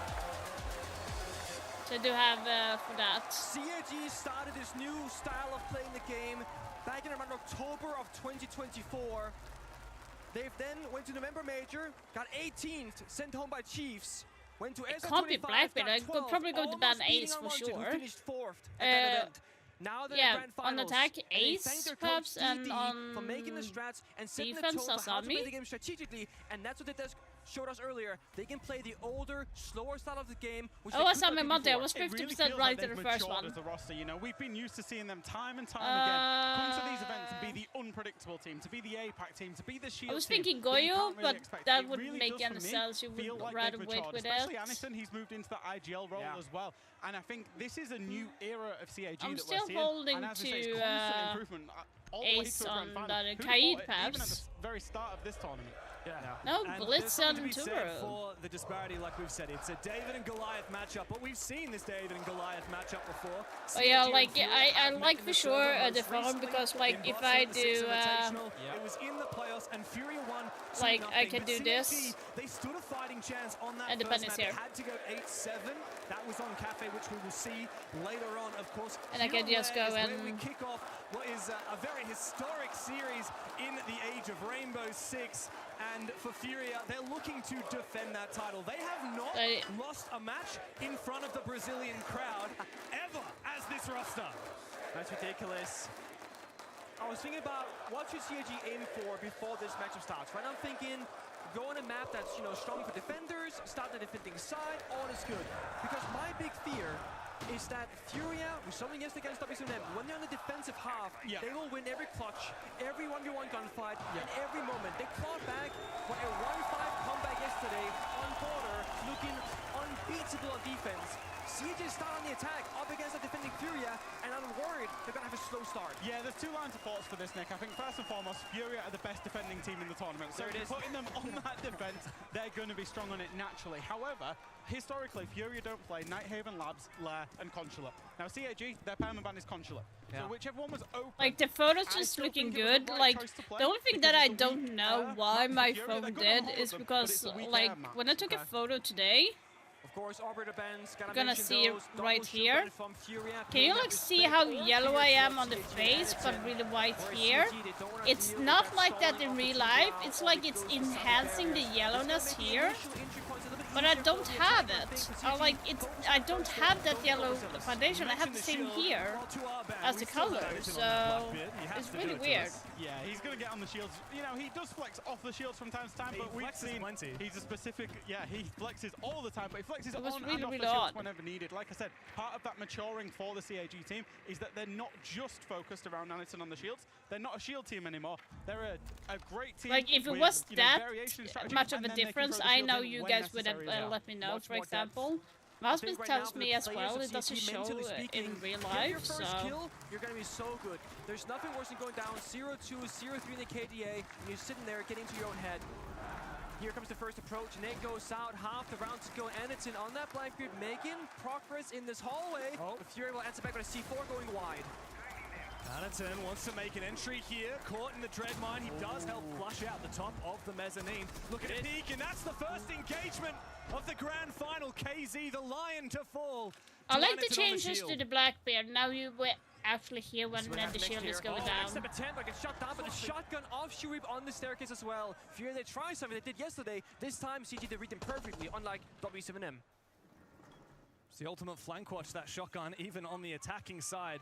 Unusual to see the Deimos bring it, but Shurip's also got that pistol. Speaking of the Deimos, here comes that Vendetta, the tracker. Anaton falls, but Blackray quickly to trade his long-term teammate, leaving FURIA with just Felipox and JV. That's a great refrag. They now have the Deimos below. They can get tracks on both of the remaining defenders, and they can breach this wall, but Felipox is playing close to it in that right position. The corner, this is dangerous. If they hear him, if they find him, if they don't, Injure comes out, he's stuck in the corner now, shotgun out. Can he get it, James? Oh, he's trapped, but it doesn't matter. Felipox cornered, and he still comes up with 2 big kills, shotgun in hand. Oh, looking for something. Unlucky from TV's 1v1. 1v1 for our Cully. JV waiting on the other side. His position not clearly known. Damn. The swing and FURIA. It was really good from CAG. Really good, really good. Classic FURIA defensive round, Fresh. Yeah. A good old forward to start things off. Yeah, that's just what it's like playing against FURIA. You can play as well as you can. You can refrag each other out. You can have all of the information. They can still make the big plays. Felipox gets 2.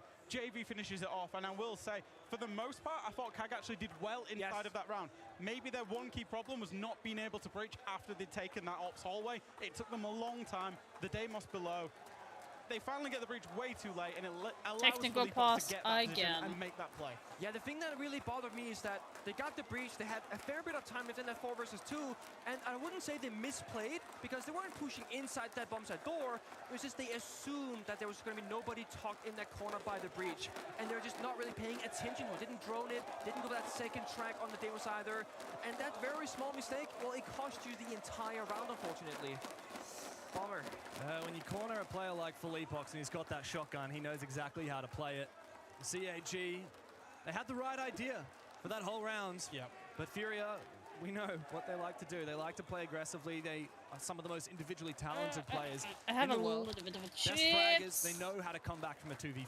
How does that Like, feel, this Nick, is when you're in like the go to server? the You know, movies, obviously guys. first You need round to of have the grand something to final, you snap wanna on, start it right? off so well. CAG, they got that start so well, and they should have converted it, but lost to a clutch. That's what I was saying earlier, like, if every player can get, like, a kill in the first round or 2, that's, like, the individual side of, oh, I got my kill, I'm not gonna drop a donut. That's the first kind of mental hurdle to overcome. If you lose a round that you technically should have won, it comes down to the leadership of that team. Say, guys, we won that round, despite the scoreline being 0-1. We do that again in the future, we check that corner, we're completely fine. Because, again, it's the first round of a best of 5. You can lose a round, hell, you can lose a map. It's about the longevity right now, staying mentally in it, and we know CAG, they can have fun on the server. I believe, based on yesterday's game, they're not going to mental boom this. That's not going to be their problem. I don't see that happening. I think the fact that there's just no pressure on this for CAG, everybody expects this to be a washout from FURIA, a 3-0. People are saying maybe we'll get a 3-1, and that means there's no pressure on CAG, and perhaps that will be to their advantage. We don't want them to be feeling pressure. We want them to be playing that underdog story, but in a stadium like this, with a crowd like this, I'm sure you guys watching along from back home can hear it. We can feel it. Yeah. So can the players, of course, sitting there. And they want that trophy. They said it. Our cultist said, we want that shield, and we'll do anything or everything rather we can to lift it. I saw a great tweet on the timeline. I can't remember who put it up, but they tweeted, of course the trophy is a shield. CAG in the grand final. What's this? A bit of a run out. Oh, he knew that? From KZ.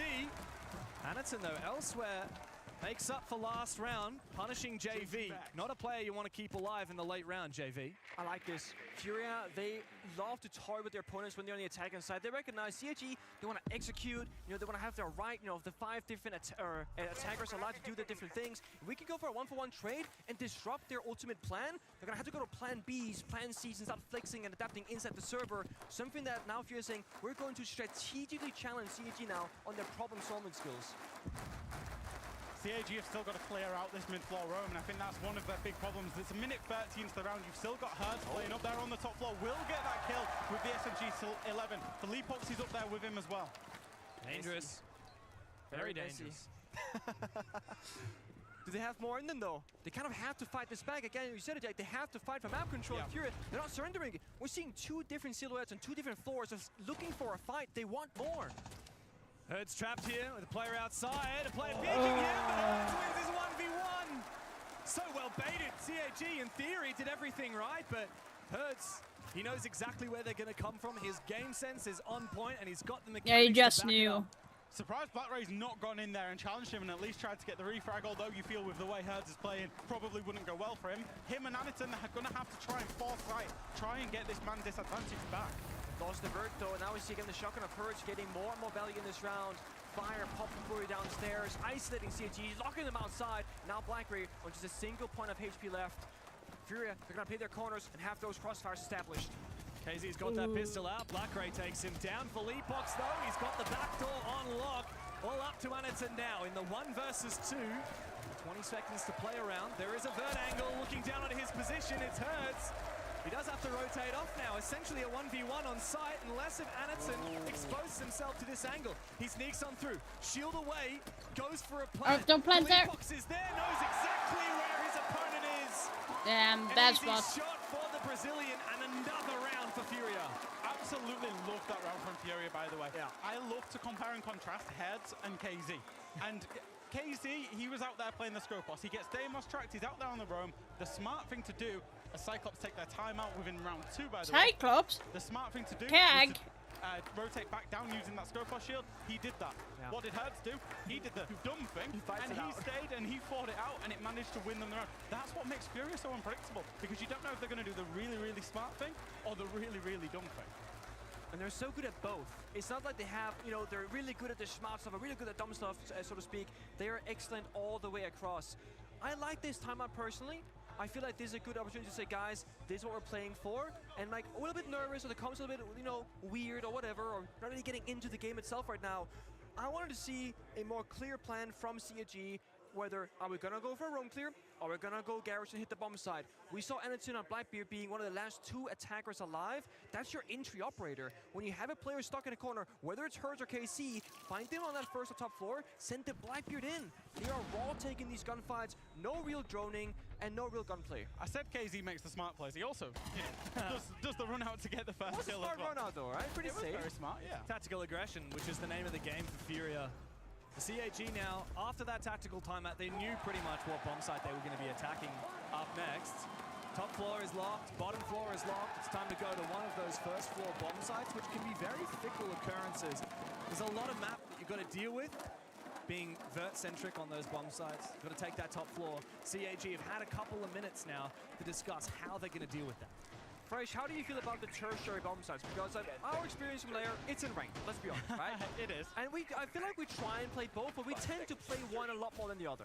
Yeah, the Bunks and Briefing site is probably, I would say, the better of the two. I will say the difference between ranked and pro play is massive, because when we try and do it in ranked, Nick, it's me and you trying to shotgun out every bit of the top floor. Somebody walked in on us. When it's pro plays, they bring a lot more shotgun, they have more setup. It reminds me very similarly of how, like, for example, on Consulate, the split bomb site and the piano bomb site get played in the pro play.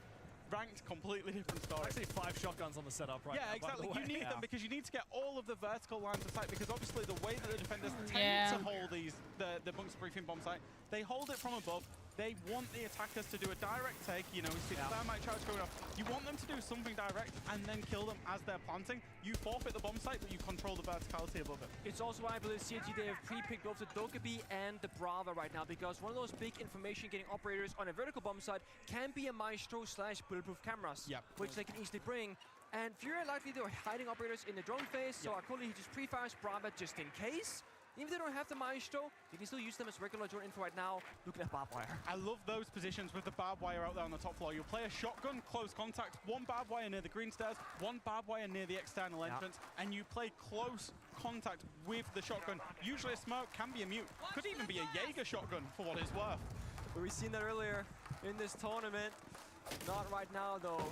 FURIA, going back to information game, they don't have a ton of it. If CG can Dokkaebi call, maybe find an angle into the bomb side, or just like this, go in basement, look up a staircase, go for a backstab. Yeah, look at this. He's not shooting camera right off the bat.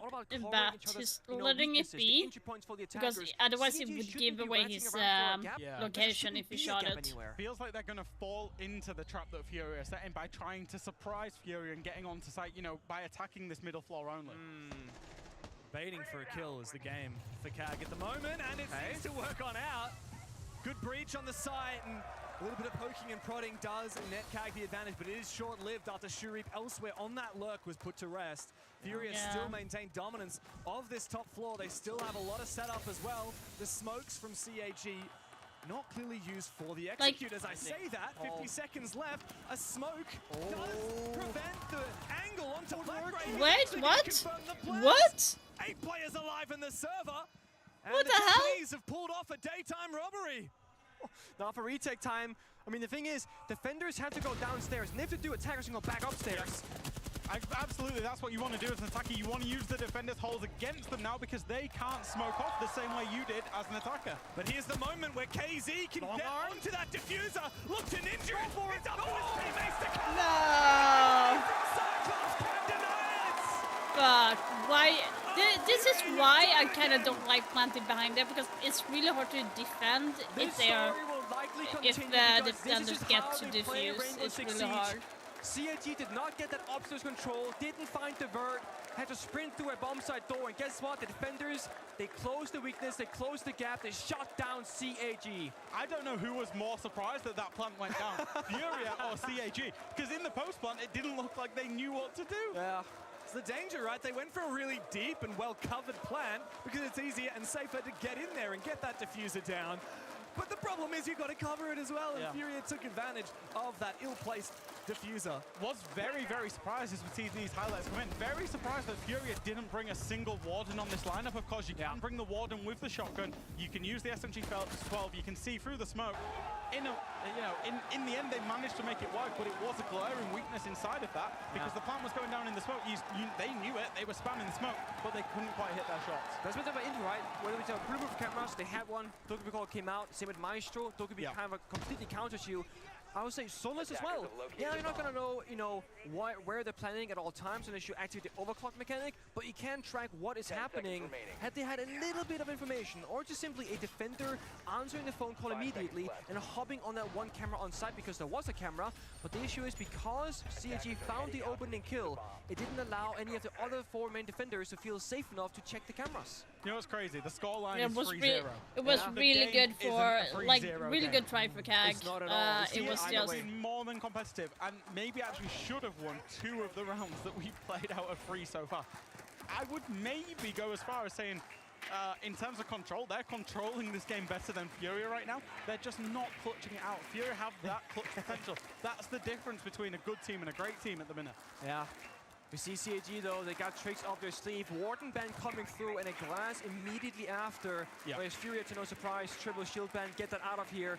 So again, CAG no longer a one-trick pony. They're showing us strategical depth, saying, yes, we got the shields, we need them, but we can also leverage other operators. It's Anderton leading that charge, and I know he's been playing a lot of Capital, a lot of Grim, a lot of shields, of course. Glass is a different beast. It's hard to entry, and your entire team has to play around this, and they only have one set of smokes to support Anderton's playstyle. Who will win this fight? Who will win this fight? From Herds. We know Hearts FURIA of Black happy to challenge Come 50-50s, even Come perhaps on, Black unfavored gunfights. That said, this time around, Herds does fall on backware. Back up to that top floor where CAG got so close last time around and then fumbled in the 4 versus 2 thanks to some heroics from Philippox and JV. One of the problems, again, for CAG is that they're going upside across, as we've seen the initial breaching coming out there from the ace. Again, They're they've not got taking nothing to any, deal with the like, bandit factories specific of the site area itself. yet. So it's potentially going to be sending that Deimos of Sharik below again to try and get the bandit, but if that happens, it's going to be in the late round. Yeah, out of nowhere, Anderton gets that kill. Smoke goes south. 2, in fact, despite the reinforced wall is there. Has to jump in, surely, right? That's the only set of smokes for this attack. They have to find some value. It's a breach in the wall. Love this idea there with the ace, the breach, the pre-placed smoke as well. Cheeky there from Anderton. They can't get through, or we can. Okay. He is somewhat trapped as of now. Has made his way onto the staircase. Good coverage now from CAG. But where's the next step? Yeah, they're in, but where are they gonna go and how will they get there? Toxic baits, all 3 spent, 2 C4s in pocket, but again, it's a great shot from Hertz. Yeah, dirty one as well. Another from my Hertz. God. Holding the fort here on the bomb side, peeking these angles aggressively. Usually, the attacking side takes control of the mezzanine. This time, Hertz refuses to give it up, hungry for a little bit more. Black Ray moving onto his position, unable to breach the wall to his left, means that Herds is going to be feeling very safe, comfy on this bomb site. His head spotted for a brief moment, couple of warning shots sent his way, a few pre-fires from Black Ray, and into the site, CAG going through servers, a great wall bang from Chibisu. He's going to worry about the crossfire he's about to walk into as well. Akuli's lost his head! Nate's got massive! Damn. I feel like this map is going to be for the magical trick for Nade. It's going to be for FURIA there. Can't get close because FURIA always comes alive. Again? Again, and again, and again. It comes down, Nade gets a big free K again. Another player on this roster that is getting a big moment, a big multi-skill to win them the round. And I will say, and I'm going to keep harping on about it. When you attack this top floor of Lure, you've got to breach. You've got to get that main breach off in the office at the very they need start. to be doing something. You've got to get it off. Yeah. They didn't twice now, CAG, and it's forced them into attacking in a plan B, plan C scenario, and that's where they're having to walk in ultimately blind into Nade. They didn't know his exact position because they weren't planning on going there originally. Yeah. And this philosophy can, of course, be taken to almost every single map of the game, maybe excluding something like a border or a coastline where hard breaching isn't as necessary. And it's about applying pressure to defenders, right? Yeah. FURIA have to worry about the 3 bumps at doors, that's it. Yeah, even Herds got a big double kill in there. You know, picked up one, picked up Bandit's done a refrag. He's been able to be stood in the middle of the room because he's not being pressured from the external breach or the internal breach from the upside because, very simply, a Bandit was in existence. Yeah, and this, of course, comes down to the difficulty of playing these flex operators. When you got stuff like Dokkaebi and, in this case, a Ying, before it was a shield or glass. By the way. Ying shotgun, by the way. You are limiting yourself in the basics, right? Like getting the walls open up, etc. Yeah. But there's no excuse not to bring secondary MPs and at least go for an attempt. I feel like the attempt was missing. They were playing grenades, they were playing flashbangs when they could have brought EMPs.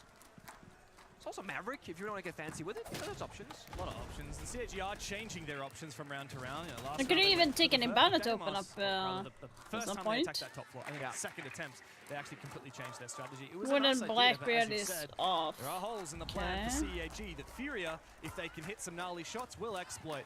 And that may well be the story of this game. Here's an early one for Philippot. Shurip's having a really rough game so far. 1 kill to his 5 deaths. And we saw him on the face cams before. He's looking a little bit shaken. Herd somehow survives. The attempted cut here from CAG. Back down to the basement here for most of these Brazilians. Pox, though, he's tempted. He thinks if he rats in these corners, CAG are perhaps just tilted enough, just worried enough, just overthinky enough that they will overlook him. Getting hurt, so that's a good pick. Another kill going out. Before CAG, I would say pretty comfortable in Darcy right now. They got most of that. They don't have any C4 left in FURIA there, so nothing to particularly deny the plant. I absolutely love the scope off on this side because KZ, as soon as it went to 4 versus 3, he got himself back to site so he could help out his teammates on the site. Should an execute go down, he can then teleport back up and retake onto the top floor and the middle floor to get the verticals back onto site. And he comes around, he's got his one. The oh my drop god. Shot. And now suddenly the round flipped on its head. It's all up to Pox and he's going to have to drop down wow, this hatch. That was mean. CAG not seemingly aware of his position. The vert attempted, comes out. Now they know where he is and they can surely cut him to pieces. Chibisu goes for the swing. Yeah, finally, first round in. Cyclops are on the board and they're silencing the Brazilian crowd.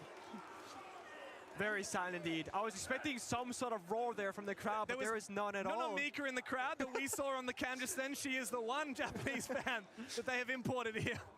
Who wins, 1 Mika or thousands of Brazilians? Oh, look, she's an optimistic type. I don't imagine her spirit falling at any point in the series. And I will say it's nothing less than CAG have deserved. They deserve to be much more competitive on the scoreline. Yeah. I think it was a really, really good execute, particularly Aniton being able to make that play. I'm presuming he did How it off do the you back of even Vandellas. succeed in drop shotting with really the shotgun at that moment? Here we go, yeah. Bang. Drop shot. Boom, bang. Yeah, drop shot. We've got to have some Rainbow Six bingo. Getting drop shot by Aniton, whether it's on a shield or on a shotgun, that's an inauguration for any player. He's currently the saving grace of CAG, at least from the fragging department. 8 and 3 at He's the the one that's holding his own in the gunfights. Not just that, but also think he's taking the pressure on the operators that he's playing. If you're playing the shield, you're playing the glass, playing the Ying, it's all down to you to execute, to find that way forward for your team. Yep. Just like last round, he's in the bomb site first. He gets the 2 kills. His teammates, they just follow in. It's clear already. I love the reaction that the CAG players had as well. A lot of teams 4-0 down, first map of a grand final, your map pick as well.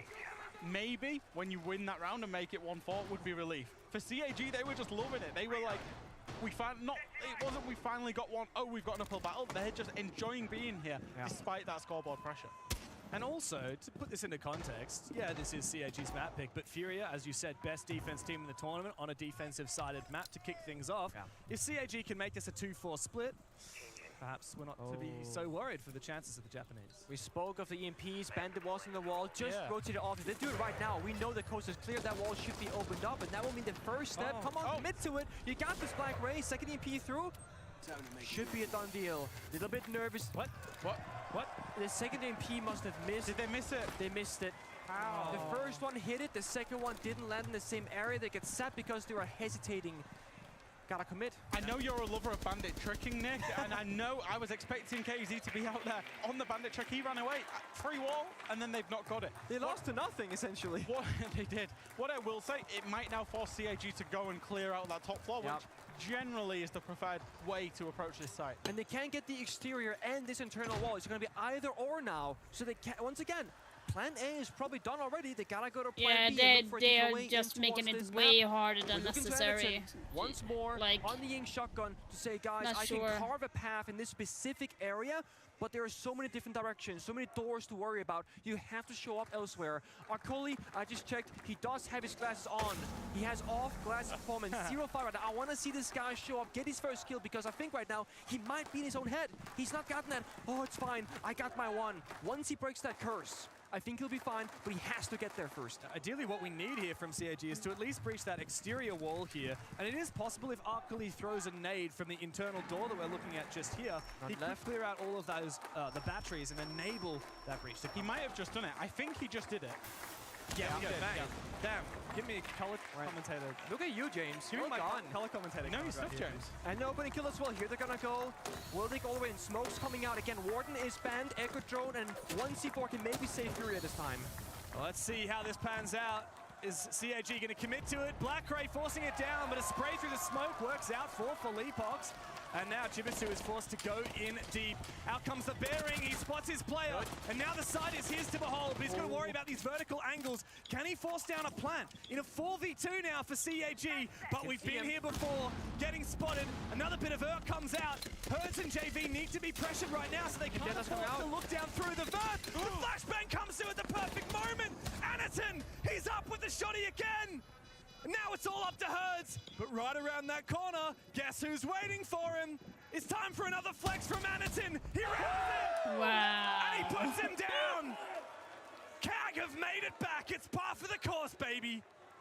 That was such a good round. So well played by CAG. Yeah, they adapted really well. So when they didn't open up in the beginning, they made it work. And then went back. The clutch factor of Anaton to throw a Ying Candela up there on the top floor and then push in as Ying, as his teammates are getting the plants down. Because what happens there if you're a defender? You either focus on Anaton that's pushing you, or you focus on the planter and Anaton gets the free kill and you play the score, the man advantage out from there. And you saw Fury, they were trying to go for the planter. They saw the Candela, they completely ignored it, trying to get down the guy below, thinking their timing will be off. I was thinking to myself, Anaton is late. He should have been there maybe 10 seconds earlier, because if you hit one of those shots from the verticality, the planet dies again. It was so close. Like that Ying Candela could not have gone off at a better time. I mean, arguably 0.5 seconds earlier would have been a little bit, you know, it was a bit closer comfort. But CAG, 2 rounds? Yeah. Arguably could have been, maybe should have been 4 rounds. Yeah. That's not too bad. They'll feel settled into this now. Statistically speaking, 2 for half on layer, especially when you're the underdog, is a great place to be, at least in my mind. I will say, CAG Osaka, in terms of attack, they've been significantly better this tournament. Before this game, 51% attack win rate, put them 4th out of all 20 teams at Reload, which is absolutely excellent. That's incredible. They're moving on to their defense.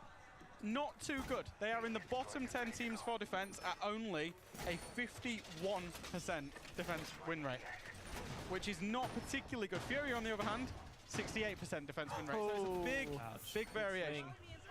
Well, the thing is, okay, what's Furia's attacking win rate then? Just for the contrast of like attacking 52%. Okay, so interesting. So Furia is that much better on defense. Yeah, absolutely. And I think Furia straight away, they've gone with the Bandit Cade ban. They've realized the value of breaching onto this map. They want to get rid of it.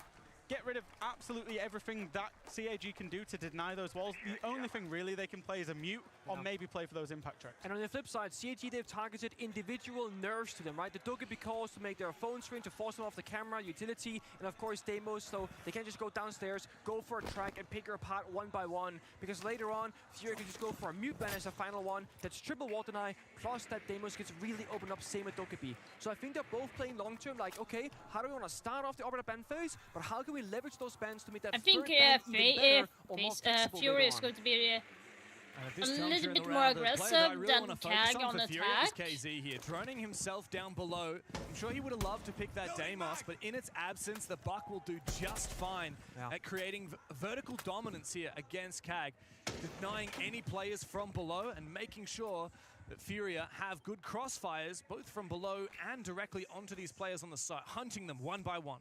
I love this. We're seeing Capital downstairs helping Buck. And the reason for this is Buck is the first step. Do the vert, get the breach, then you work from there. You know, get rid of those like key positions on the bomb side. Capital is needed later on for the bomb plant attempt or the bomb set execute. But so many teams, they'll send down Buck downstairs to get the first step done. Without support, he dies to a flank. Furia, yes, it's a slow round for them, but it's because they're playing this perfectly and nice and slow, trying to go for that 5v5 execute. And just very quickly on the Yeah, Capital now, of course these Capital balls now do get taken by because Jaeger. of Play. Blackray will be playing on that Jaeger. Is it in the 30 minutes, Fifi? Is it like Thing is, there's not much outside of that. Yes, you got Toxic Babes, and honestly, I'm gonna take that back. There is it's a lot just left. 4:30 EST or 9:30. I feel like Furia, the Buck downstairs or a great fire arrow has to make or break this round. If not, then at least it comes down to excellent gunplay from Furia and brute forcing gunfights. Or did it write it in Twitter? No, it's time delay here for CAG. Is keeper barriers. He's blocking off these windows. They want to put on the like it should be in 30 minutes. Furia has cleared out this key position behind the desk.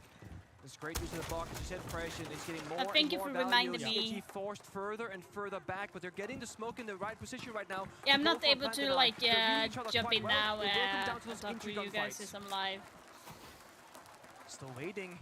Wall comes out, smokes the counter. 5v5, 24. Yokai drone is ready for it. This could be a time round. With no pick here for Furia, how on earth are they going to make this work? The Yokai both have snuck into sight here, and they're both in position. The Buck is gone. This is huge. He finds the kill on a KZ down below. Oh. Will these enough to enable the plant? No, they won't.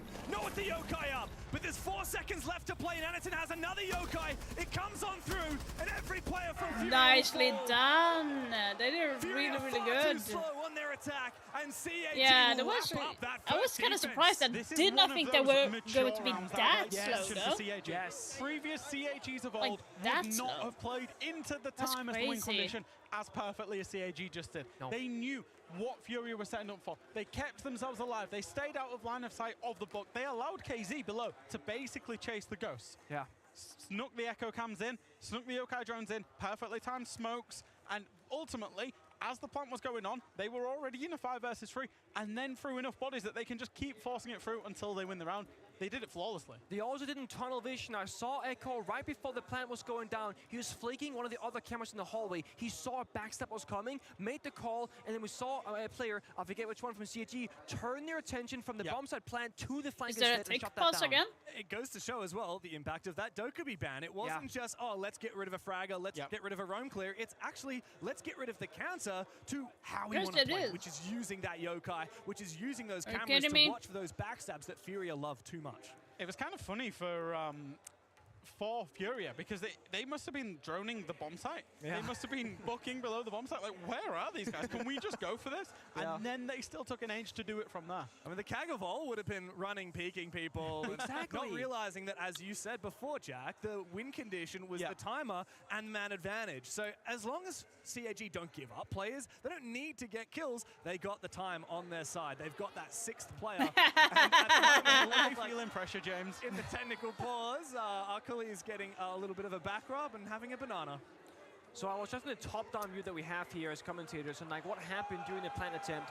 The Toxic Babe went out in the middle of the bomb side, kind of shrouding the line of sight and stopping the entries, and that's pretty much what gave CG enough space to walk in past like the confidence Buck if they already eat a passed, banana keep the during first the line of sight, match they like sprint that. past him. The rest is history. CAG, you said earlier, Janky Boy. That's crazy. They are only 1 round behind now, 3-4. But they could very much have been ahead 2, maybe 3 rounds at this point, had those clutches not gone against them. That's incredible just to think about. Yeah, especially considering, you know, where we are. And I think CAG, they're coming into this big underdogs, don't get me wrong. Even still. Okay. Gold. Black ice. Come on, get it, guys.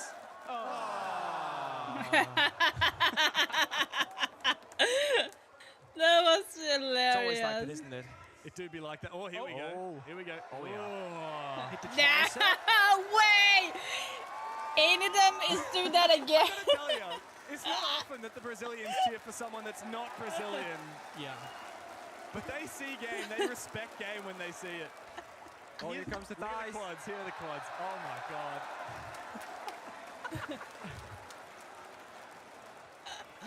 I'm surprised the jersey's staying on, to be honest. At the moment, I was about to say this. Have you seen CAG in the gym at the hotel? No, I've been in the gym 2 or 3 times, particularly with Anita. Topless in the gym every single time. He's on the bar doing pull-ups, just overlooking the mountains in Rio de Janeiro, loving life. He's earned it, to be fair. Yeah. He's rocking it well. Oh Dude's my counting his god, macros, that that's is for it. sure. That is hilarious. All right. Round number 2. Come on, Let's see. don't disappoint us. Ooh, black eyes. Oh, Black eyes. Black eyes. Oh, it's a bait! It's a bait! Not quite what we're looking for. Looked like it for a second. Gotta tell you, right, look at the contrast here. When we have a look at the players down on the stage, these CAG guys, they're flexing, they're laughing, they're having their bananas, they're playing with the crowd. FURIA, all locked in. All conversations. Oh, here we go. Go on. Go on then. Oh, this guy's unreal.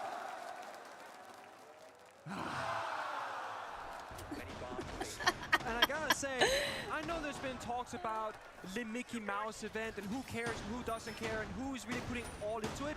I saw yesterday when FURIA won and made the grand finals, sprinting to the crowd, their partners, their family, I like how they are. It matters so much to them. You can't tell me that these teams don't want to win. I like how they're putting themselves out there. This is like what I want when it comes to competition. Like obviously, you're supposed to be serious in general, but if you can get a laugh in between when you're waiting, it's going to help you mentally instead of you sitting there and like going, oh, I did so bad, I need to do this on the tech pause, instead of like sit like they did.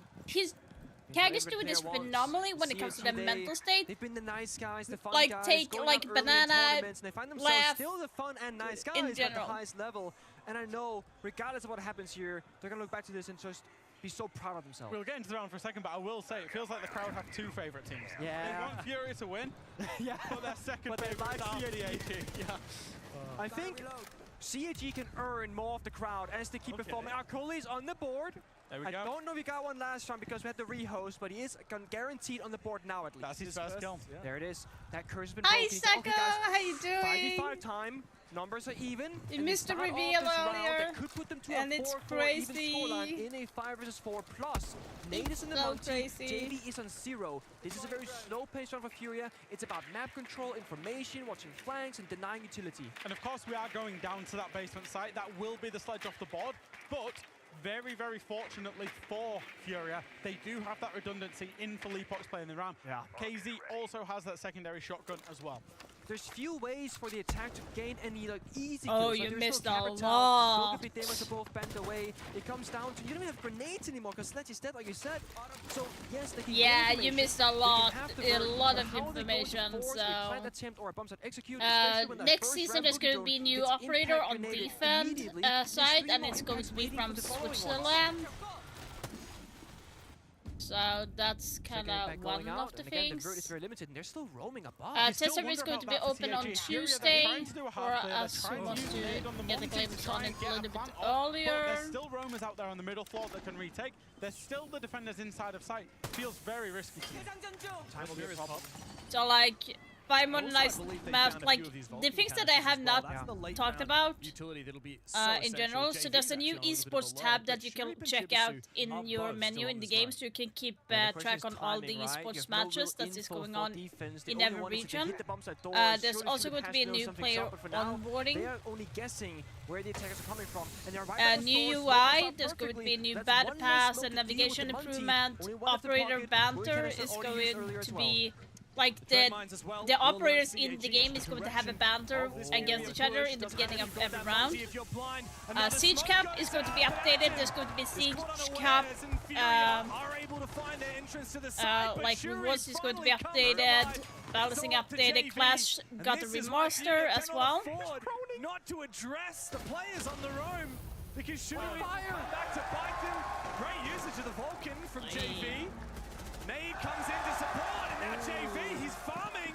It's all up to Shuri. He's the player above, and he's next season, by the way, Sako, Siege Cup is going to be going on every weekend in Season 3.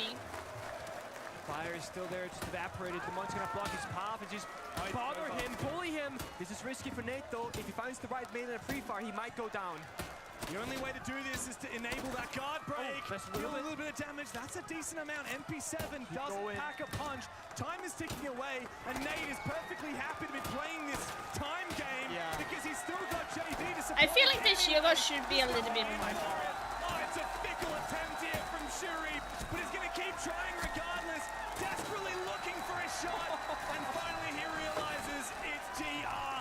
FURIA have finally got themselves back into it on the attack. And that's kind of stupid. Nothing as well. You know, it was JV making a huge play into sight. It was KZ making a huge play into sight, winning more than one engagement, I will say. For the most part, CAG had the win condition. They had the verticality. They had everything. And it was popping the Goyo canister for JV. Yes, it was. They got it to a 2v2. Nade's in front of another defender. He can call him out. JV picks up that one, and then boom, 2v1 post plant. And I think, actually, with that Monty exhibition that we've just had, we might be seeing the shield break getting buffed a little bit more. Certainly. The Des kind of highlighted some of this on border is Leo and Gabriel Laxing saying, yes, they got good individual skill, but the teamwork, this was FURIA having a duo system right now, Nade and JV covering each other, making that progression forward. When Monty of Nade was getting aggressive, you're getting meleeed, he stepped in behind him. We see Goyo right there dying while meleeing mid-animation, and it saves his teammate and they get the kill. Yeah, it makes you wonder for CAG, what are they going to do if they keep coming up against this Monty? But the electricity now, Sako, for this season, by the way, it's you're not going to be taking any damage from the electricity, but all the gadgets will be destroyed by the electricity. And Clash got a rework, so Clash will not deal any damage now, it's just going to be slowing down. And her shield you can put down on the ground and activate remotely her shield as well. So I think that's one of the more bigger changes. Jackal also got a change, where you can see how old the feet scan is. And it's only going to do one tick as well. To just find a way to get over the line so far. That's that 1% difference that can make or break a round of Siege, and FURIA, they got 5 players with more than, I think, 1% of skill level and experience, of course, on the board. These guys have made a lot of grand finals, and they've won 75% of them so far. Incredible scoreline. It's another early, slow start for FURIA, no surprise there, because again, they're respecting CAG if anything right now, not taking that risk, not saying, we can just outgun them, we can just walk on it, we own this place. No, Jackal, you have to earn it still. Look at this, guys, look at this. When he scans, so when he scans someone Philippox, you're going to see how it's looking. Blackbeard also got a little bit of rework as well, so his glasses, like the shield, is making a lot more noise when it goes up and down, plus the glass is tinted, so you'll be able to see easier when it goes up and down when you're using, when you're looking at Blackbeard. The round should be done, but we've seen 2v4s before from FURIA, so what's a 3v5? Gotta hold on. Don't expose yourself to those gunfights. You have the verticality. You have the bomb site. If you're the anchor downstairs, just hide. Pick a nice comfy corners and have your teammates play around you. This can still fall apart for CAG. It's a tough one for Anaton because you don't want to inhibit him. You don't want him to not make the aggressive plays because he's the one who's been fragging. But then when it's a 5 versus 3, you do want to inhibit him because you want to just win the round out. but understanding your role in every single round. And that one was about passive play from Anaton. A flank going out for Akali, plenty of time, but look at this, just like that. Fury, they're back in the reins. CAG need to stay on top of this round. Akali's going for all. My God. Everybody else has been accounted for by FURIA. Akali needs to come through. Whoa, damn. He's put down before he can get back to sight. FURIA, map point before you know it. You give them an inch and they take a goddamn mile. You cannot let them ever have a sniff of winning a round because they will find a way. That round, unlike the others, might be more of a tilter because there are so many ways to win that round by simply doing nothing. Thank you for the lurk, Sacco. You can have so many different conditions. Verticality, crossfires, numbers advantage, information. They had no good options to brute force anything. We didn't see a Munchie and a Capitan, a Grim and a Demos, like fancy stuff from FURIA. They just walked in like they owned the place. They just won gunfights. I was kind of just wondering, what do CAG ban away here? The immediately obvious answer, I think, was the Montaigne. It allows them to play some of the bomb sites a little bit more effectively. Of course, the information provided by Nade when they were all the way down in labs in the basement were able, it was able to win FURIA the round. So I'm not surprised to take that one away. Oh, yeah, tough call. That last round, though, was a bit scary. I mean, again, another round where there was such a significant lead for CAG, and it slipped away. We've had, what, 2 2v4s and a 3v5 now? We've had a lot of moments where you think, yeah, it should be over. And you even said it, the round should technically be over. And I think in a lot of matchups, it does follow that term. You kind of know when things are done and dusted, and when things can keep up. You never know with these guys. And the same thing can be said with CAG. Yesterday, in their final round to qualify for the grand finals on Border, they were up 6-3. And they do like a full bomb set rush that doesn't work half the time, if not more often half the time. They did it flawlessly. You never know what these guys will do and how well they will do it. Amazing illustration by the guys down on the on that one in the pre-game, I will say. Can I just point out something I've seen teased out here by FURIA? What's that? Well, we know it and we love it. CAG like to bring the Ying, they like to bring the shotgun. But did you know that KZ is partial to it as well? I do now. Nade, you bend the Monty where you play the Blitz instead as well. Shotgun? I mean, APAC, they're the founders of being shotgun. It would be one way to take them out in the first map by using it against them. Now, FURIA, for the first time, are playing for a very fast, or aggressive at least, execute style. It's about the smokes are gonna come out, the glass, the Ying, the Blitz will lead the way forward. They need to get the opening kills. The way to win this round, if you're CAG, you need to shut down that push and win that first initial gunfight. Just cheeky. Oof. Cheeky bait there. KZ with the pistol, no less. And in fairness, you wouldn't expect a player on the upside down rappel of that door. Oh, very, very rare that you would see that. Very clever, the timing here from FURIA, using the cover from KZ to make sure that Herds gets his Rotero drones safely in the building. Yeah, this is the thing, they're just prepping for the push. Clear the barbed wire in the right positions, get that first exterior wall inside of Ops room, and then when everyone's ready, they're just gonna send it all the way in. Oh, Herds actually might send it right now. He's just crossed on through. He does get punished here by Shuri. A very devilish position, and another 3v5 early in the round here for CAG. But guess what? Nade's going deep. A C4 from Anaton. It's desperate times for FURIA, and that calls for desperate measures. KZ with the shotgun tries to send it up, but CAG have read this perfectly. They're using their gas. They're using these keeper barriers to lock out these positions and make sure that FURIA can't go right now, can't take advantage of the chaos. We're saying we don't want those gunfights. We're peeling back. It is catch that second last Candela. Last one in point going out. You have 1 HP. Rotate's not quite good. Still can't get in. The flash is done and dusted now. Just gotta brute force the gunfight. There's no more flashbangs. Should be a done deal for CAG, but we've said that before. Low HP on KZ, but he's trying to bait at the moment for Philippox. It doesn't work out. Damn, good good. Round for CAG. They're second of the match so far, and we can see Anaton. He says 2 more rounds. That's all we need, 2 more rounds. Feels a little bit, I don't know what the word is, a little bit risky from a FURIA point of view to try such a play. Now, I don't mind making the plays. I don't mind trying to push in, if you're Herd, push into the bomb site as the breach is going off. Be a little bit unexpected. Yeah. But like we said, CAG, they're kings of the unexpected. They're kings of the Ying shotgun. They know everything that's going to happen, and they dealt with it so well, of course. Sharit was ready for it.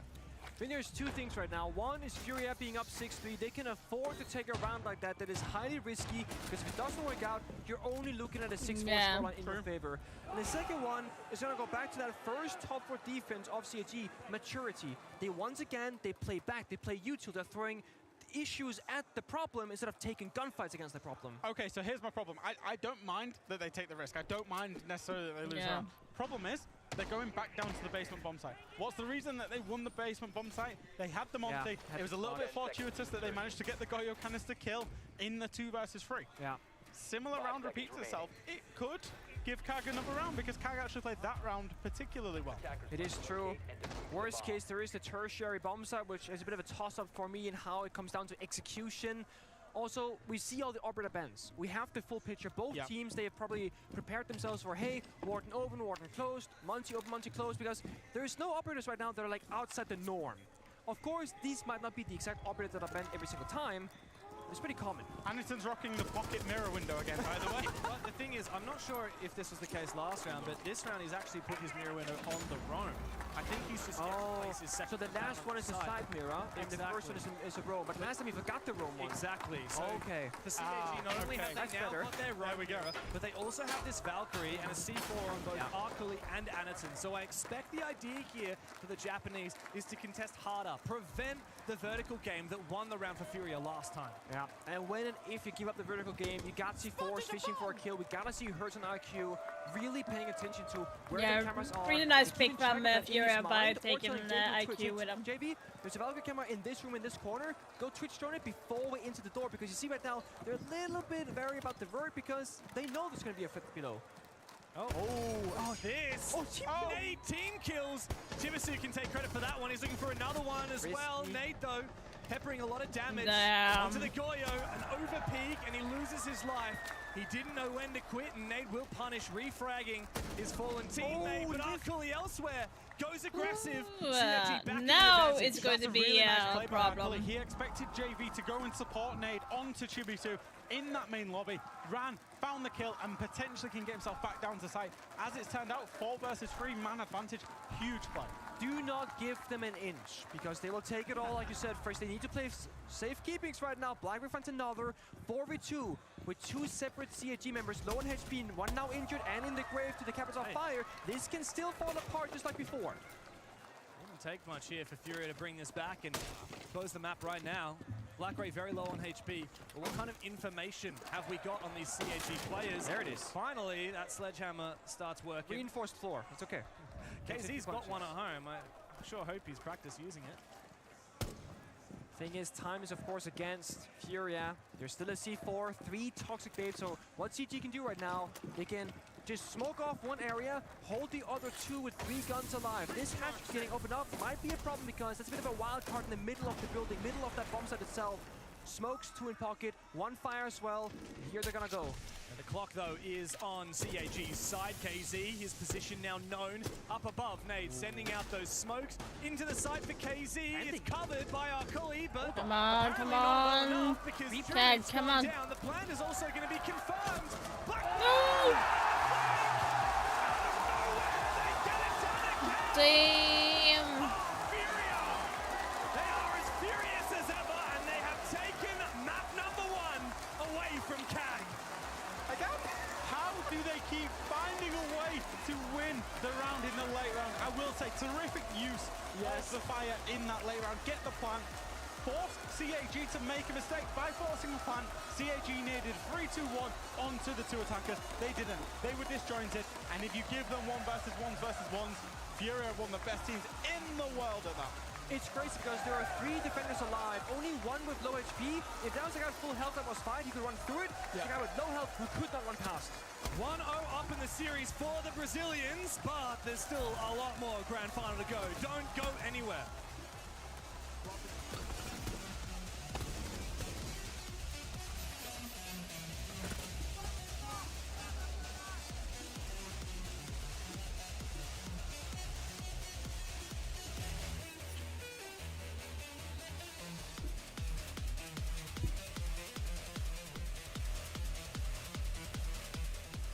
Well, hot damn, that went to shit.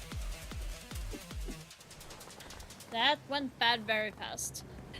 So guys, I might be like a little bit AFK, or like I'm still sitting here. I have a meeting with my organization, Ace Attention, and it's a mandatory meeting, so I can't really skip that. So I'm going to be sitting in Discord, but you will not be able to hear them though, so... But just so you know, it's going to be... I'm going to sit and listen to them, so... and you will not hear me talking as well. But if you have any question, or whenever you are writing something, I will be answering back. So no worries about that. So I'm technically not gone. I might want to go pee before the meeting, by the way.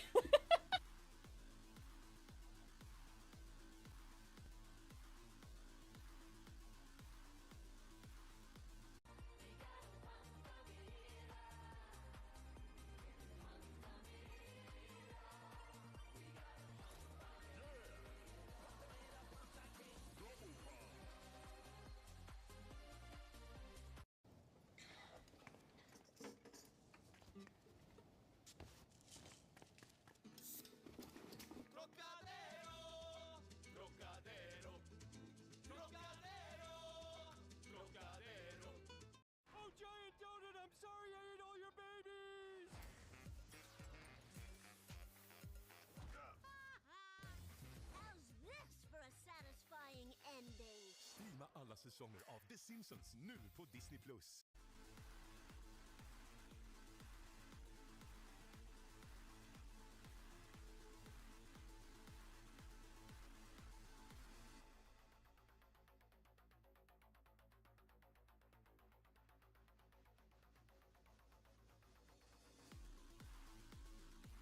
I'm back.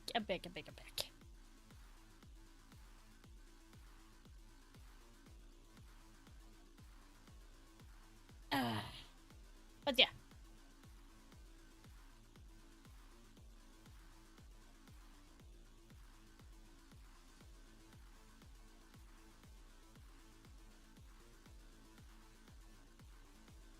Do I have another pack? I should be having another one, right? Yes.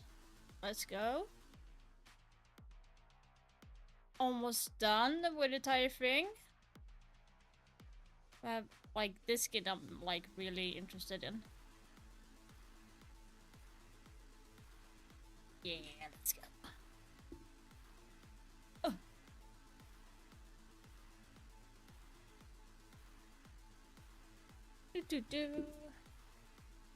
Good night? What?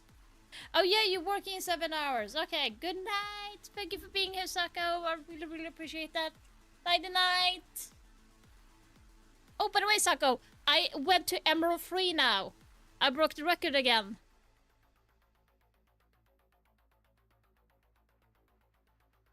So yeah, still 1.2 KD and I am in Emerald 3 now. Ha! I'm getting better. Well, take care, Sako. I'll see you on the next one. Bye-bye.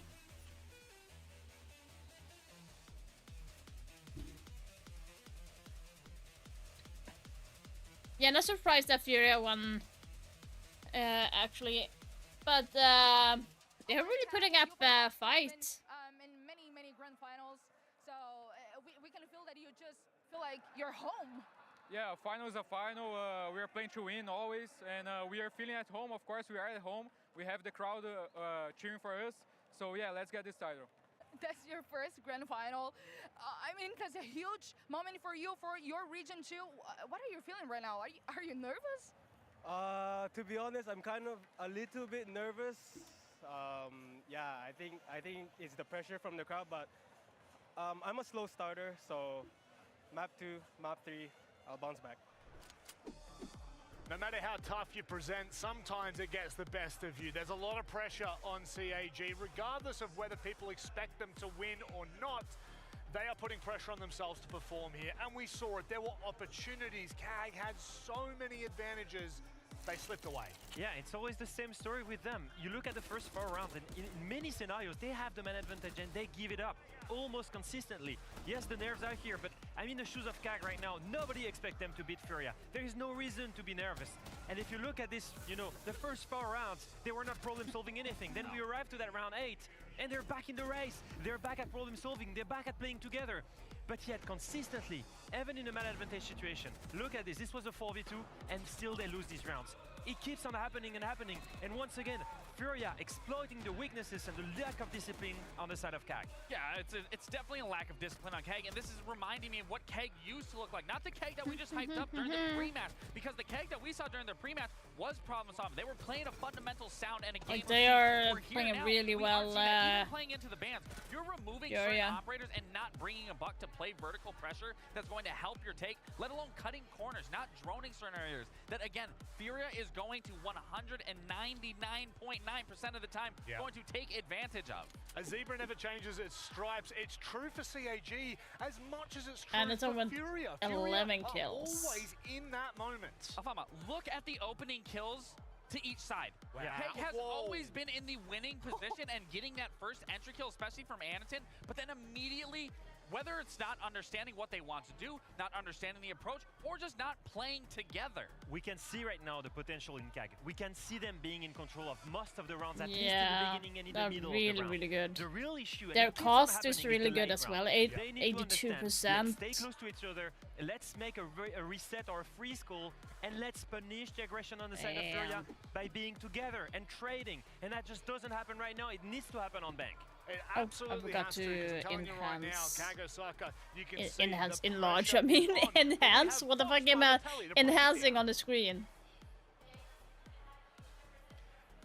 FURIA loves playing from a disadvantage. They weren't getting the opening kills, but strategically, they were always one step of the way. So we can easily break down their hold on this mid-floor site. They're holding top floor. So first things first, JV92 is locking anybody coming from study. KZ with the holes locks anybody from bathroom side. And the most important part is Herds and Felipox with the shotguns in the smoke to be able to lock down the green stairs outside area, making it so difficult to get in that CAG wasted 2 minutes trying to attempt to take top floor. CAG knows we're in a position that we need to make something happen. What do? They go for an amazing sight hit, right? They have Anakin and Blackray able to push in through the door. Chibisu death marking and being able to walk through the breach to push onto Nade. And the last player with the death mark on Nade. Oh yeah, it pushes was Nade when all CAG way won to the round. Shurip, Yeah. was able to catch the beautiful kill. And CAG does a great job of understanding next step. We don't have top floor control. We need a plant in the smoke. They're luckily enough Yeah, able they to get lost that smoke one, yeah. off.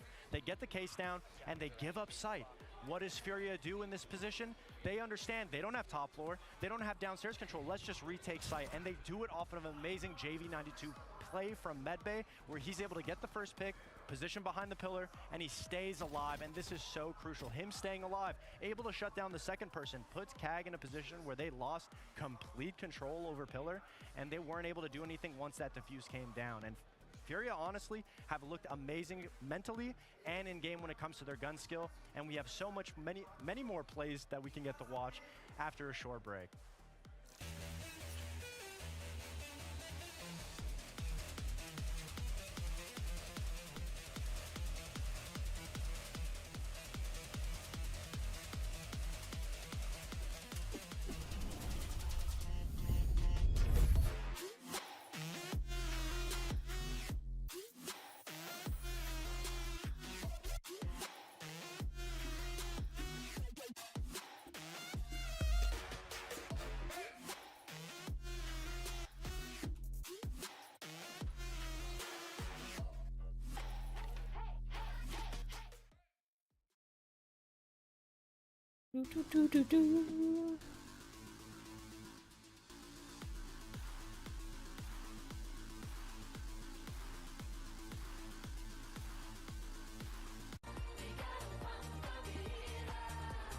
Yeah, we need to not have that because I had so many times where I was like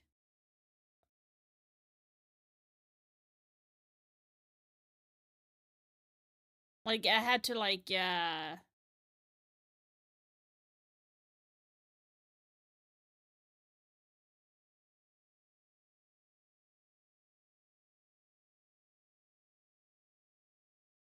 I don't want to get like more copyright thing because if you do that too much on YouTube, it's going to be crashing.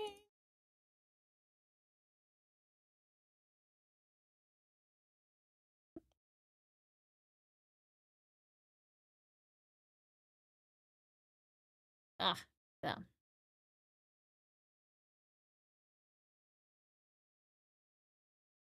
Oh, I might wanna need to do this.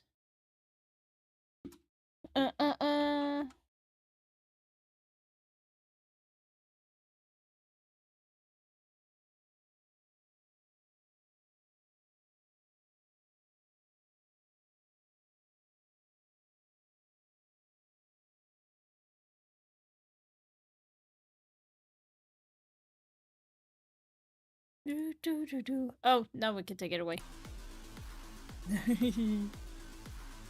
It's gonna be very weird hearing from this side and then listening to the meeting at the same time. It's interesting indeed. What do we think, guys? Do we think that FURIA will win the next map? Or do we think that CAG will get it? Because it was Lair and then it was... What was the fifth, the other map? I know it was Border... Bank. It was Bank. But here we are. We have 3 keys of Game Pass to give away for the fans, but they need to answer the question right. That's right, Maria. So not only do you get Game Pass, you get 3 months of it, and you get exclusive items in SiegeX when it comes out that nobody else get their hand on, right? So what we're going to do is we're going to ask some questions right now. Starting with you, sir. Question number 1. Who did FURIA beat to get into the final? To get into the final, I came to the game yesterday. It W7M. was them, W7M. Correct, W7M, you get a pass. Should we get another one in? Yeah, another one. You ready? Okay. Where did the last 6 Invitational happen? In Paris. No! No, Montreal. No. You know. São Paulo. Oh, it wasn't Oh, Sao São Paulo. Paulo. Does anybody know? The last one? The most recent one. Montreal! Boston. Boston! He got it Boston. right. There you go. Oh, okay. Okay. It was Boston.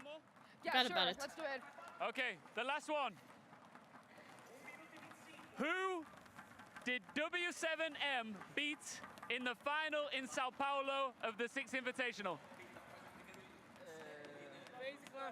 Space Clan. Correct, Space Clan. We got another winner.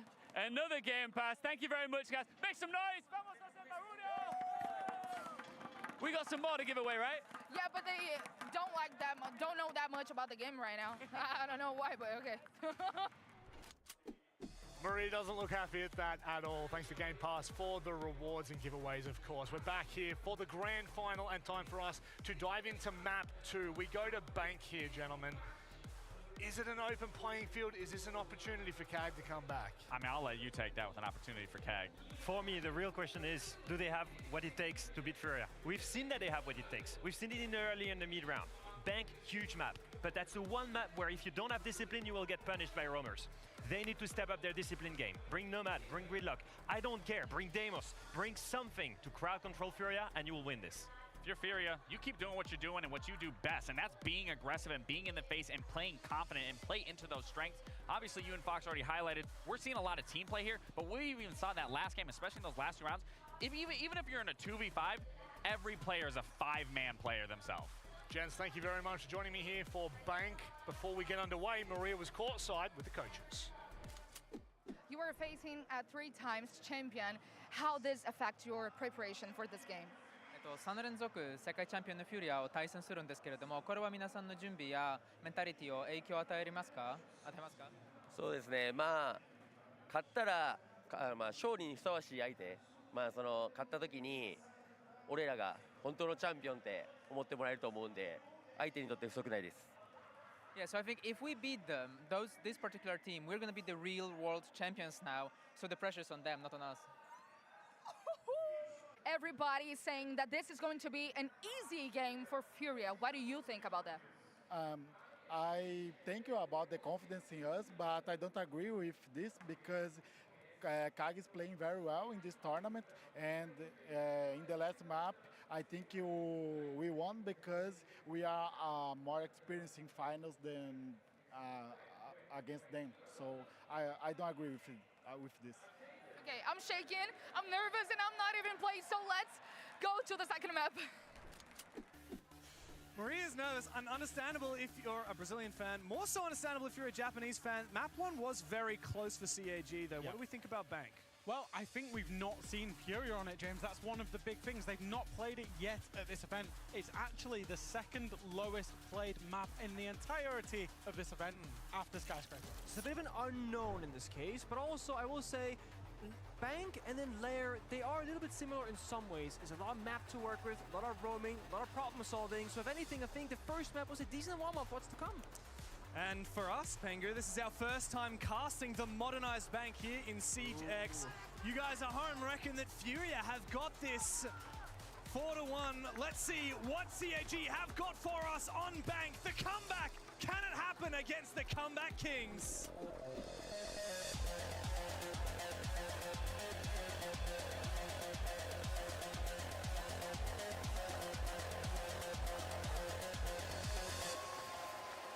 I love that we're getting to hear from the players between maps during a series. Yeah. Arculi had a slow start, and we were kind of sitting there. He was 0-5 or 0-6 before he got his first kill. He sat down on stage with Maria. He's a player who naturally and always typically has a slow start. He will bounce back on map 2 and map 3. He now has to keep that promise because CAG, they need every single gun skill, every kill, everything they can use in this matchup. And Arculi is a player who's actually only been on this roster for a month. He was on CAG a long time ago, previously, and then he went over to Crest, and then very recently, actually after CAG's impressive performance at the Boston 6 Invitational in February, he's come back, and I will say he's come in and fitting like a glove. CAG have been making, I would say for the last 2 or 3 years, lots of roster changes to try and figure out what the best CAG looks like. Obviously, given we're an S-tier international event grand final and they're here and they're playing. This might be it. And they're playing well, I think this might be it, yeah. Absolutely. But I will say for CAG, it is only upside. Like, we all know that FURIA are favorites, and FURIA are, let's be honest, the expectation is probably FURIA are expected to win this 3-0, right? Yeah. Anything above that for CAG is upside. They've only got upside. There is nothing to lose in this game, and you can see from their mentality, the way that their teams are speaking, the way the players are speaking in the interviews, just their demeanors as well. They don't feel the pressure, and that can make them quite dangerous. I mean, the context of expectation here is utterly insane. CAG were hoping but not expecting to make main stage, right? They never made main stage, despite playing at, 12 events in the past? Their first ever debut on the main stage, and then their first ever semi-final, and then their first ever grand final. It's been a week of firsts for the Japanese roster. Winning a map against the former world champions, I mean, that's just another cut above, and yet still possible. We saw that on Lair. Yeah, I think even though Lair was a loss for CAG, there's also a big one-up for them, so to speak. That they showed that they can go toe-to-toe with FURIA in so many different rounds, in so many different ways, besides the clutch factor. And clutch is something that even some of the greatest teams in the past haven't had that much of. You don't need to have clutch to be the best team in the world. FURIA just happens to have it, and like at the highest level. This is cheeky. A little minigame happening here in the garage. I'm trying to work out if KZ knows that the Yokai Cam has seen him or not. It seems to be looking at the roof, so I think he does know, but he's not been able to get rid of it until now. Genius, honestly. One smoke grenade for Yokai Drone. I'm gonna say worth. That second smoke grenade be utilized to try and take the gunfight, but here they come. 1, 2, 3 players. Another smoke comes out. Is he going to be able to find this one? He just needs to find the feed, but Shurip on the long angle finally takes down the glass. Thankfully, JV has come through just in time to get a refrag. Meanwhile, Felipox has actually snuck into the bank vault. There's 3 CAG players still alive. They have the numbers advantage, but Felipox is just about to change that. Chimasu's got no idea he's coming around the corner. And now knocked out of the site. Blackray and Arculi trapped in server as JV brings that diffuser towards the site. Should be a free plant right now. This UCG had no crossfires. Now they lack a way in. This plant will go down secured. It will be a 2v2 retake attempt from CAG. How is it going to work out, though, with Blackray and Arculi coming from separate directions? And Felipox seems to have a good read onto the position of Arculi. An easy spray down through the wall. Everybody knows where Blackray is. Another numbers advantage for FURIA that they pull out of their asses. We often talk about IGLs in Siege, Nick. We all often talk about IGLing around and the theory of around.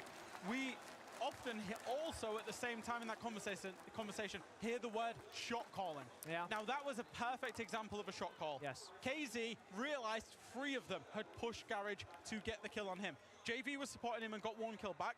That was the trigger point. That was the shot call for Nade to drop site, for Felipox to drop site, to flood site. Because if 3 are in Garage, that means there is maximum 2 elsewhere in and around site. They get those kills and they clean it up from there. And I will say a big pop of the Goyo canister as well for the Felipox to trap the 2 players outside of site. The thing that hurts me the most is that I think CAG made such a beautiful play using 3-player Garage, because we know some rank play as well. If you lose Garage control, there's so much bomb site pressure, that red hallway you lose control over it. There are B-bomb as well.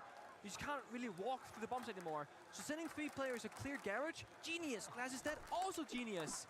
It comes at a cost. It comes at a price. It was the right play by both teams. That's what you want in the grand final stage. CAG, the right play to get that kill onto KZ because he was a huge threat for them. But a great shot call and a great reaction straight away from FURIA. Decisiveness to get that round over the line. Like, had the CAG players killed KZ, maybe a 1-for-1 trade, got themselves back to fight, that play doesn't happen. Exactly. And the thing about that base bomb site is that it's pretty safe. You got reinforced walls, hatches, etc. When you're going top 4 on that second bomb site, you're thinking, oh, we can bring Castle, Asami, Mira. Well, 2 of those 3 operators are gone. It has been a Castle, Asami operator ban, which means the bomb site is very open with nowhere to really hide or play from. And off the rip, JV from ATM Repel. It's a classic. Gets a kill. You hate to be that guy that dies to it. It's a classic in my ranked game. Yeah, I will say. It's a shame as well because Jibasu having that DMR on the Aruni, he was one of those main operators that CAG wanted alive to contest. Those long-range fights. Hang on a second. Yeah, he knows. Lurking downstairs. KZ hunting for a kill. Full information on Arculi. Only can imagine that he mustn't have activated his ERC-7 disruptor on the Vigil, his gadget, to try and prevent those drones coming through, and it leads to his demise. And now FURIA are really in the driver's seat of this match. A little pre-fire from Anaton is lucky that magnetized to KZ's head. That's gnarly. They reinforced all the CEO walls as well, so that heaven portion where KZ was playing from was very safe, but they've lost presence now. We saw a shield and Philipbox coming out. Echo is a great counter to the Blitz. If you stun a Blitz operator, he's gonna sideswipe his shield, expose the entire core of his body and his head. So with 1 Yoga drone and 1 player looking for a swing, they can try and get this kill. Blitz hears it though. Yokai stun missed, and he's got backup back downstairs from Hertz. That Yokai is going to be deadly against this Blitz. It will force the shield back. However, a good shot from Hertz, and the Rayora comes out. The newest operator to enter the roster here in Rainbow Six. People are still figuring out the best ways to use it. It's disrupting this crossfire. It's enabling Felipox to push on forward, to take these fights. But Shuri takes down the Blitz. Trade back from FURIA. They have those numbers, but CAG are still alive on site. Want to see those crossfires now, but there are none. Again, the team flash. Doesn't matter. The injuries for Anaton. 1 minute to clock this round with 50 seconds left. What an angle from Anaton, but quickly traded by FURIA. Another valiant attempt from the Japanese. But these guys, when they're on the attack, you just can't count them out. You can't ever. FURIA are simply incessant. What do you do now, Freshy boy? I feel like with Castle Sami, that bomb site is doomed, no? Yeah, it's hard. That bomb site is so much harder to play, particularly for the bans, but also one of the previous tactics in Rainbow Six Siege. Core? Is that what we're calling it? The previous Rainbow Six? Core. When you could jump out of the CEO windows, you can't do it. You can still do it, but you will on ADS, and you are much more likely to lose that fight. We saw someone do it the other day. I think it was FURIA. Yeah, it was got the hip fire though. Yeah, I think it was Rin on the hip fire shot. We saw it in the show match. I will say the show match was played on Bank, and it didn't work out well whatsoever for Raza Company. I will say Bank's a curious one because the basement bomb site, I think traditionally is the best bomb site. Yeah. Then I think a lot of teams prefer the CEO bomb site, but maybe now it will be open area as was the tertiary site, maybe will start becoming the secondary site. The concern though is as soon as that Azami ban comes through, it's much harder to play inside of staff room because typically you want to be playing on that B-bomb. I think Bank, and correct me, you know, this is very much from feel. but I think Bank feels attacker-sided. Teams are comfortable attacking onto Bank. Yeah, it was in one of the recent seasons. I'm not sure if it's changed, but I know last year Bank was very much an attacker-sided. Certainly more so with the new bans as well, and the way that you can compound them, because previously with the old operator bans, you could only ban one of the defenders. Obviously, both teams had to ban each side. Whereas now, when you're attacking it, you can ban 2 defenders as well. So you can get rid of the Azami and the castle and really force it into attacker-sided Bank. And you can ban whatever you don't want to deal with, and it resets on the flip side, right? So you need to say, oh, screw you defenders, you're going to have a miserable time, and they will only be that same way if CAG, when they go to attack, will ban those exact same operators. So things will change around unless you mimic the opponent. But since CAG are starting on defense, when they get on attack, they could be down. 2 for half again. Backs against the wall. Furia a bit lead, and that's where you don't want to find yourself. Furia now looking for a play, server stairs and electric door. They have such a good idea of where those defenders are playing from. Archives, tellers, by the bomb side door. Blackberry upstairs and janitors. Might not fear, they're applying pressure from 2 different areas right now. The bomb side and stockroom up above, but again, no Asami, very hard to hold. Straight into a Drew Mine for poor Philippox. A little bit of a spray through the wall from Blackray, but it doesn't find the blitz as of yet. No more Goo Mines from Arculi can be thrown upstairs. He's all the way down on site. He's watching that hatch drop, which is oh so much more difficult these days, which changes to aiming down sights while falling. Meanwhile, speaking of falling, CAG have gone back downstairs, giving up this map control to Furia. I think that's really good from CAG. We talked about them maturing, we've talked about them playing for win conditions. Their win condition was not fighting out on the top floor. It was getting back to site, pushing themselves, as you can see from this top-down POV, into tellers, into archives, maybe even down the basement hatches if they need to, and then flank and drop onto the attackers as they execute onto site. They're very much playing the map, but there's a block upstairs from Casey who can rip that floor apart and take archives and Tiller's control. Arco's position here, if he goes undroned, is absolutely massive, because he can cover the hatch drop and the window jump. The question is, Furia, what do they want to accomplish? A flank right now with a yellow ping information, looking forward, knows to survive this elevator position. Blackray, he has to win that fight, and he does. Rare to win a 1v1 like that when KZ knows you're coming, but he does. Stay alive CAG now. the advantage. That's the critical win condition, right, Jack? CAG need to just play passively. They have the advantage, and now they're looking to try and harass this blitz. Force him back. 25 seconds. The clock is CAG's best ally. She keeps long for time. There's one Yoka left in the pocket, and El Spray goes through, doesn't find the kill though, and Furia, they're locked out once more. This is the concern for Furia. They haven't found the kills, they haven't found the plant, they have to go deep, but a kill from Philippox, they open the floodgates. CAG now, all they have to do is find this poor blitz planting on the side. The injure and the kill to come confirmed from Shurib. And Cyclops get themselves into the second map. It's gonna be another one of those, I think, like Lair. Back and forth, weird rounds, different pacing, fast, slow. I love the Echo usage now. 2 rounds in or 2 maps rather in a row, where they can get information, lash out, make a play, and then chill back on the bomb side. This might be stating the obvious, but given that Furia are better gunners than Cyclops, Cyclops are having the most success on their defenses when they're not fighting them, when they're scarpering outside of sight, when they're basically being ghosts. What they want is they want Furia to drone position, have to re-drone it, check they're there, move, be fluid, and then eventually play for the late round. Because Furia, you know, I wouldn't say executing onto site is their best thing. They want to be in brawls with teams. When CAG don't give them that boxing match, when they don't give them that brawl, Furia are showing some signs of weakness. And despite that round being won by CAG, they're the ones to call their tactical timeout. Yeah, and a lot of reasons for this, right? This could be you as a support staff talking about the 3rd operator ban, really locking that in. Think about what you've noticed so far that is not going according to plan. You can also be noticing maybe a weakness from Furia, like Jack just mentioned very, very well there. They're struggling when you don't give them the gunfights. The issue is on Bank, without the castle, without the Asami, I feel like only basement and maybe open area, this can work. When you go Archive Stealers, if you want to go that 4th bomb side, when you go top floor, you cannot hide from a fight. They will find you. So 50-50 in bombs of success there. But I'm curious what CAG are thinking right now. Very much so. Oh, you guys can't see the operator bands just yet, but we can. Spicy one. Spicy 2, actually. So they're matching the energy right now. There is an Echo band coming out from the side of Furia and a Dokubi band from CAG. had Echo survived the Arbiter ban phase, he would be even stronger because Dokkaebi would have been banned. It's a smart ban from FURIA. For CAG, they clearly have already planned that Dokkaebi ban to enable the Echo play, which we saw quite successful on Lair. For FURIA, that's a reactive ban. They've seen how good CAG are with those Obs tool operators, including the Echo and like the Valkyrie, and they want to ban that out so that we won't see Anderson playing that for the remainder of this half. This is the biggest upgrade for me with this Arbiter ban system, is that you can have your first two bans, which is Prep Work, Expectations. The third and final ban that we just saw, it's reactive. Okay, this Echo is a problem, let's get rid of it. And on the flip side, now CAG, they need to prep more than one playstyle on this map, because they know if they ban the Echo, we have to go to option B instead. So again, the dynamic of back and forth and counterplay, reading your opponent, it's so beautiful to watch. And what is option B in this instance? Well, CAG, they're going down to the basement bomb site. They've got the Valkyrie on the board, the Mirror on the board, and 4 C4s alongside the smoke. This screams the win conditions, same old bank that we've seen for literally years at this point. Nick, you were still playing when teams were attacking and defending it this way. In terms of if you get back down to the basement and then play for the plant denial with all of those on the board.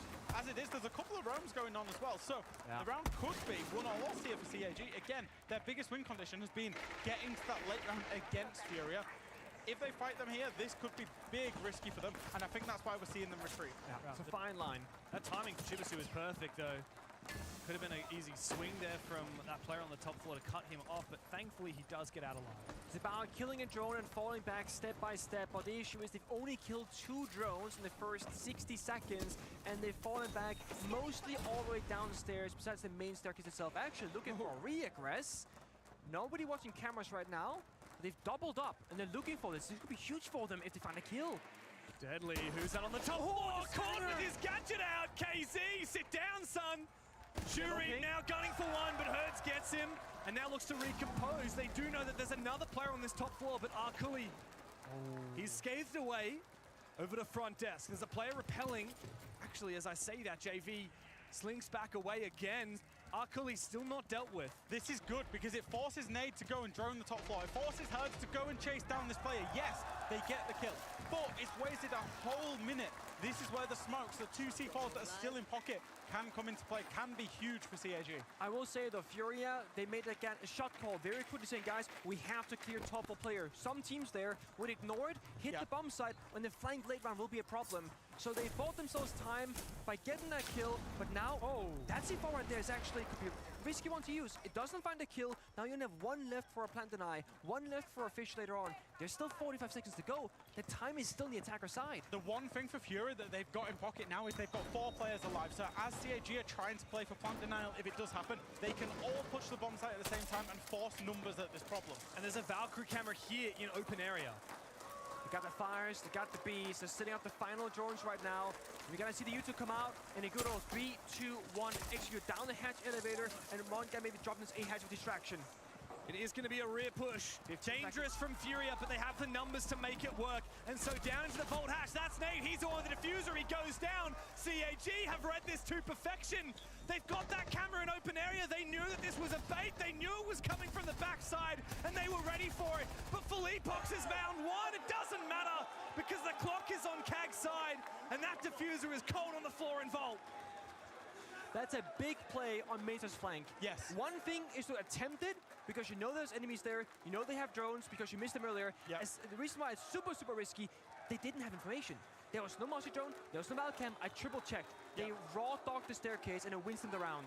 And when they did that Mesa's flank, they caught a great timing, because I was clocking who was on drones. There was 3 FURIA players on drones at that point. All of them droning out the middle floor. It was tellers, it was staff room, it was inside loan office, I believe, was the 3 drones. They had no coverage over main stairs. Who did they kill? They killed KZ on the IQ. Then what came in clutch? The Valkyrie camera in the open area. Now I'm back. And the lobby side drops, and that's why I'm like screaming, like the match is crazy. Sorry, I just saw that shot from Anderson. Like, what the fuck are they doing? Absolutely What are they This is how they got the perfect timings. When you're playing numbers disadvantage, you have to try and leverage, you know, how much can you watch? Like, So they are because there's, crazy! 3-4 billion hatches, staircases, etc., and garage, they smoke off elevator hatch, have one guy watch the lobby drop, and then 2 guys can watch main stairs for one of them, and then the A hatch for the other. They basically even the numbers down and how many spots they can watch by using utility. There's 7 entrances into that box. Oh, you just counted it, yeah. Main stairs, garage, 4 hatches, plus 6, and then the server room plus 7. Yeah. So, you have 3 defenders. There's 7 ways. Smoke off one, hold the others. Yeah. That's why that information that 2 were going lobby side was so critical. Yeah. And you want them coming down those hatches, don't you? Because that's when they come. Like, I feel like Fox is on for getting rid of the barbed wire on the stairs. This round for me is the big one. It's the make it or Are, break it. are they going to do a main push again? If you can get a victory here, your bomb set to start unlocking, and you can go to a strong one afterwards, an open area, for example. If, however, you are unsuccessful, Really good clears the best for you can do is, of course, that 3 Philip Fox there. Getting Ooh, this nice right now late could cap. sit for a 4-2, Really nice. which defending on bank would be, I mean, so incredible. And already for Like CAG, it, like this it, round like is the better cab. than the last time they defended CEO Executive As a because Valve they're not main, starting I with kind 35. of They gave approve away of the 2 cabs. absolute freebies the previous time they defended them. They're going to be opening up stock to secure the stock around that area, and hopefully, like, FURIA will be able to push in and hold that, like, stock area to make the main push through the, like, the meeting area and go up plant, maybe through the B side. I do feel like, though, they should be going for an A push, secure the window and go in for plant, getting a really nice kill onto Adam. They are just running over like CAG at the moment. Like Acrylium is only one with I guess 4 people is impossible. Ooh, is this going to be like the end for CAG's journey right now? Will we not have... I'm hoping that CAG will win, because that will be a historic moment, even though they have already made a historic record for being the first APAC team to reach a semi-final in a professional stage. It's still a huge victory for the APAC region, but for them to win, that would be a defeat. Winning against the undefeated champions, like they said, they have won like 2-6. They won 1 6th Invitational in 2024. They came 2nd place on 6th Invitational in 2023. Then they won 2 majors. Like FURIA is like undefeated. Like they did the best of the best for a reason. But right now it feels like CAG is kind of like losing a little bit of the momentum that they had. They're having trouble reading FURIA, what they are pushing and doing. Just losing the overall engagement that they have is like I feel sorry for them. I want so more. They can risk losing a player, but in the end, I mean, they get them all. It's playing exactly what you see in front of you and what the defense gives you, and that's exactly what FURIA did. Now we're going to go to open area and staff room 4. Yeah, so this is going to be the last round for CAG to be on defense. After there, it's going to be attacking. Like, FURIA is reading them like an open book. They are being very aggressive. Has not been accounted for. He'll find his kill and back on out. Will FURIA be able to refrag there? Oh! No, and it lost the fight onto Philipox. Hurts is in another engagement, lost it to Shurip. It's like a battle back and forth. They like refragging after each other. And it's like, has not been 2 minutes into round, like the pace is high. But like now they feel like they are slowing down a little bit. FURIA is slowing a little bit down. It's a 3 versus 3 situation. Philipox of 50%, Blackray still at 50, JB2 92 losing a little bit as well. FURIA should slow down a little bit, drone, give the information, know where the last 3 players are, make an adjustment and then attack. So now the information is coming that Shurip is getting a free pick onto Philipox, and Nate just refrag again. It's like crazy. But now they know the Sheriff is like towards towers. They know that Black Ray is on site, and he's the only one on site. So the question is going to be, what are FURIA going to be doing with this? Now they decide to drone out Sheriff. Now the information comes that Sheriff is still in towers. Oh, and loses the engagement. God damn it! Not too good for CAG. I think Sheriff should have tried to rotate back to support Black Ray. Black Ray is one of the more high fragger of CAG. He has been having an amazing tournament with a lot of kills. Will he be able to do this? 2 versus 1 situation, not impossible. But no, FURIA wins this round. It's getting closer for FURIA to win this tournament. What's the difference there between the last time FURIA attacked it and this time? They brought the pace, they brought the aggression, they brought the lion. The pre-placed drones upstairs, they were aggressive. They wanted the gunfights with CAG. They didn't want CAG squirreling away, not giving them, because they didn't want to execute out there on site. They wanted to win it. Yeah, I feel like Sheriff should have rotated back towards main and helped Black Ray instead of being that aggressive. Yes, he knew where the other guy were, but he should have not been that aggressive that moment. Play time, go back, force the attacker to come to them and get the engagement from that wave, because you can hold cross angles and get the kill when they need it. Going for giving the enemy like 1 versus 1 is not like the best option for CAG at this moment, because when it comes to the frag potential that FURIA has, they are way better than CAG. Like there's no denying it. There's a reason why FURIA is one of the most aggressive teams out there. One of the reasons why they are winning those like tournaments that they have done over the year. They can almost take themselves out of the game, and look at this from a top-down perspective like we are as well. Thank you, Johnny. Recently, I said like in stage 2 of last year, October 2024, if CAG was to win this on attack, they need to bring in something that they have not done to catch Philipox and other team from FURIA off guard a little bit. Maybe CAG should be a little bit more aggressive like they did when they played against Wildcard. They were really aggressive in their gameplay, which made sure that they won against Wildcard. For granted, Wildcard and FURIA don't have the same gameplay, but I think it will work well if they adjust their pacing a little bit more faster and also have the confidence to take those engagements when they are needed and not give them necessarily the 1 versus 1 fights that FURIA loves to do. On Cafe, just speaking about the Twitch ban, they absolutely love banning away the Twitch. They often follow it up with the Bravos. We might see a little bit of a jump up, maybe not. Potentially there's no up. Look. He's been spotted. Oh.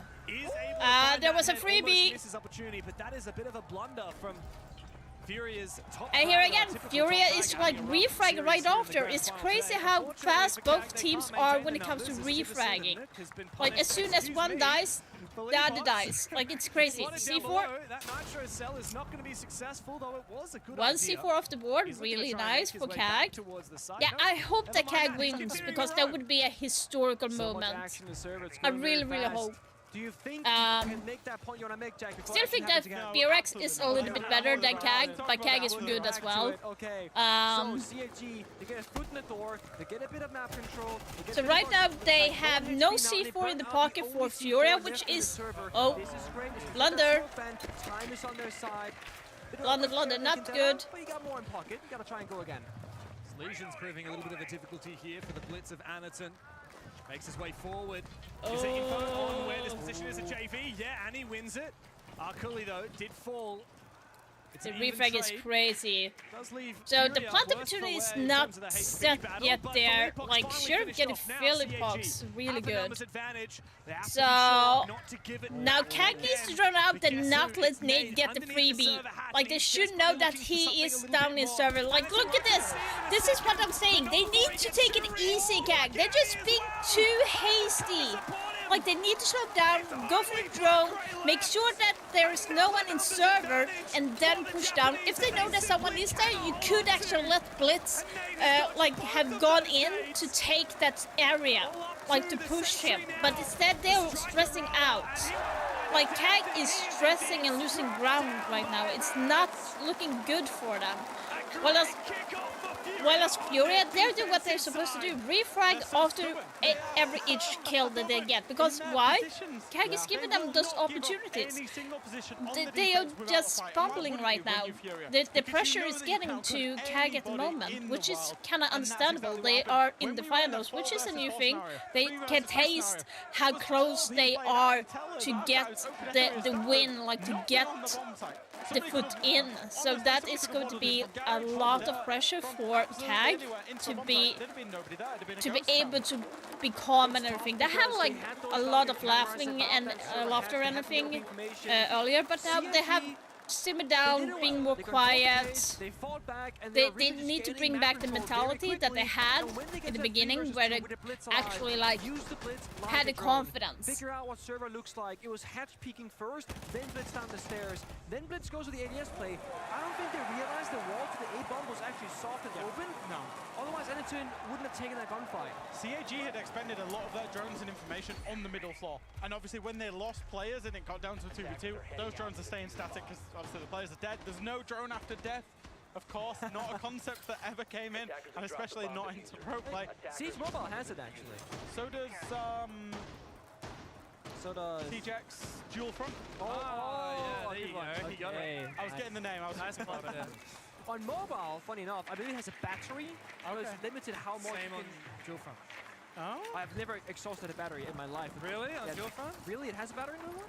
Maybe that was an early build I played. Okay. Oh. It may or may not. I actually don't know about that.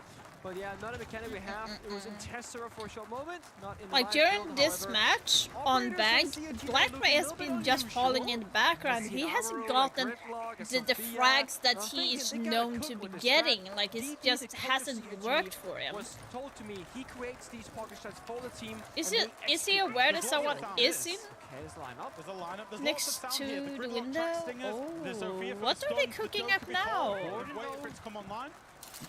But here's the thing, they have Casey on Warden. This is not the Maybe best. CSG actually gonna change their approach now with this rotation from Capital, but there are 4 players outside CEO. You can see FURIA, nothing's happening in the server elsewhere. They know Oh, this, I feel like this is going to misfire. The central piece will be Shuri on this Aruni, but Omaru rather, he needs to have an Oh, knew that. Volleybox tosses his out and finds 2. Nothing for CAG to do now. 3 versus 4 still on their windows.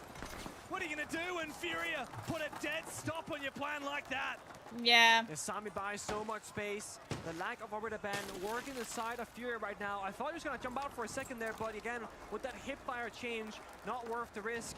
CAG, they spend one of their fires, they have a spare in pocket. If they rotate over Capital, use those grenades on Chibisu. Yeah, they need to push like from stock or from square at the moment. Keep one on the window to put some pressure to maybe Janitor, but...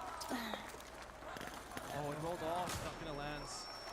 Unfortunately, that castle barricade cannot be cleared now by CAG. Could not get themselves in the position in time. It's going to need to come down to Anaton. Coming here from the front desk side, coming from those stairs, aggressively. Oh, yes, good.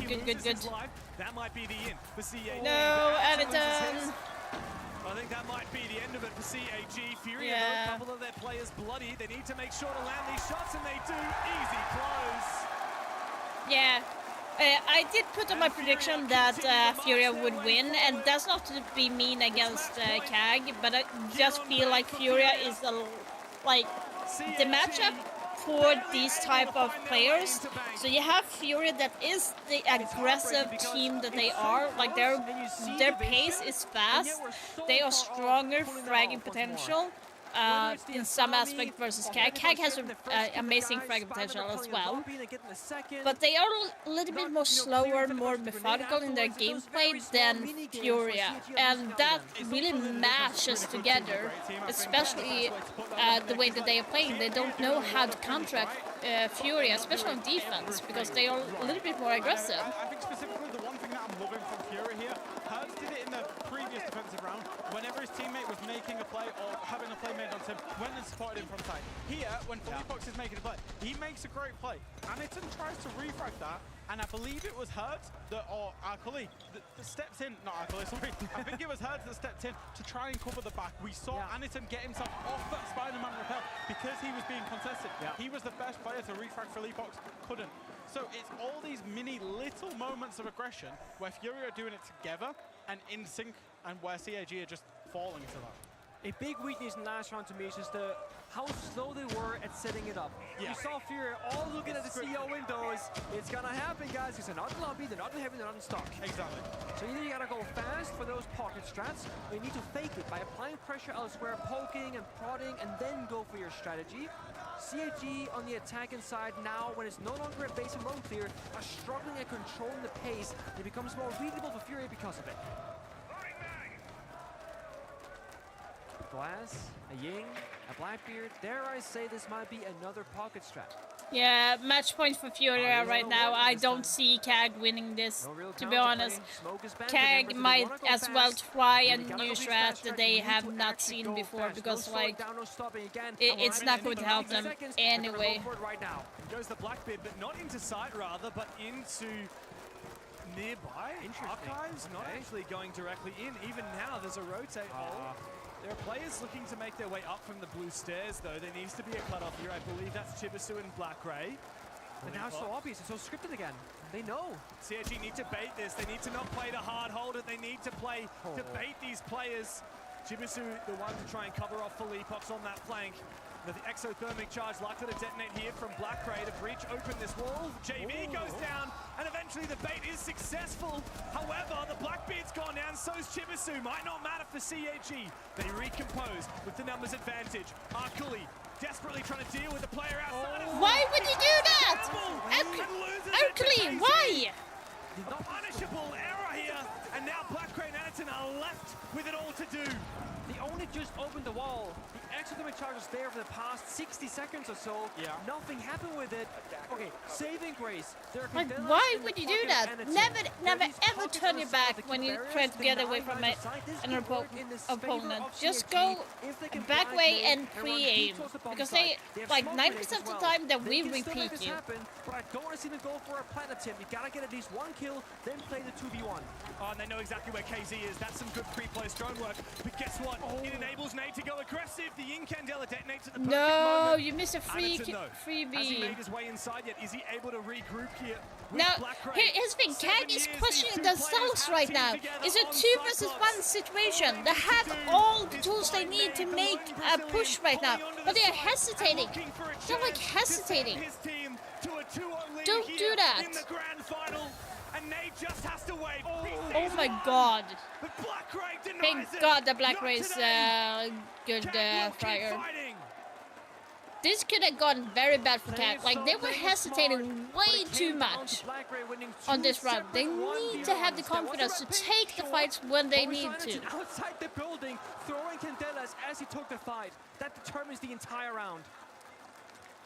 And again, I actually, this is probably one of the first rounds in this entire best of 5 that we've seen where I feel like CAG have got away with it. Where FURIA controlled the round better, but CAG managed to win it out in the end. And I will say it was close because they clearly wanted to do something fast. That operator lineup, it was very clear. It spoke to that. And I think the good thing for CAG, they were ready for the pockets of aggression. They were ready for the flank. They were ready for Hertz pushing himself into Tellers. They dealt with it. I thought they'd thrown it away there. When Arkuli just sprinted away, back to stock. Don't know what he's thinking. I don't know what he should get. At least have the 1v1 fight. If you have to move out of the position, have the 1v1. Blackray was controlling top square. The only place he could die from was stock, and he showed his back to it. But in the end, and Blackray, I actually want to speak about him a little bit because he's moved on to the fan. He's moved on to the support role. And I think for people who have been watching CAG for a long time, or say you watched Six Invitational 4 or 5 years ago, you would assume Blackray is an entry fragger because he played on the front line for this team a long time. He's still got it when he needs to, even though he's on the goggles. Washed up Ashmain gets a chance at greatness. 10 seconds remaining. Don't know if it's deliberate or not, but I love when teams to play it very slow in a 2v1 and just kind of bleed out your opponent. Nate is full of adrenaline, ready for a fight, ready for the clutch. He's in visualizing his head as well. Yeah. Nothing happens for a full 60 seconds. Don't get too excited, Pengu, but I know what you've already seen, and I just want you to sit So yourself Furious down if bottom you're not floor, gonna- this So, is... the Tanker is in. I'm happy that CAG got one round, but defending open area is not easy at all. I feel like Furious, they are bottom floor right now. I feel like it's... Because of that, they do this on Cafe. They clearly like to do it on Bank as well. They like to play loads of Maestro. They're not particularly playing a lot of operators similar to this, but when they do it on Cafe, they play loads of Maestro, loads of bulletproof cameras, loads of Melusi, loads of Valkyrie. Anything you would default back to take in a Twitch or a Brava against, Furia will then play it and use it against you. Change their win condition entirely from playing for the gunfights, then playing the utility. We've seen it go out here. Again, only really the Maestro, the bulletproof, and I suppose the Fenrir of JV, because you're not, unless you're shooting them, you're not getting rid of any of those Fenrir F-Nats. And they got the Tashanga because smoke is banned, so it's full circle right now. And the Gore's banned as well. Cadella used to force back those roamers, and this is where you're saying it, Jack. Yeah, They're that got playing shot to for utility, they're Cadella. playing for plant deny. They don't want to fight. One Cadella, they are Okay, out there. so I will CAG say this, needs to though. be I slowing think down a little with the bit. ones being banned, having There's a still blitz right 1 now, minute extra 40 important left, plant so that, they that's can taking still care of open the up, operator, taking but it you're easy up to against take Maestro some and Tashanga. I'm area not control. Sure the plan is going to be possible, even if it's what CAG wants. They're always keeping CAG guessing. The last time CAG attacked this, Furia was 5-man off-site, on the top floor or on the middle floor, fighting them tooth and nail. Now, it's been a minute 30, CAG have not seen one gunfight yet. So they're attacking into different defensive strategies every single time. Let's see if That's they a can real get the strength that utility Furia have off. for them. And again, they're manufacturing it very much because of the way that they're banning operators. They've even gone as far as to surrender server in control to CAG. There's no defenders anywhere but... Yeah, like, here's the thing, they have nade on the Lord Tachanka. It's a time-wasting machine. They are not going to be able to plant in server, like, they need to be pushing for kills now. This is crazy. Will they just try and brute force this? Like, very risky. Believe there has been some denial up above. KZ, though, protected by his keeper barrier. Absolute genius. He protects his position. He enables that swing and the denial of that plant. Now, Anaton is down. Another keeper barrier makes things awkward, but Chibisu has fought back. Traded again. These Evil Eyes now reactivated, and the fire comes to life in the site. Takes the opportunity to go for a swing. It's Furious win. They held it well. I was kind of... They did not... CAG did not have the right utility. 16 seconds left in the tank here, and Furia, all they've got to do is wait. It was hard because Brava and Twitch is banned. It's really hard to do anything.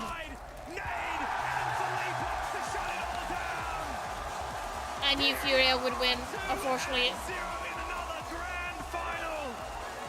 And CAG cannot get themselves in it. There's another map. Again, and there's just one more map that stands between them and another trophy raised here in Brazil.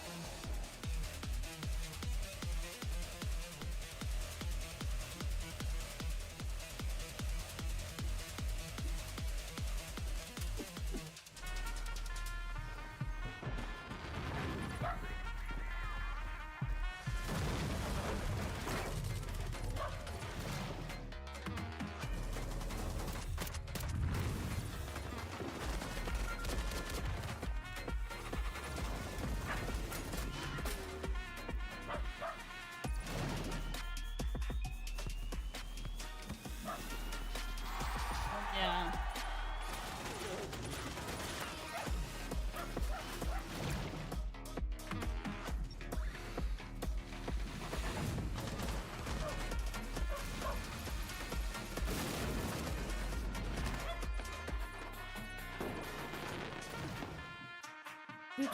Do.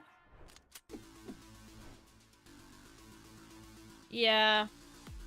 This is crazy.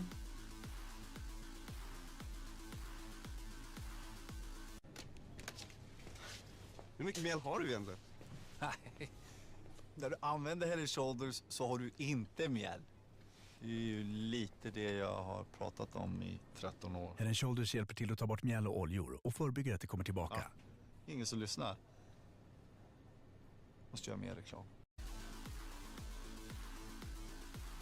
Yeah, that was a little bit sad, to be honest. That they lost it.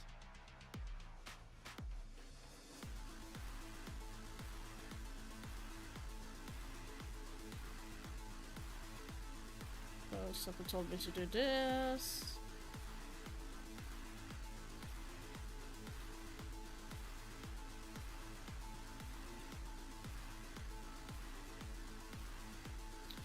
Yeah, I'm like, they're having a tough time.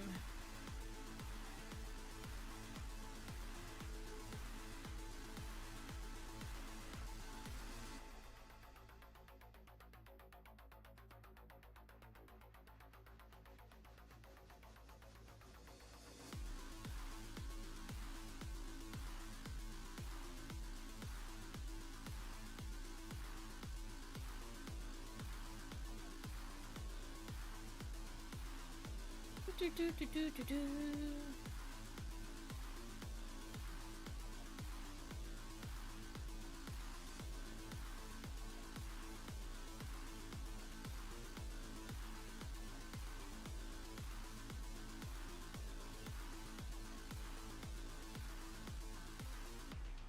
Let's see here.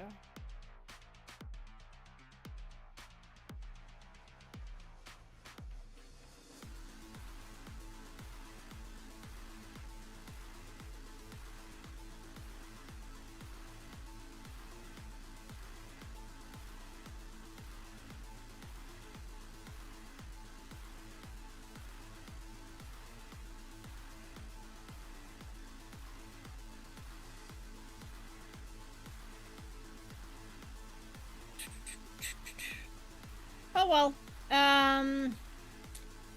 So the next map is going to be Consulate, right? Or did I miss that? Cafe, it's cafe next. Just there was so many maps. So the next one is going to be cafe. Consulate. No. Cafe, Border, Clubhouse is the other 3 maps.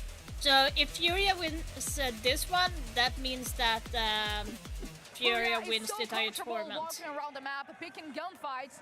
Is the strategy to beat an aggressive team being more aggressive than them? No, I don't think so. Philippox was telling us to play more slowly sometimes, but I said to him one round that I'm just going without drone, and I went there and we won the round, but the most of the rounds we were playing like sometimes not too much aggressive because we knew that they were coming to us, so we were just stopped waiting for them. But sometimes we're playing aggressive, putting our game to them to show them that we are aggressive too. We can be aggressive as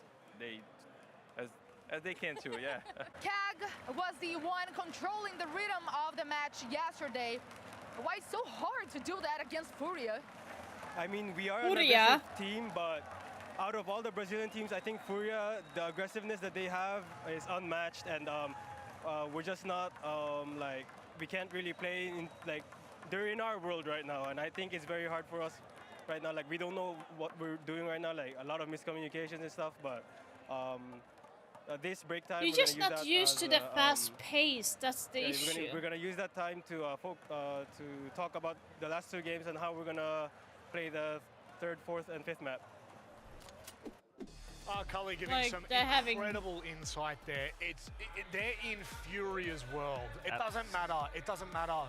They're stuck, Lax. That's not a good place to be in to hear in that call in right there. I mean, you're not confident. You are literally letting FURIA get into your head at this point. We're seeing it displayed here in their performance so far, but to say you're in FURIA's world, that you're playing into their style of Siege, it's not looking good when you're going into map 3. I will commend the humility, obviously, from Arcoli and the rest of CAG to be able to say that. Obviously, they understand the weight of the position that they're in right now, and I think that's the only thing they feel right now is the weight of being on their first ever grand final main stage, the first time they've ever made it for their region. So there's so much pressure on them, not only as an APAC team, but for the players individually. And just being a player in that position, every player understands what it's like to have the stress, have the pressure, and they're going up against FURIA, who's been playing amazing. I mean, when it comes down to the strategy, they're perfect. When it comes down to their playmaking, they're perfect. So it's so difficult for you to be in that headspace and to bring yourself out. You need a big play, you need big players, and you need big personalities inside the comm room to be able to talk to everybody, get everybody out of that drought so that you can pull yourselves out and hopefully go through to a map 4. This is just such a, I guess it's groundbreaking for CAG, yes, but for a lot of fans at home to see CAG in a position like this, we've never seen them put under this much pressure. We've never seen them on a main stage in a grand final. Hell, we've never seen any APAC team. It doesn't make a difference. They've made it all the way through all of the adversity, through all of the trials and tribulations. They're still here. And look, it's not like they're not competing. It's not like they're not in this. Yeah, I mean, remove all the stats, you know, for 1 second. Just focus on what got them here. That's the fundamentals that they have to play into because they are a strong team. They've shown everyone around the world that they can be the absolute best team here. It's just a matter of finding that. Like Fox was saying, whoever it is, whoever's going to step up into that role, doesn't have to be the IGL, doesn't have to be on Anaton. It can be anyone that can muster up the courage to bring everyone out that drought, bring out that slump, and start playing together. And we showed glimpses of that first map where they had everything in their hands, and then they just let it crumble. Now, Bank, I think that was a little more one-sided. Yes. But this team, by all means, I feel they have so much still left in the tank. They just have to get over that mindset. Even then, in Bank, they were getting opening kills. They just need to make sure that they're closing out rounds. That's their biggest issue. Don't let FURIA's clutch ability affect you once you get that advantage, because the mental game, that's where CAG's losing it right now. The series stats are well and truly with See, CAG exactly what I said about Leon, their how mental the FURIA game keep is bringing this taking back? over. That's the story for me. FURIA, they keep winning rounds when they're at a huge disadvantage. And we look at the very first round of that map, and it's exactly what will happen. They're attacking basement. And what do you notice here? KZ is completely isolated in garage. You've got 3 CAG players that know this. They've got the information with the echo, and they're gonna go and challenge him.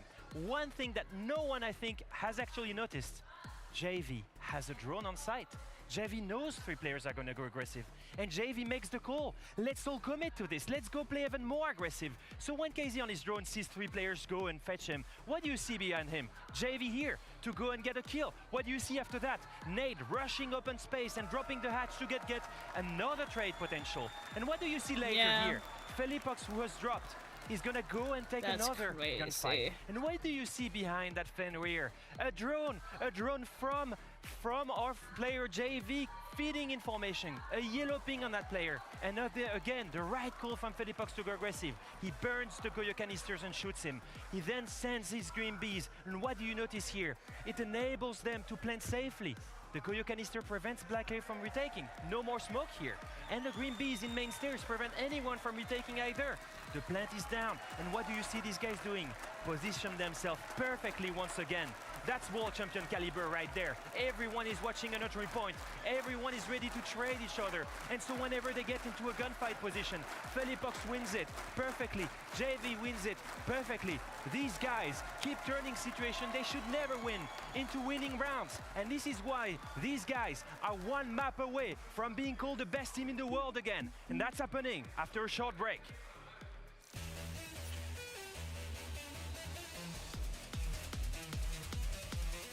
Yeah, let's see. Keep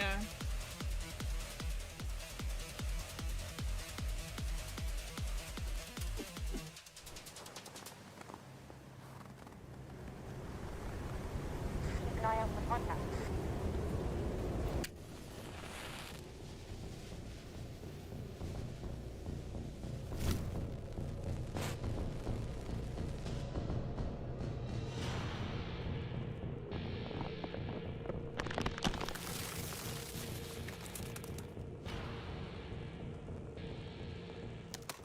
Available now.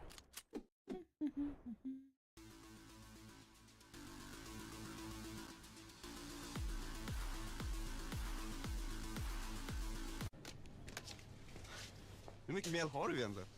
Nej. När du använder head and shoulders så har du inte mjäll.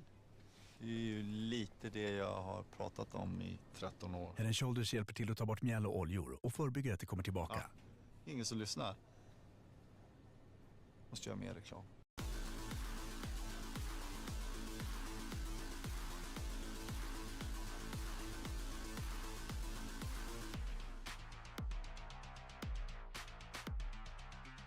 I got the last back.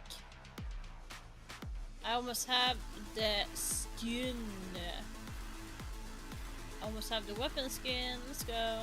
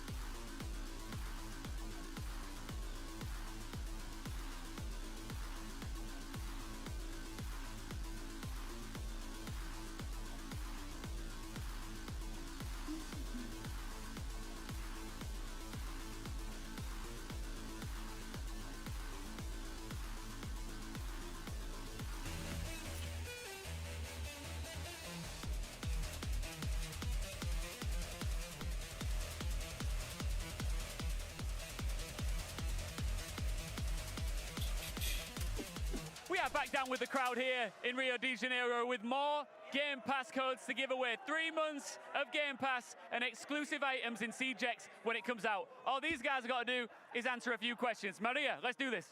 Let's do this. Let's see if they know about the game they play every day. So, name one map. Charlie. Woo! You got it. Now, name one operator from Rainbow Six Siege, of course. Traduz aí. Termite. Right answer, Termite.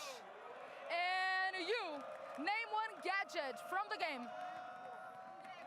Shells. The time, the clock running. Carga térmica. Okay, it's in Portuguese, but yeah, he's right. Woo! That was fun. There you go. Well, it's CAG Osaka's last Okay, they hope did here not in understand Rio de anything better, Janeiro. okay. They lose this, they're done, they're dusted. More importantly, FURIA become the kings of the world again, even if it's short-lived. Gentlemen, welcome back to the desk. Of course, we've got the pre-show. Even We're though it's almost short-lived. there. Is it a little bit of heartbreak for CAG at this point? It is definitely, but Rob, I've got to say a story about these guys. 4 years ago, I was sitting in a room in Taiwan, screaming against these guys almost every week, and they were destroying me on Fnatic. They were the kings of their region. But when it comes to international play, they never made it to main stage. It's the first time that happens, and they go all the way to grand finals. I think whatever happens in the next game, they should be proud of themselves. They've outplayed whatever Like, they've what the done fuck? before. They've achieved more than what Where's they've done my before. phone And screaming for that this, whatever happens, they deserve recognition. Lax, it's look, it's a you never want to downplay it, and you never want to, I guess, put too much emphasis on it, but this does mean a lot to individual players. Yeah, you know, I can't say I've been in a lot of grand finals, but I've been in some. And when you find yourself in this moment, even if the crowd's with you or against you, you can feed off of it either way. And there's nothing better than being next to your teammates that you achieved to get to this point, but then try to pull through and come back here, because it's still here. They're still in it. They got a map to really find their footing, find those fundamentals, and apply them here and push it to a map 5. Fox, quickly, what does this mean for FURIA? They're nearly there again. They're nearly back on top. I mean, we've obviously said a lot about CAG and what it means for them, but for FURIA, I mean, to go from winning SI, then losing the whole year when you're supposed to be one of the top teams in the world, and obviously so much mental goes into rebuilding, reconstructing. You had a winning formula, it stopped working. Now you find yourself in another winning formula on the main stage, about to reclaim that title, and obviously it's unparalleled passion from the rest of the players, but it means so much to them to be able to do it again in their home country, to be able to lift that trophy in front of their family. Thank you very much for joining me, gentlemen, but it is time for us to get underway. Maria spoke to the coaches right before potentially the final map. You have no other way but to win the next map. What is the mindset for now? 次のマップは勝つしかないですね。じゃあマインドセット、メンタルは何でしょうか？まあもうここまで来たら本当にやるしかないと思っているので、チーム一丸となってもう本当に反省するところは反省して完全な CAG を見せて勝ちたいと思います。Well, every map is like something you have to win, so we want to like respond to this mentality, you know, make better what we can make better and show you like the true CAG. One more map and you become the first champion of SiegeX. So what is the plan for this next map to just, you know, avoid any surprises and just win the game? So continues to do the same thing. The job isn't finished, so it's a BL5 and we need the win another map to lift this trophy. Igor and the boys were the first Brazilian team to raise a Rainbow Six trophy on home soil, and they could do it again here today. We're in Rio, and FURIA are 2-0 up in the grand final against CAG Osaka, who unfortunately have only looked weaker as the series has gone forward. Sure. 73% FURIA. Damn, this is gonna hurt. Now that CG done such a good job so far. And so the question is begging, will FURIA get it done in 3, or can CAG push it the distance? Let's find out.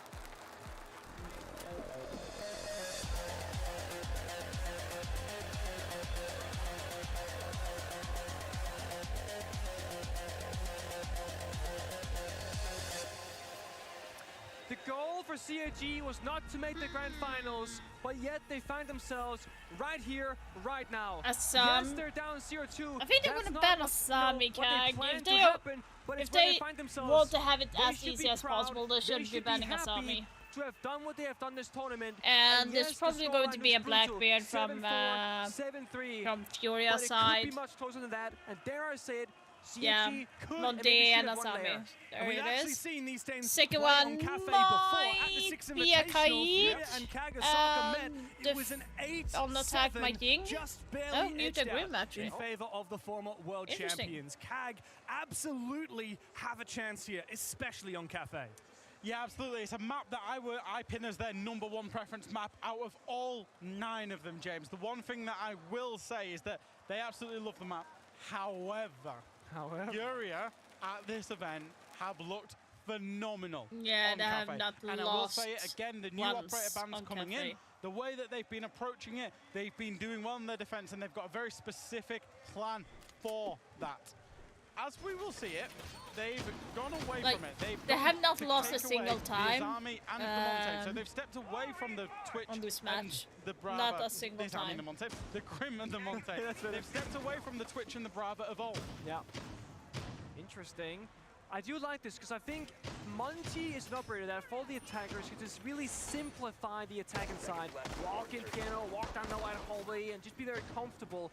It feels like to me the longer the series goes on for is FURIA trying to make CAG as uncomfortable as possible on their attacking side, taking away all their comfy picks where energy can just kind of lead the charge, force them to more gunfight-oriented play or problem-solving utility. Yeah, and talk about comfort, it's not very comfortable at all playing on the attacker side of Cafe, a map where you have to spend the whole round repelling and outside windows, and frequently you're having to execute just to get your boots in the building. And FURIA, well, they're looking to take the fight outside as well. KZ poised for a peek and then decides to slink away after shooting the drone that was watching his flank. Kali being played, not all that common, but it can deal with the mirror windows, of course. You can shatter them with the gadget. You skip everything out deployable shields, which there are 2 of in this round. So it comes down to FURIA saying, we're going to put up all these obstacles, all these problems for you to solve, and unless you solve them all perfectly, you're not going to have a chance in this round. Well, that's the thing. There's 3 Rooney gates, 2 mirror windows, 2 echo drones and 2 shields as well that they've got to deal with, and the KZ that's going to be a thorn in the side he of just the wants attackers Sheriff to be sitting there and watching. It's going to be brutal.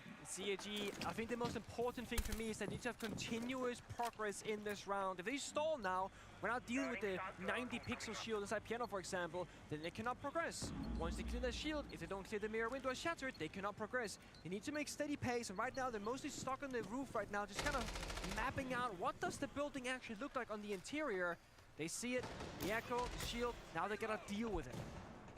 I feel like KZ here is going to be a big determining factor in the opening. Yeah. There it is. He's been looking for a fight the whole round. Chibisu finally gives him one and gets rid of him off the board. Big for CAG because they know there's a player in Pixel, even though they know Herds is going to take him down anyway. Incredible that he escaped with 1 HP, running through that fire on the back of that gunfight. Herds is lucky to be alive. Missing the catch though, right? Nobody on the white hallway window, nobody on the white staircase window, so he runs away completely for free. Missed time there for CAG, and time is running low. 60 seconds. on the Only window. one Watch inside out. the building. 3 guys on rappel, 1 inside of cigar door. C4 maybe tossed on out. Let's see it. There it is. Big nitro cell and a big impact as well. And the retake. Retake here from FURIA. He's deep into Piano and he sprays on through. Him and Nate together. All up to Annie now. Dropping down from the new hatch. He finds his spot inside a shop. He's just waiting for the peek. There's 2 players looking for their opportunity. Finds JV. Quick headshot. Looks for another one. Tempted with the pistol is Nade. FURIA, a lot of damage done. FURIA, be careful not to feed this one. But Herds on 1 HP. Damn, that was really good. And he will chase down the last That player was from really, CAG. really good. FURIA, fiery as always. We need to see some life, fresh with you from CAG. If they can get locked down strategically, it's going to be so hard for them to problem solve these things. And again, they looked locked out from the beginning of that round. Do you know who I'm going to give that round to? That round victory to? I'm going to give that round victory to KZ, and I know it seems crazy. Okay. I know it seems crazy, so stay with me.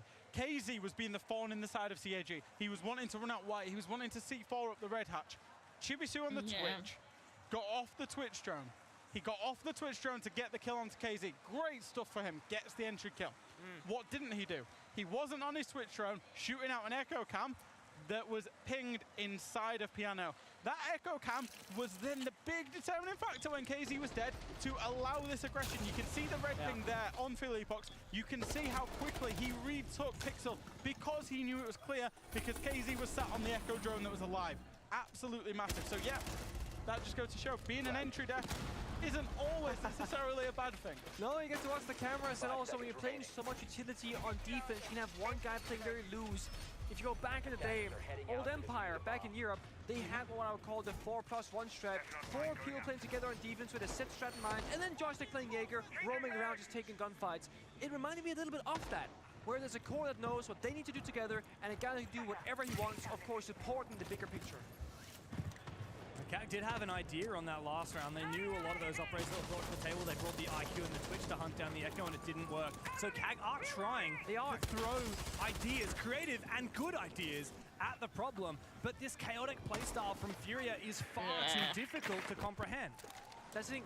CAG have been trying every single round. They've been adapting, they've been trying different solutions to different problems, but FURIA, they keep just shutting them down.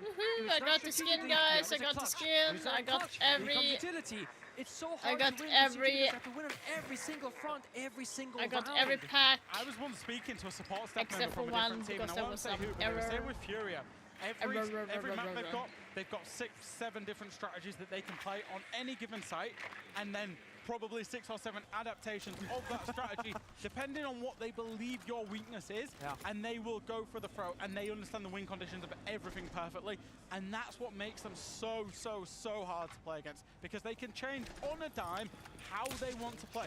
They're not an aggressive team. They're not a late round team. They can do absolutely everything, and they do it with conviction.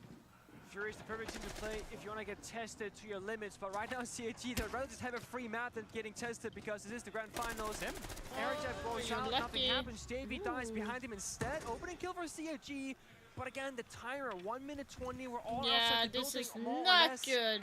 Yes, progress is being made, but that bomb site, it's so distant for us.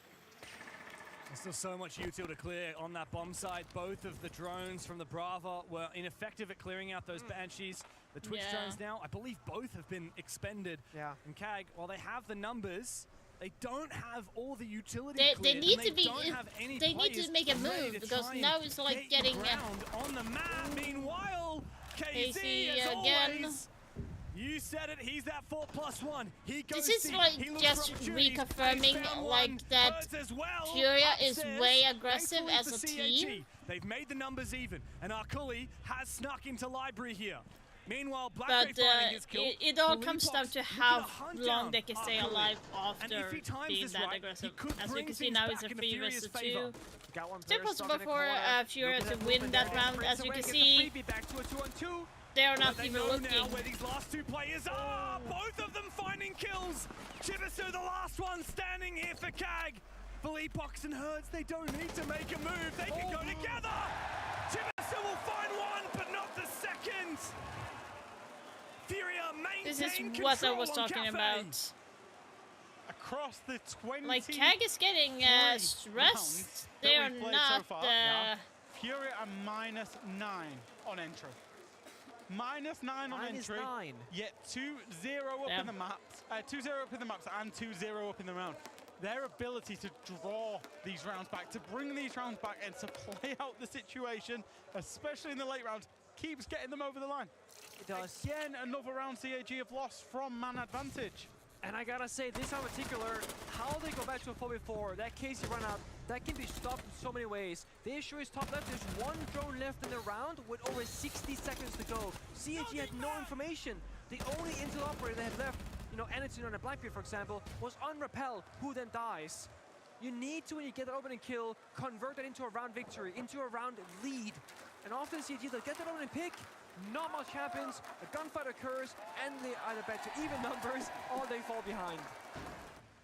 They really just gotta hold on. I think if CAG can go quicker in the early stage of the round, they can have a more comfortable mid to late stage. They'll have more time, they'll have more drones, and hopefully also more map control if they are successful. It's funny when you can have 80% of the round go your way, but that last 20% at the end where Furia keeps bringing out these 2v4s, the 3v5s, well then the scoreline is going to represent it, and I tell you what, that is not a way to kick it off for CAG. Opening kill technically for CAG? Technically, yeah. I mean, Furia back to -8 on the entries. Well done, Furia. They did really well there. Not what you want, especially because it's a breacher as well. So, because it's a breacher, no hard breach now exists on the side of CAG. Which means, if they wanted, their plan A was a full clear, and they wanted to breach the hatch as in the dining room there, they now can't if it is reinforced. They will not be able to, which means the traditional way of attacking, and it is reinforced, we've just seen on the Valk camera there, the traditional way of attacking of dropping down the hatch and looking for a plant, they can't do. What they now need to do is convert into either a VIP-sided take or a bakery-sided take, and they need to make that call quickly. If they spend another minute figuring that out, it's going to be a big problem for CAG. That's the benefit of Furia dying to themselves. Yeah, they need to take a win right things. now, CAG, CAG, otherwise they are just losing. Furia is like 7-3, 7-4 in maps, and that is a convincing victory on those maps. They gotta pick one. If it's me, and when it comes to Cafe, if he's playing VIP side, which he is, you go bakery. Cafe has been undefeated for Furia. They have not lost a single time on this map during this tournament. VIP. Oh, Chibisu's found one, almost a kill here as well. Arkuli brings the numbers back into CAG's favor, and perhaps there is a way that this can work without hard breach. But it does mean they'll need to take down Hertz in his power position on this Warden, and the Blitz is going to be the tip of that spear. He's got to go in forward first and try and knock this Warden out of contention. But he's not going to be able to flash him. He needs his teammates to support it. Glass is popped early, has to go off now to regenerate essentially, and it's a go for a rotate. They saw the Warden now, they're gonna go elsewhere instead. Baker double door, and anybody home in, gate pop, Vivo cam as well. He's gonna keep aggressing. Deep from Chibisu, it forces nade back, he knows about it, and he composes, looks for a chance to try and find the kill. Damage taken from another angle. Meanwhile, Anderson, where is he pushing? He's come to regroup as well, and he's the player with the diffuser. Still a defender upstairs with the potential for Vertical to deny this plant, but if it's Anderson, it might just be possible. And now Blackray, he's found the opener, but the long-range angle from JV! He comes up, the hero as always! Oh my god, really good from CAG! You've done it again!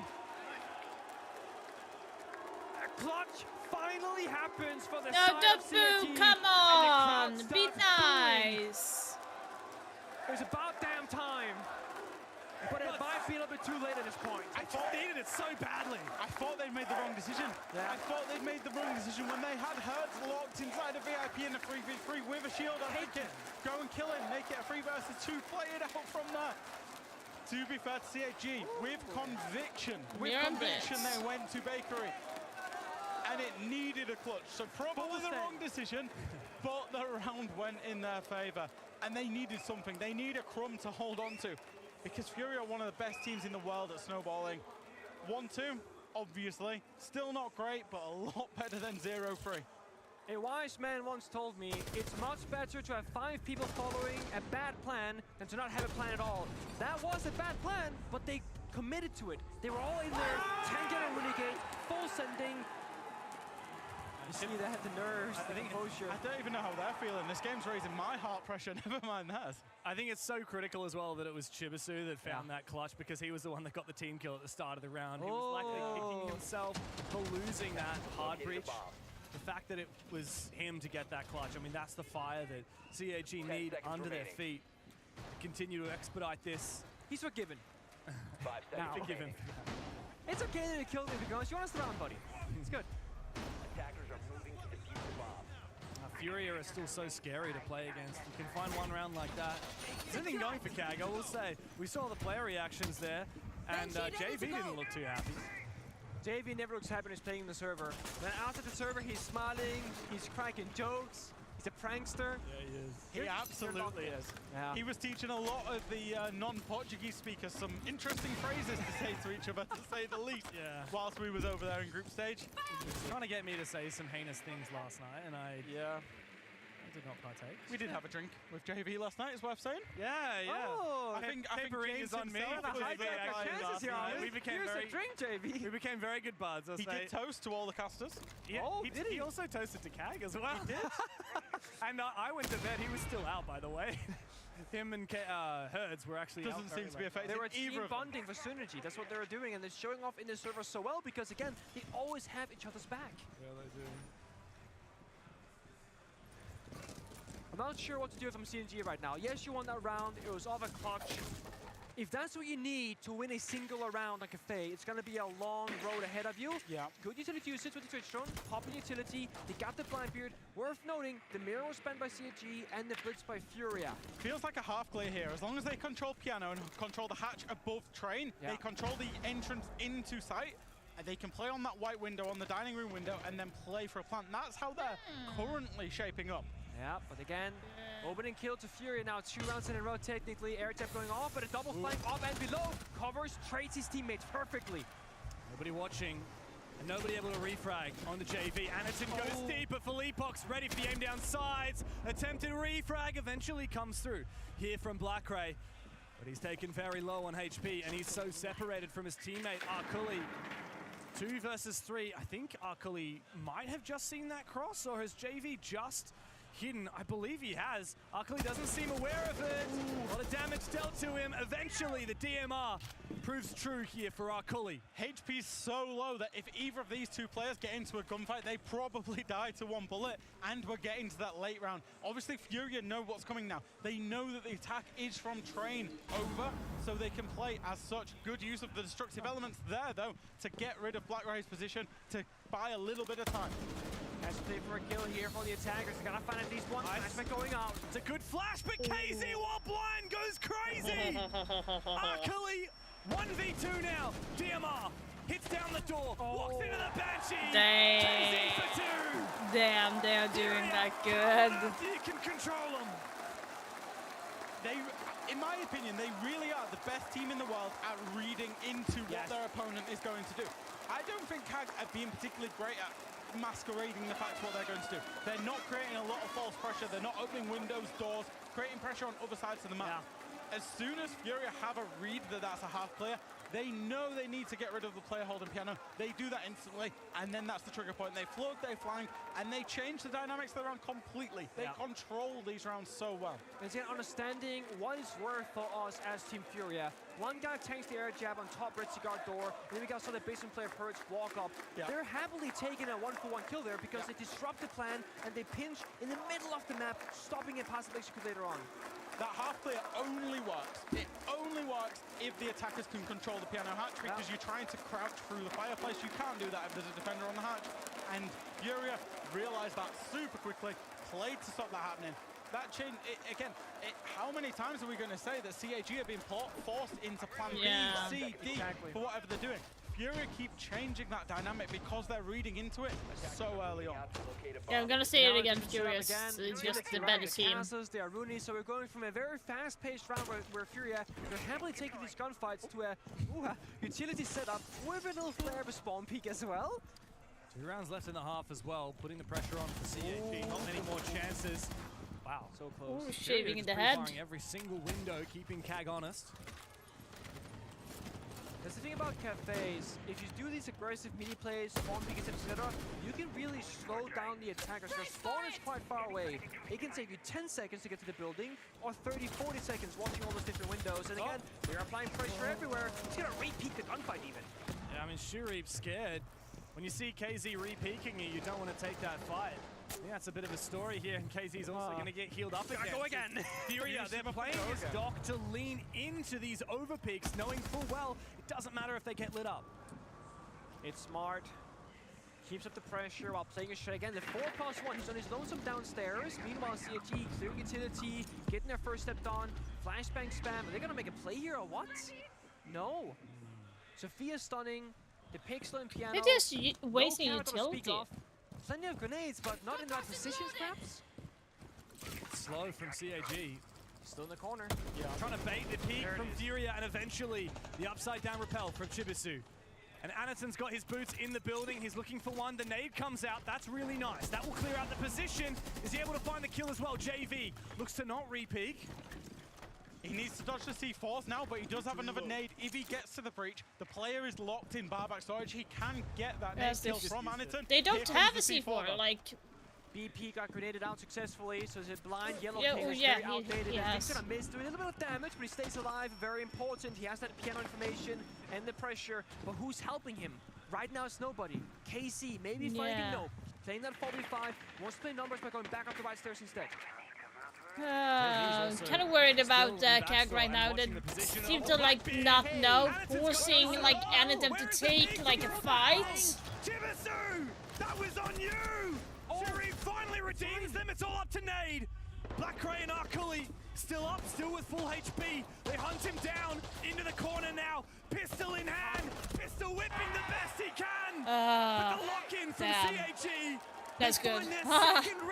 That was a little bit too messy. Like, they should not have left Anaton alone for that long as they did. Like, they need... He needed help. Manpower round victory they've had in a while as well. How does Chibisu not peek from that window when his teammate died to the hallway? Hey, his job was to hold Casey downstairs. Okay, that was his job. It was Anaton who had to swing the hallway. Okay.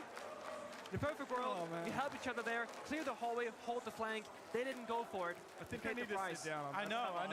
You want a chair, James? I can go get you one for you. I'm good, thanks. We're all, I would say, Siege purists at heart. We want to see the team play aspects of this come out. Screw that. I want to see teams go crazy. Okay, you just want to see CAG win. You want to see APAC do it well, Jeff. But again, the team play there for CAG was abysmal. Yeah. Shurik managed to find a big double just following up on the chaos late round, and from there he went out, but absolutely crazy, because I don't think CAG deserved that round. The benefit there is that that's like the old style CAG where they full commit to quote-unquote the wrong play, but nobody backs out and gets cold feet. If Chibisu goes, okay, we're losing our black beam, we're gonna go back and drone, you lose the round. He keeps walking forward, boom, boom, 2 kills. It's not about what went wrong, it's about what you can do to make it right afterwards. 2-3 with a potential even half is great. CAG going 2-4, I was an expected outcome, if anything. Then it comes down to your defensive side. How good can you be there? But CAG are correct. I think the team play aspect right now looking much more lackluster than the first 2 maps. It's really funny how Siege works. It's really, really funny. There's a world where FURIA have controlled and strategically won every round of their defense, and it could be 3-3 on the half. Yeah. Now, we spoke a bit about the possibility of like the Twitch, the Brava ban, you know, FURIA playing a lot of utility, the Maestro. They are really not wanting to play into it. They are just tailoring the setup based off operator bans. TB2 right now with the Dokkaebi, maybe expecting the potential for either, you know, an Echo, a Maestro, a Valkyrie. There is a Valkyrie on the board. There's no IQ to find the cameras. Risky gunfight doesn't really do much damage on either side. Nate stays up. Skylight drop? No. This is so awkward. Eventually a flash does land. Yeah. Is there able for CAG to get into it? Finally the kill comes through, but at what cost? Blackray and Akuli have eaten dirt. Another kill now for JV. Desperation for Shuri and Anaton as the Blackbeard finally finds his second kill. What's happening right now? Yeah, I mean, weird round. Here in the building. Okay, boots are down on the ground. But man disadvantage. Man disadvantage, top 4 control is established. I'm sure if you gave FURIA this option, 3 versus 2, but you give up the top 4, they would absolutely take it. Yeah. Sharif's now got 2 breaching charges left. Very, very important because there will be players underneath vertical. If they can manage to find just 1 kill from the verticality, this is still a winnable round for CAG. But if they try and execute 2 versus 3, especially with Blackbeard on that shield, it's going to be very, very difficult. Yeah, they're going to get flank, push, too many sides all at once. You can't hold the white stairs, the red stairs, the site, the push in from site, assuming that you got reading side. Pillars as well, you just can't do it. Oh, so did he not drone out the pillar? Gotta go fishing right now, and you got 50 seconds to do so. The vert pretty good, but timing, missed opportunity. Airtop goes down, but at what cost? He's on the piano hack, so I think it's opened up. There might be a way we can isolate this player of Philippox inside of mining, and then it's also, of course, the bomb site. This is a nasty position from Philippox, though. The feet holes are going to play into his advantage, and he's got Hertz to support him as well. Hertz might actually bait the push in from Shuri. The feet holes still playing in the where's Anna? Oh my god, no. Dropping straight into the chaos. Damn. And Philippox finds his kill. FURIA continue this mayhem. CAG, despite their best efforts, cannot find another round. So hard getting drawn into a brawl with FURIA because you often come out getting knocked out, and that's exactly what happened to CAG. Do or die for CAG's defensive side, and or a testament to how good FURIA can be on the attack. And reminder, attack has generally been what CAG has been good at this event. This is how they've got through. They significantly improved their attack win rate. Obviously, FURIA, the best defensive team in the tournament. We've seen it there. Bans have started coming in. Yeah, there's a bang story on one side. The good old Asami and Castle going through. Yeah. Of course, FURIA again want to open up the map, not give them any safe space, try and play those opening kills, and give CG less to hide behind. They really compounded the FURIA with their bans. Is there a timeout? Get into it, we're going to see what's Azami happening? and Castle. That's what you've just said. Now, think about how teams would play Azami Castle, particularly on Cafe. Yeah, all about piano, right? All about piano, particularly for those shop holds. Yeah. It's very much for that reason. Obviously, you can make Castle work on the basement bomb site. You can also make Azami work on the basement bomb site. But it's particularly for the cocktail bomb site and then the reading and the mining bomb site. Yeah. On the other side, it's Grim and Capital. That's not true. It's Grim and Blackbeard being removed from action. I personally am a huge fan of banning Grim on Cafe. There are so many soft floors, verticality. Those red pinks, you're just going to be stuck in a corner with nowhere to go because the window repels, plus the guy shooting you. It's kind of like a Giga Deimos, because it's an AoE effect, of course. But I don't know if that's what FURIA had in mind. You mentioned FURIA's defenses, they can play the utility. Do they also have a style attack that you know of? Maybe, maybe not. No. I personally haven't seen a specific, like, that's FURIA. I think it's just against, they scout out their opponents, I would watch out for Herds on the Nook here. I feel like FURIA sense. Yeah, that's going to be dangerous. Like Herds is being that 4+. We talked about it earlier with KD. He's been pulsed. He is that 4+1, that free element. Oh, they've given That's He's not even going to know that they know. I don't think he knows that they know. No. Do you know that they know? I don't know if he knows that they know. So He doesn't know that there's a hard wall there, and now he knows, and now they don't know that he knows. But we know that he doesn't know that. But Blackray knows. Perfect. That's nice. Hertz heard it though. Oh no, Hertz. He's got the one up here. Blackray in an awkward position. Anaton is the one to fall. Over fixating on this player. And CAG are going to be punished for it. This could be perfect. There's no way. Can this guy see through walls? Can he smell them from afar? He's got a my building god. that way, but what the hell? Like, serious? I don't care if you're pulse. I can feel your heart beating. when the crowd is cheering for me. That's what Herd says. And now FURIA, despite the heroics of their Nook player, they are down. And another one, and KZ have fallen. Another one's going to go and have a look. Chibi2's going to go and have a look and see if he can fight Herd. Upstairs, though, action elsewhere, and off camera, a two-man trade on both sides. Even numbers done. I think CG okay with this. C4 in hand, looking for one. It's gonna miss. Very much going the wide side. But IQ for the Valkyrie cameras. Bit of verticality, those soft breaching charges. FURIA, they got all the tools to get the bombs under control, do the verticality, lock down the flanks, and go for a plant attempt. So CAG, there is a world where they gotta play a risky retake like smoke on white stairs. Is that a gap that I see? This is the cheeky position nobody knows about it. Shuri whiffs his shots. Low HP on Nade. I do believe he knows where that came from, though. And now the drop downstairs. Still plenty of time to work with here. FURIA have what they need to make this execute happen. And straight in they go. Shuri covered off. He missed his chance. Now Hertz has found his. Arkily up against the world. The plant going down. And the coverage is apt here from FURIA. They're hunting for him. Philippox knows! And Hertz will close! FURIA are 2 rounds away from raising another trophy on home soil. That felt like such a vital round. It felt like the round that FURIA really sensed that they can put this fixture to bed. They get that attack, they snowball into it. And I will say, what a game. In the very first instance in that round, trying to get rid of the Herds on the Nook completely changing the dynamic. And it's the thing that FURIA keep doing consistently. And I will say, for the most part, CAG, I think they've had a pretty cool mentality. I think they've understood the assignment. They've not let the pressure of the final get to them. Yeah. That was one of the rounds where you really felt that it did. Exactly. Anderton shooting through the soft floor into the hard wall, tripling up to try and get rid of Herds. They wanted that advantage desperately. They actually lost. Sorry, I was muted. Thank you so much, baby. I was just talking to my son. He was going to bed, so. Yes. Doesn't get the kill, walks back down the staircase instead of advancing to bathroom, for example. Yes. Later on, when they push the bomb side, he has to retake up the staircase, and Philippox watching and he dies. It's nervous. It's exactly. nervous plays, ultimately.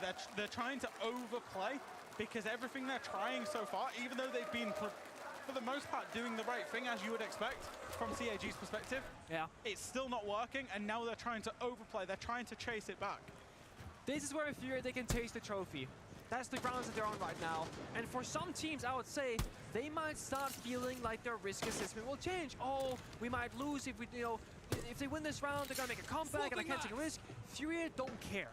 We've seen that. And I think them going into a grand finals like against FaZe, making that comeback story, they know they just need to stay locked in and play their own style of Siege, and they will come out victorious because they know and they fully 100% believe that they are the best in the world. Yeah, like I said, I don't think that CAG is going to win this. Recently, but FaZe is not in the grand finals right now. It's FURIA as always. It's testament to FURIA as well. I think Leo mentioned this on the desk yesterday, actually. Shout out to Leo, but he mentioned it, that they stuck with the same 5. Despite that big dip after joining FURIA, not making the Montreal Major. Big disappointment for this roster, we expect them in finals. We expect them to be winning things. They stuck together, strong 6 invitational Hurts showing. to sneak it down, he's sneaking down. Next event, grand final, Will he be able to take Warden out in... Ooh, no shooter, got a free pick onto Hurts, that's huge. With 1 HP left. But that's the FURIA top, this event, they look like they want it so badly. In the box. It does. It's almost like the backside C4, has C4. won any of those trophies, and they just want their first one again. Where's the C4? So rejuvenated. Did it get destroyed? Half the round to play out, a good bit of verticality, hard destruction, double down on Bog and the Sledge. They got all the tools for the job, but there's an Echo, there's Goyo, there's a C4 waiting for you on the other side. There's the Sledge and the still Buck. not in position to throw it as of yet. FURIA have taken good map control, but losing Herds loses part of their X factor. He's the player on this roster who always goes for those big flanks. Speaking of, that's a big kill. Shuri taken out of the game by Nade, and finally the verticality comes to life for FURIA. FURIA have cleared all the areas they need now to execute. It's just this C4 on Chibi that's going to be detrimental to them if he manages to find that kill. They've cleared out the double door kitchen. They've cleared out the double door. Yeah, there's going to be a freeze to take, As soon as definitely. they deal with Chibi, it's all go. I would say discipline, maturity for CAG, but in this round they need to lash out. They need to try and go for a kill. I mean, they got a Department Shield in pocket of Anyton. They've not got the right tools for this one, unless the timer gets so low that it can blunder for Furia. C4 here is so good, but the timing... Now, shot through. This is your yes! A nuclear C4 from Chibisu! And that could well be the round. It's up to Nade and KZ. Oh, what the Nade fuck? finds his opening. KZ looking to regroup. There's information for him. Can he find the kill on Chibi? Big round from the Warden. Silencing the crowd and That was keeping so CAG in good. this fight. It was all on that C4. Yes. The C4 lands, CAG win. The C4 does not land, Furia win. It was as simple as that. I even want to say, I think it was too late. If the C4 only gets one of those 2 kills, I don't think that's enough. I think it has to get the double kill. Otherwise, it changes nothing. I thought it was too late. I thought so too. I thought they'd be in sight. Furia dropped, and they just wiggled the window for the long line of sight, or maybe perhaps looking for the sense. I'm not entirely sure that was why a good they did C4. It, but it slowed the push down by like 1 second, which made all the difference. We might see it in the replay. A good bird. Oh my god, that's a great kill. C4, sense wall, they drop. Yeah, sense gadget in the hand, I believe. Dies. So, Furia actually, Leo did it. I'm praising Leo again. Leo Alfama, he did a great illustration on Furia doing that specific attack previously. And I think what Philippox wanted to do was roll the sense gadget from the window all the way across, because you can plant in an off position using the sense gadget. Yeah. That extra half a second, yeah. per second that takes was enough for the C4 to land. Like, and I guess in their head, I just feel like that CAG is not watching the vertical play from Furia. They're getting like 2 easy picks from the vertical play. They need to be checking those a little bit more. So they're gonna drop first, then throw it out, then jump over. Again, that's Furia not wanting to show CAG what their end goal is, whereas when we saw CAG in the attack, they didn't show us enough. You know, they're always like predictable. Look at the lineup here. Amaru, Ying, IQ, Dokubi. I'm looking at it. Screams set play. It does, and I think the post here is Screams A-bomb plants Amaru through the window, or perhaps like... Oh, 4! Nitro itself. Nice idea. Herds is lucky that he's playing that IQ, otherwise he wouldn't have seen that C4 coming. KZ though, in with the Candelas. 1, 2, 3, 4. Is it a bait? No, it's not, because Nade is upstairs. And yet he doesn't find anybody. Where is CAG? They don't know about Black Ray. They might hear it now. Hidden in the corner now, but his phone ringing along. Black Ray just waiting for his moment, but nobody is giving it. He has a little love tap, but still nobody knows that he is still waiting here in Cocktail. These 2 players, like ship in the night, sail past. He still fails to find his kill. Not again. Punish here. CAG, Furia come to life in a 4v3. It rests on Arkuli's shoulders with this pulse down below. It's the you know, different rounds, same blunder again. Wrong timing, doesn't get the kill. Now playing from the back foot, losing top floor control with a quick trade from Furia. And there's so much I thought they would go to do an A-bomb plant, but I'm guessing so much not. time, so much information from the side of Furia. They have lost their execute utility in the Ying. However, they do have a Dokubi call that's just going out now, and no defender has a C4 to deny anything apart from their guns. So they trade their execute operator for map control, for kills, for advantage. They're gonna keep brute forcing it. 4v2, red pings in hand. They know where they are. So over here, Anyton is caught out. He's cornered, and they've cut him down. Arkuli, V4 for CAG. Furia, they know where he is. That's the first, but not the second. Damn. Yeah. Again, Furia are back in Brazil with a championship. Yeah, they're going to get the championship. Furia. One more round. And Furia, since the side swap, they've not gone into this quietly or passively or slowly. They want the trophy. They want to get the kills that are being controlled. They want to show why they are the best in the world by winning the round, not by CAG losing it. And they've beaten some formidable opponents, even just to get here. Yes, they're against significantly weaker opposition in this final. Yes, it is David versus Goliath, favorite versus underdog. However, even just to get here, they had to beat out FaZe. They chose FaZe. In the draft show, they chose FaZe, eliminated the world champions just to make main stage. They then went on to beat Loud, formerly Welcome Company Academy, main stage at 6 Invitational, 2-0. They then played W7M yesterday, major champions, rejuvenated with Palu. 2-0. And now they're on the verge. One more round of a 3-0 victory in the best-of-5 final against CAG Osaka. It's always been about the grand finals of FURIA from the very beginning.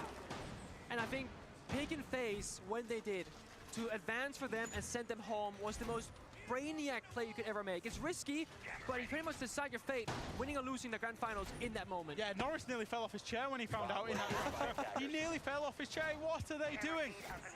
It was Giga Brain. Yeah. Of course, we say that knowing that FURIA, they are here, but I don't doubt this. If FaZe had beaten FURIA back then, it would have been FaZe in the grand finals in their stead, looking at this similar result. There's no doubt about it. FURIA, what a year it's been. Sao Paulo seems like quite a long time ago when you realize February last year was over a year ago. And since then, it has been mediocrity. It has been complacency. And this team that is yet to bring home silverware under their new banner is finally within reach of yet another trophy. He's looking for it again. It's unexpected. Yeah, but it's gonna work. Surely he Oh! gets the kill. He's so strong. What Oh, finds a second. He's gonna force the angle. And now he's stolen the side from CAG. A third kill goes begging, and Shuri can finally breathe a sigh of relief. But the sweat is running down his neck. off the board. FURIA are beating the door down on CAG. Oh my god, what was moving the service, standing still, waiting for something to happen. CAG cannot play scared. You have to be some sort of playmaking. They got in from the bomb side. They do have the Valkyrie cameras. They do have C4 in hand. In theory, CAG, they can bring this back if they need to, but that's not going to be the way to do it. Now, 2 Japanese players against 4 Brazilians. Everything on the line, static in their spots.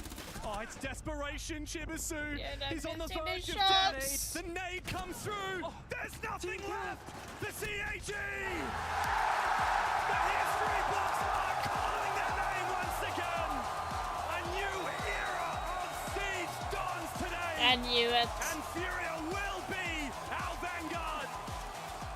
Their legacy has left paw prints across the globe. Forged in Sao Paulo a year ago, only to be restored in Rio today. They sit atop the pantheon of our esports. Without a doubt, the best team Siege may have ever seen. Such a dominant run, not just in the past, but also now in the present, and hopefully they'll continue this into the future. The best strategies, the best players, the best fraggers, the best minds. Keep going. The best coaches, the best support staff, and I dare say it because we're in Brazil, the best fans there behind them. Everybody, everything in this FURIA setup has been going so well. They're finally, deservedly champions of Reload. And they made history when they won 2 majors, the first and only team to ever have done it. Then they went and won a grand final, brother against brother, a 5-mapper, a 6-1 comeback in Sao Paulo a year ago. And now they are the first team in history to win a championship on SiegeX. And the first to play against an APAC team in a grand final. You see the emotions right there for CAG, not knowing, like having that stage experience. It's so many emotions you're bottling inside yourself. You can't be nervous, you can't be scared, you can't even be happy after one victory, like truly, because you need to control your emotions. When that final round is over, everything comes out. Yeah. It's time. They know it all too well. They've done it so many times before. There is a trophy that needs to be lifted, and I can think of no one better to do it. Down to Ian on the stage.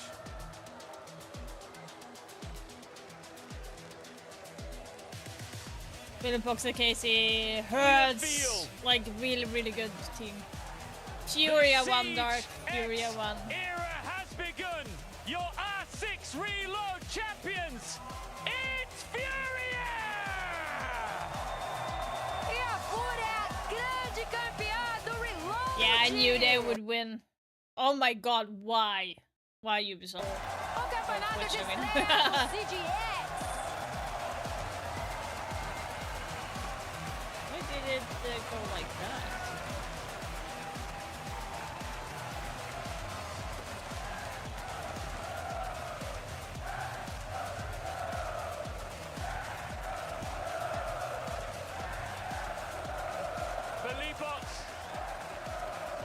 Wow.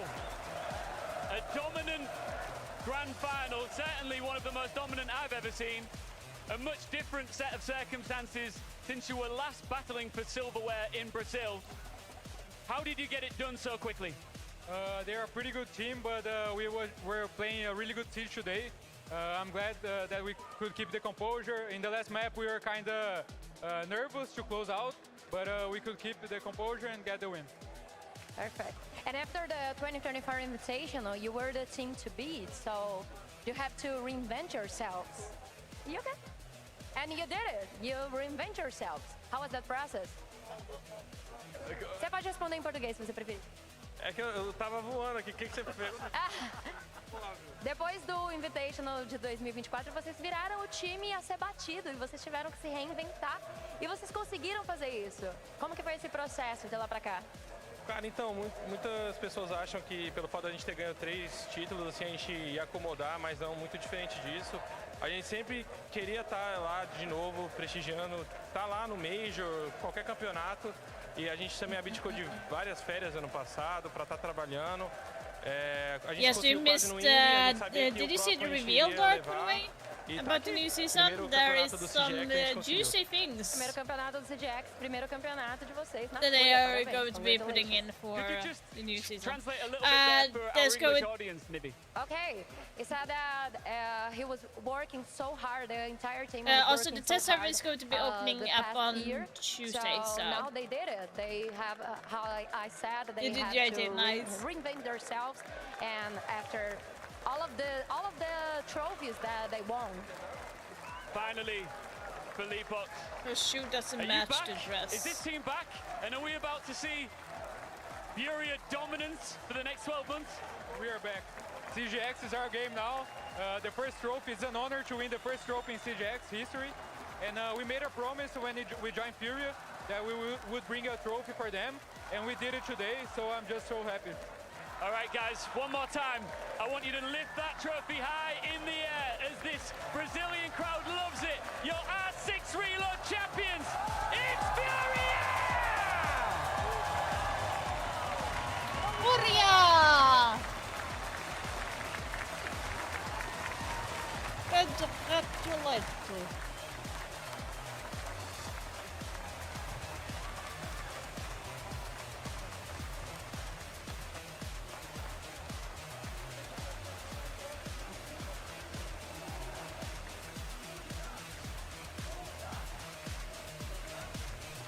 Yeah.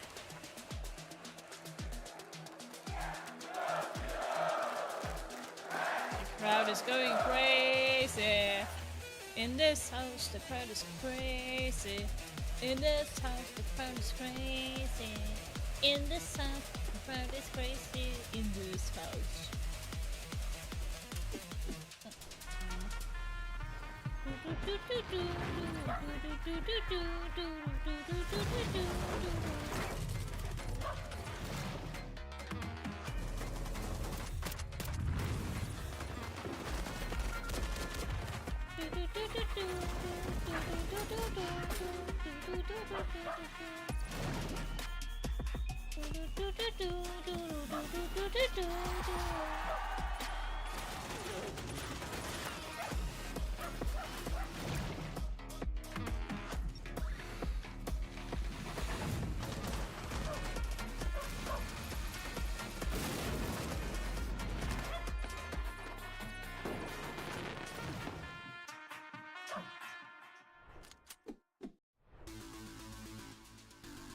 Yeah, let's go.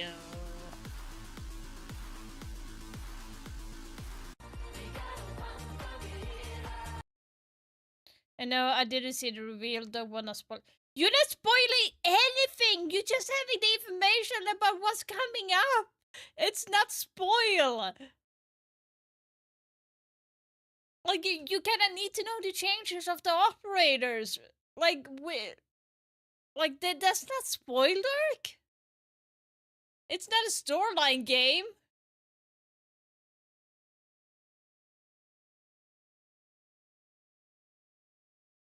Oh my god, that's so... Yeah, I'm calling you dumb this time.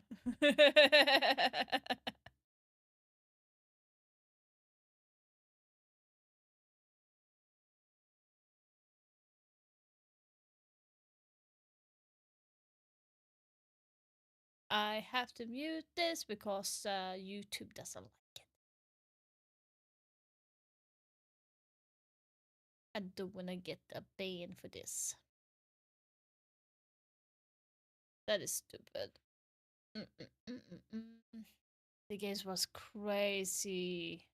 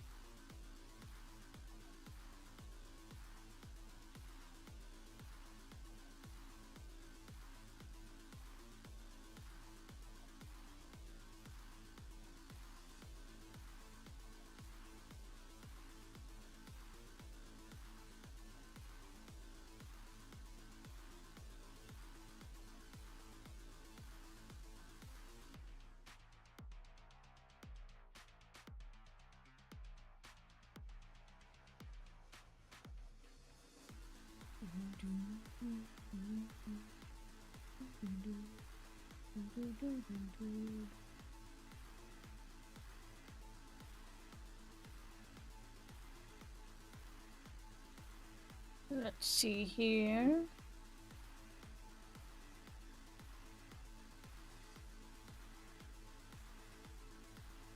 Just check it.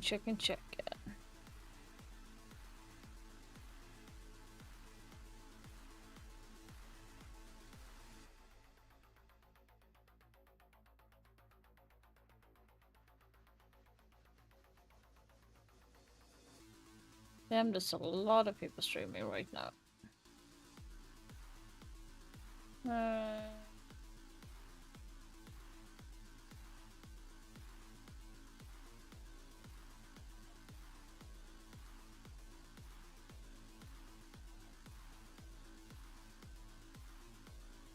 Why aren't people using face caps?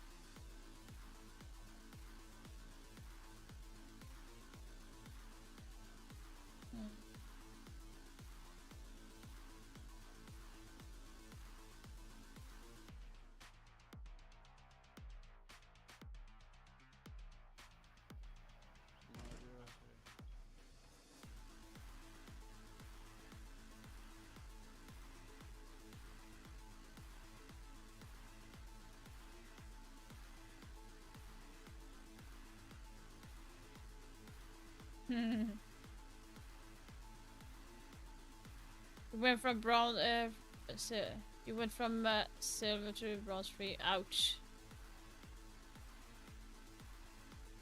That hurts, JT. That does hurt when you D rank.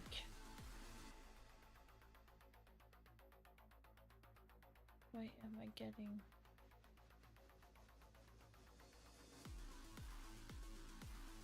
I'm trying to find something, so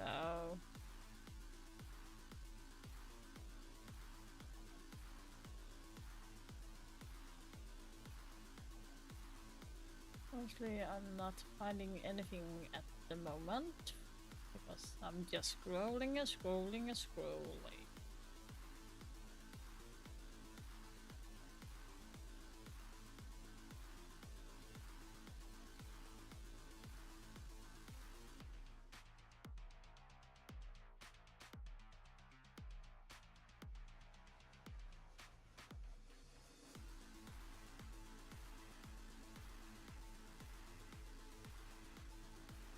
Is Switch being stupid right now?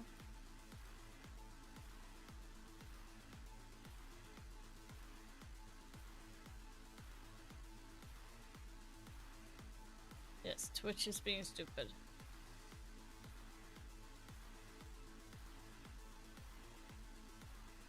Twitch is being stupid.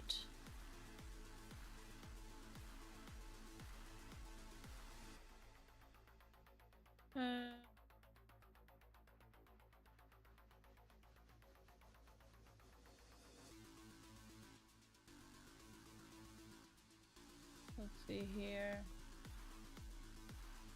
Let's see what we have.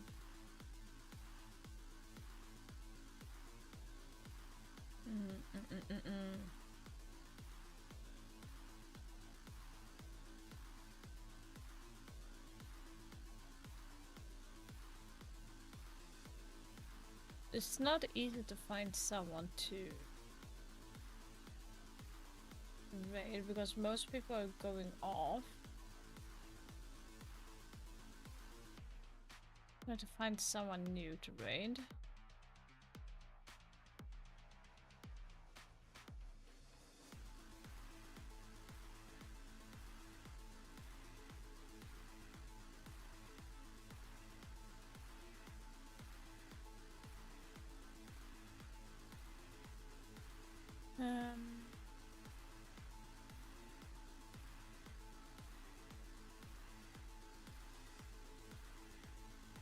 Let's see here.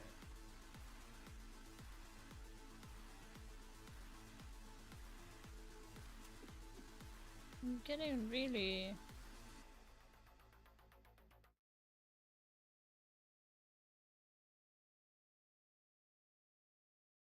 Thanks for watching.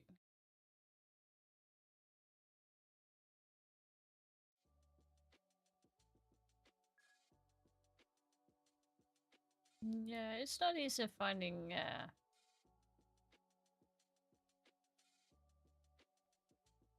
someone.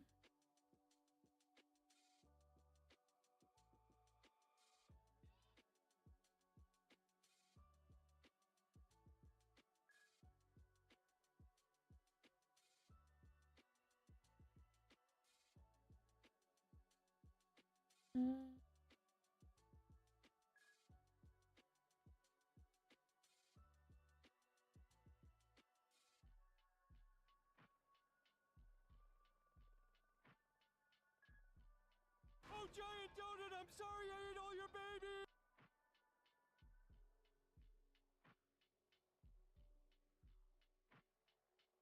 Maybe this person, let's see here. Let's see what this person brings to the table.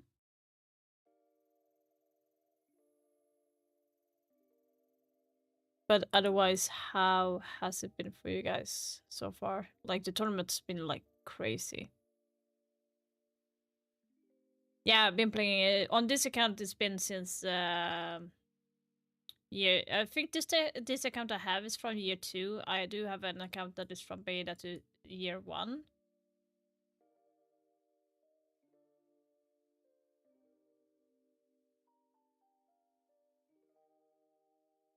So it's still a little bit...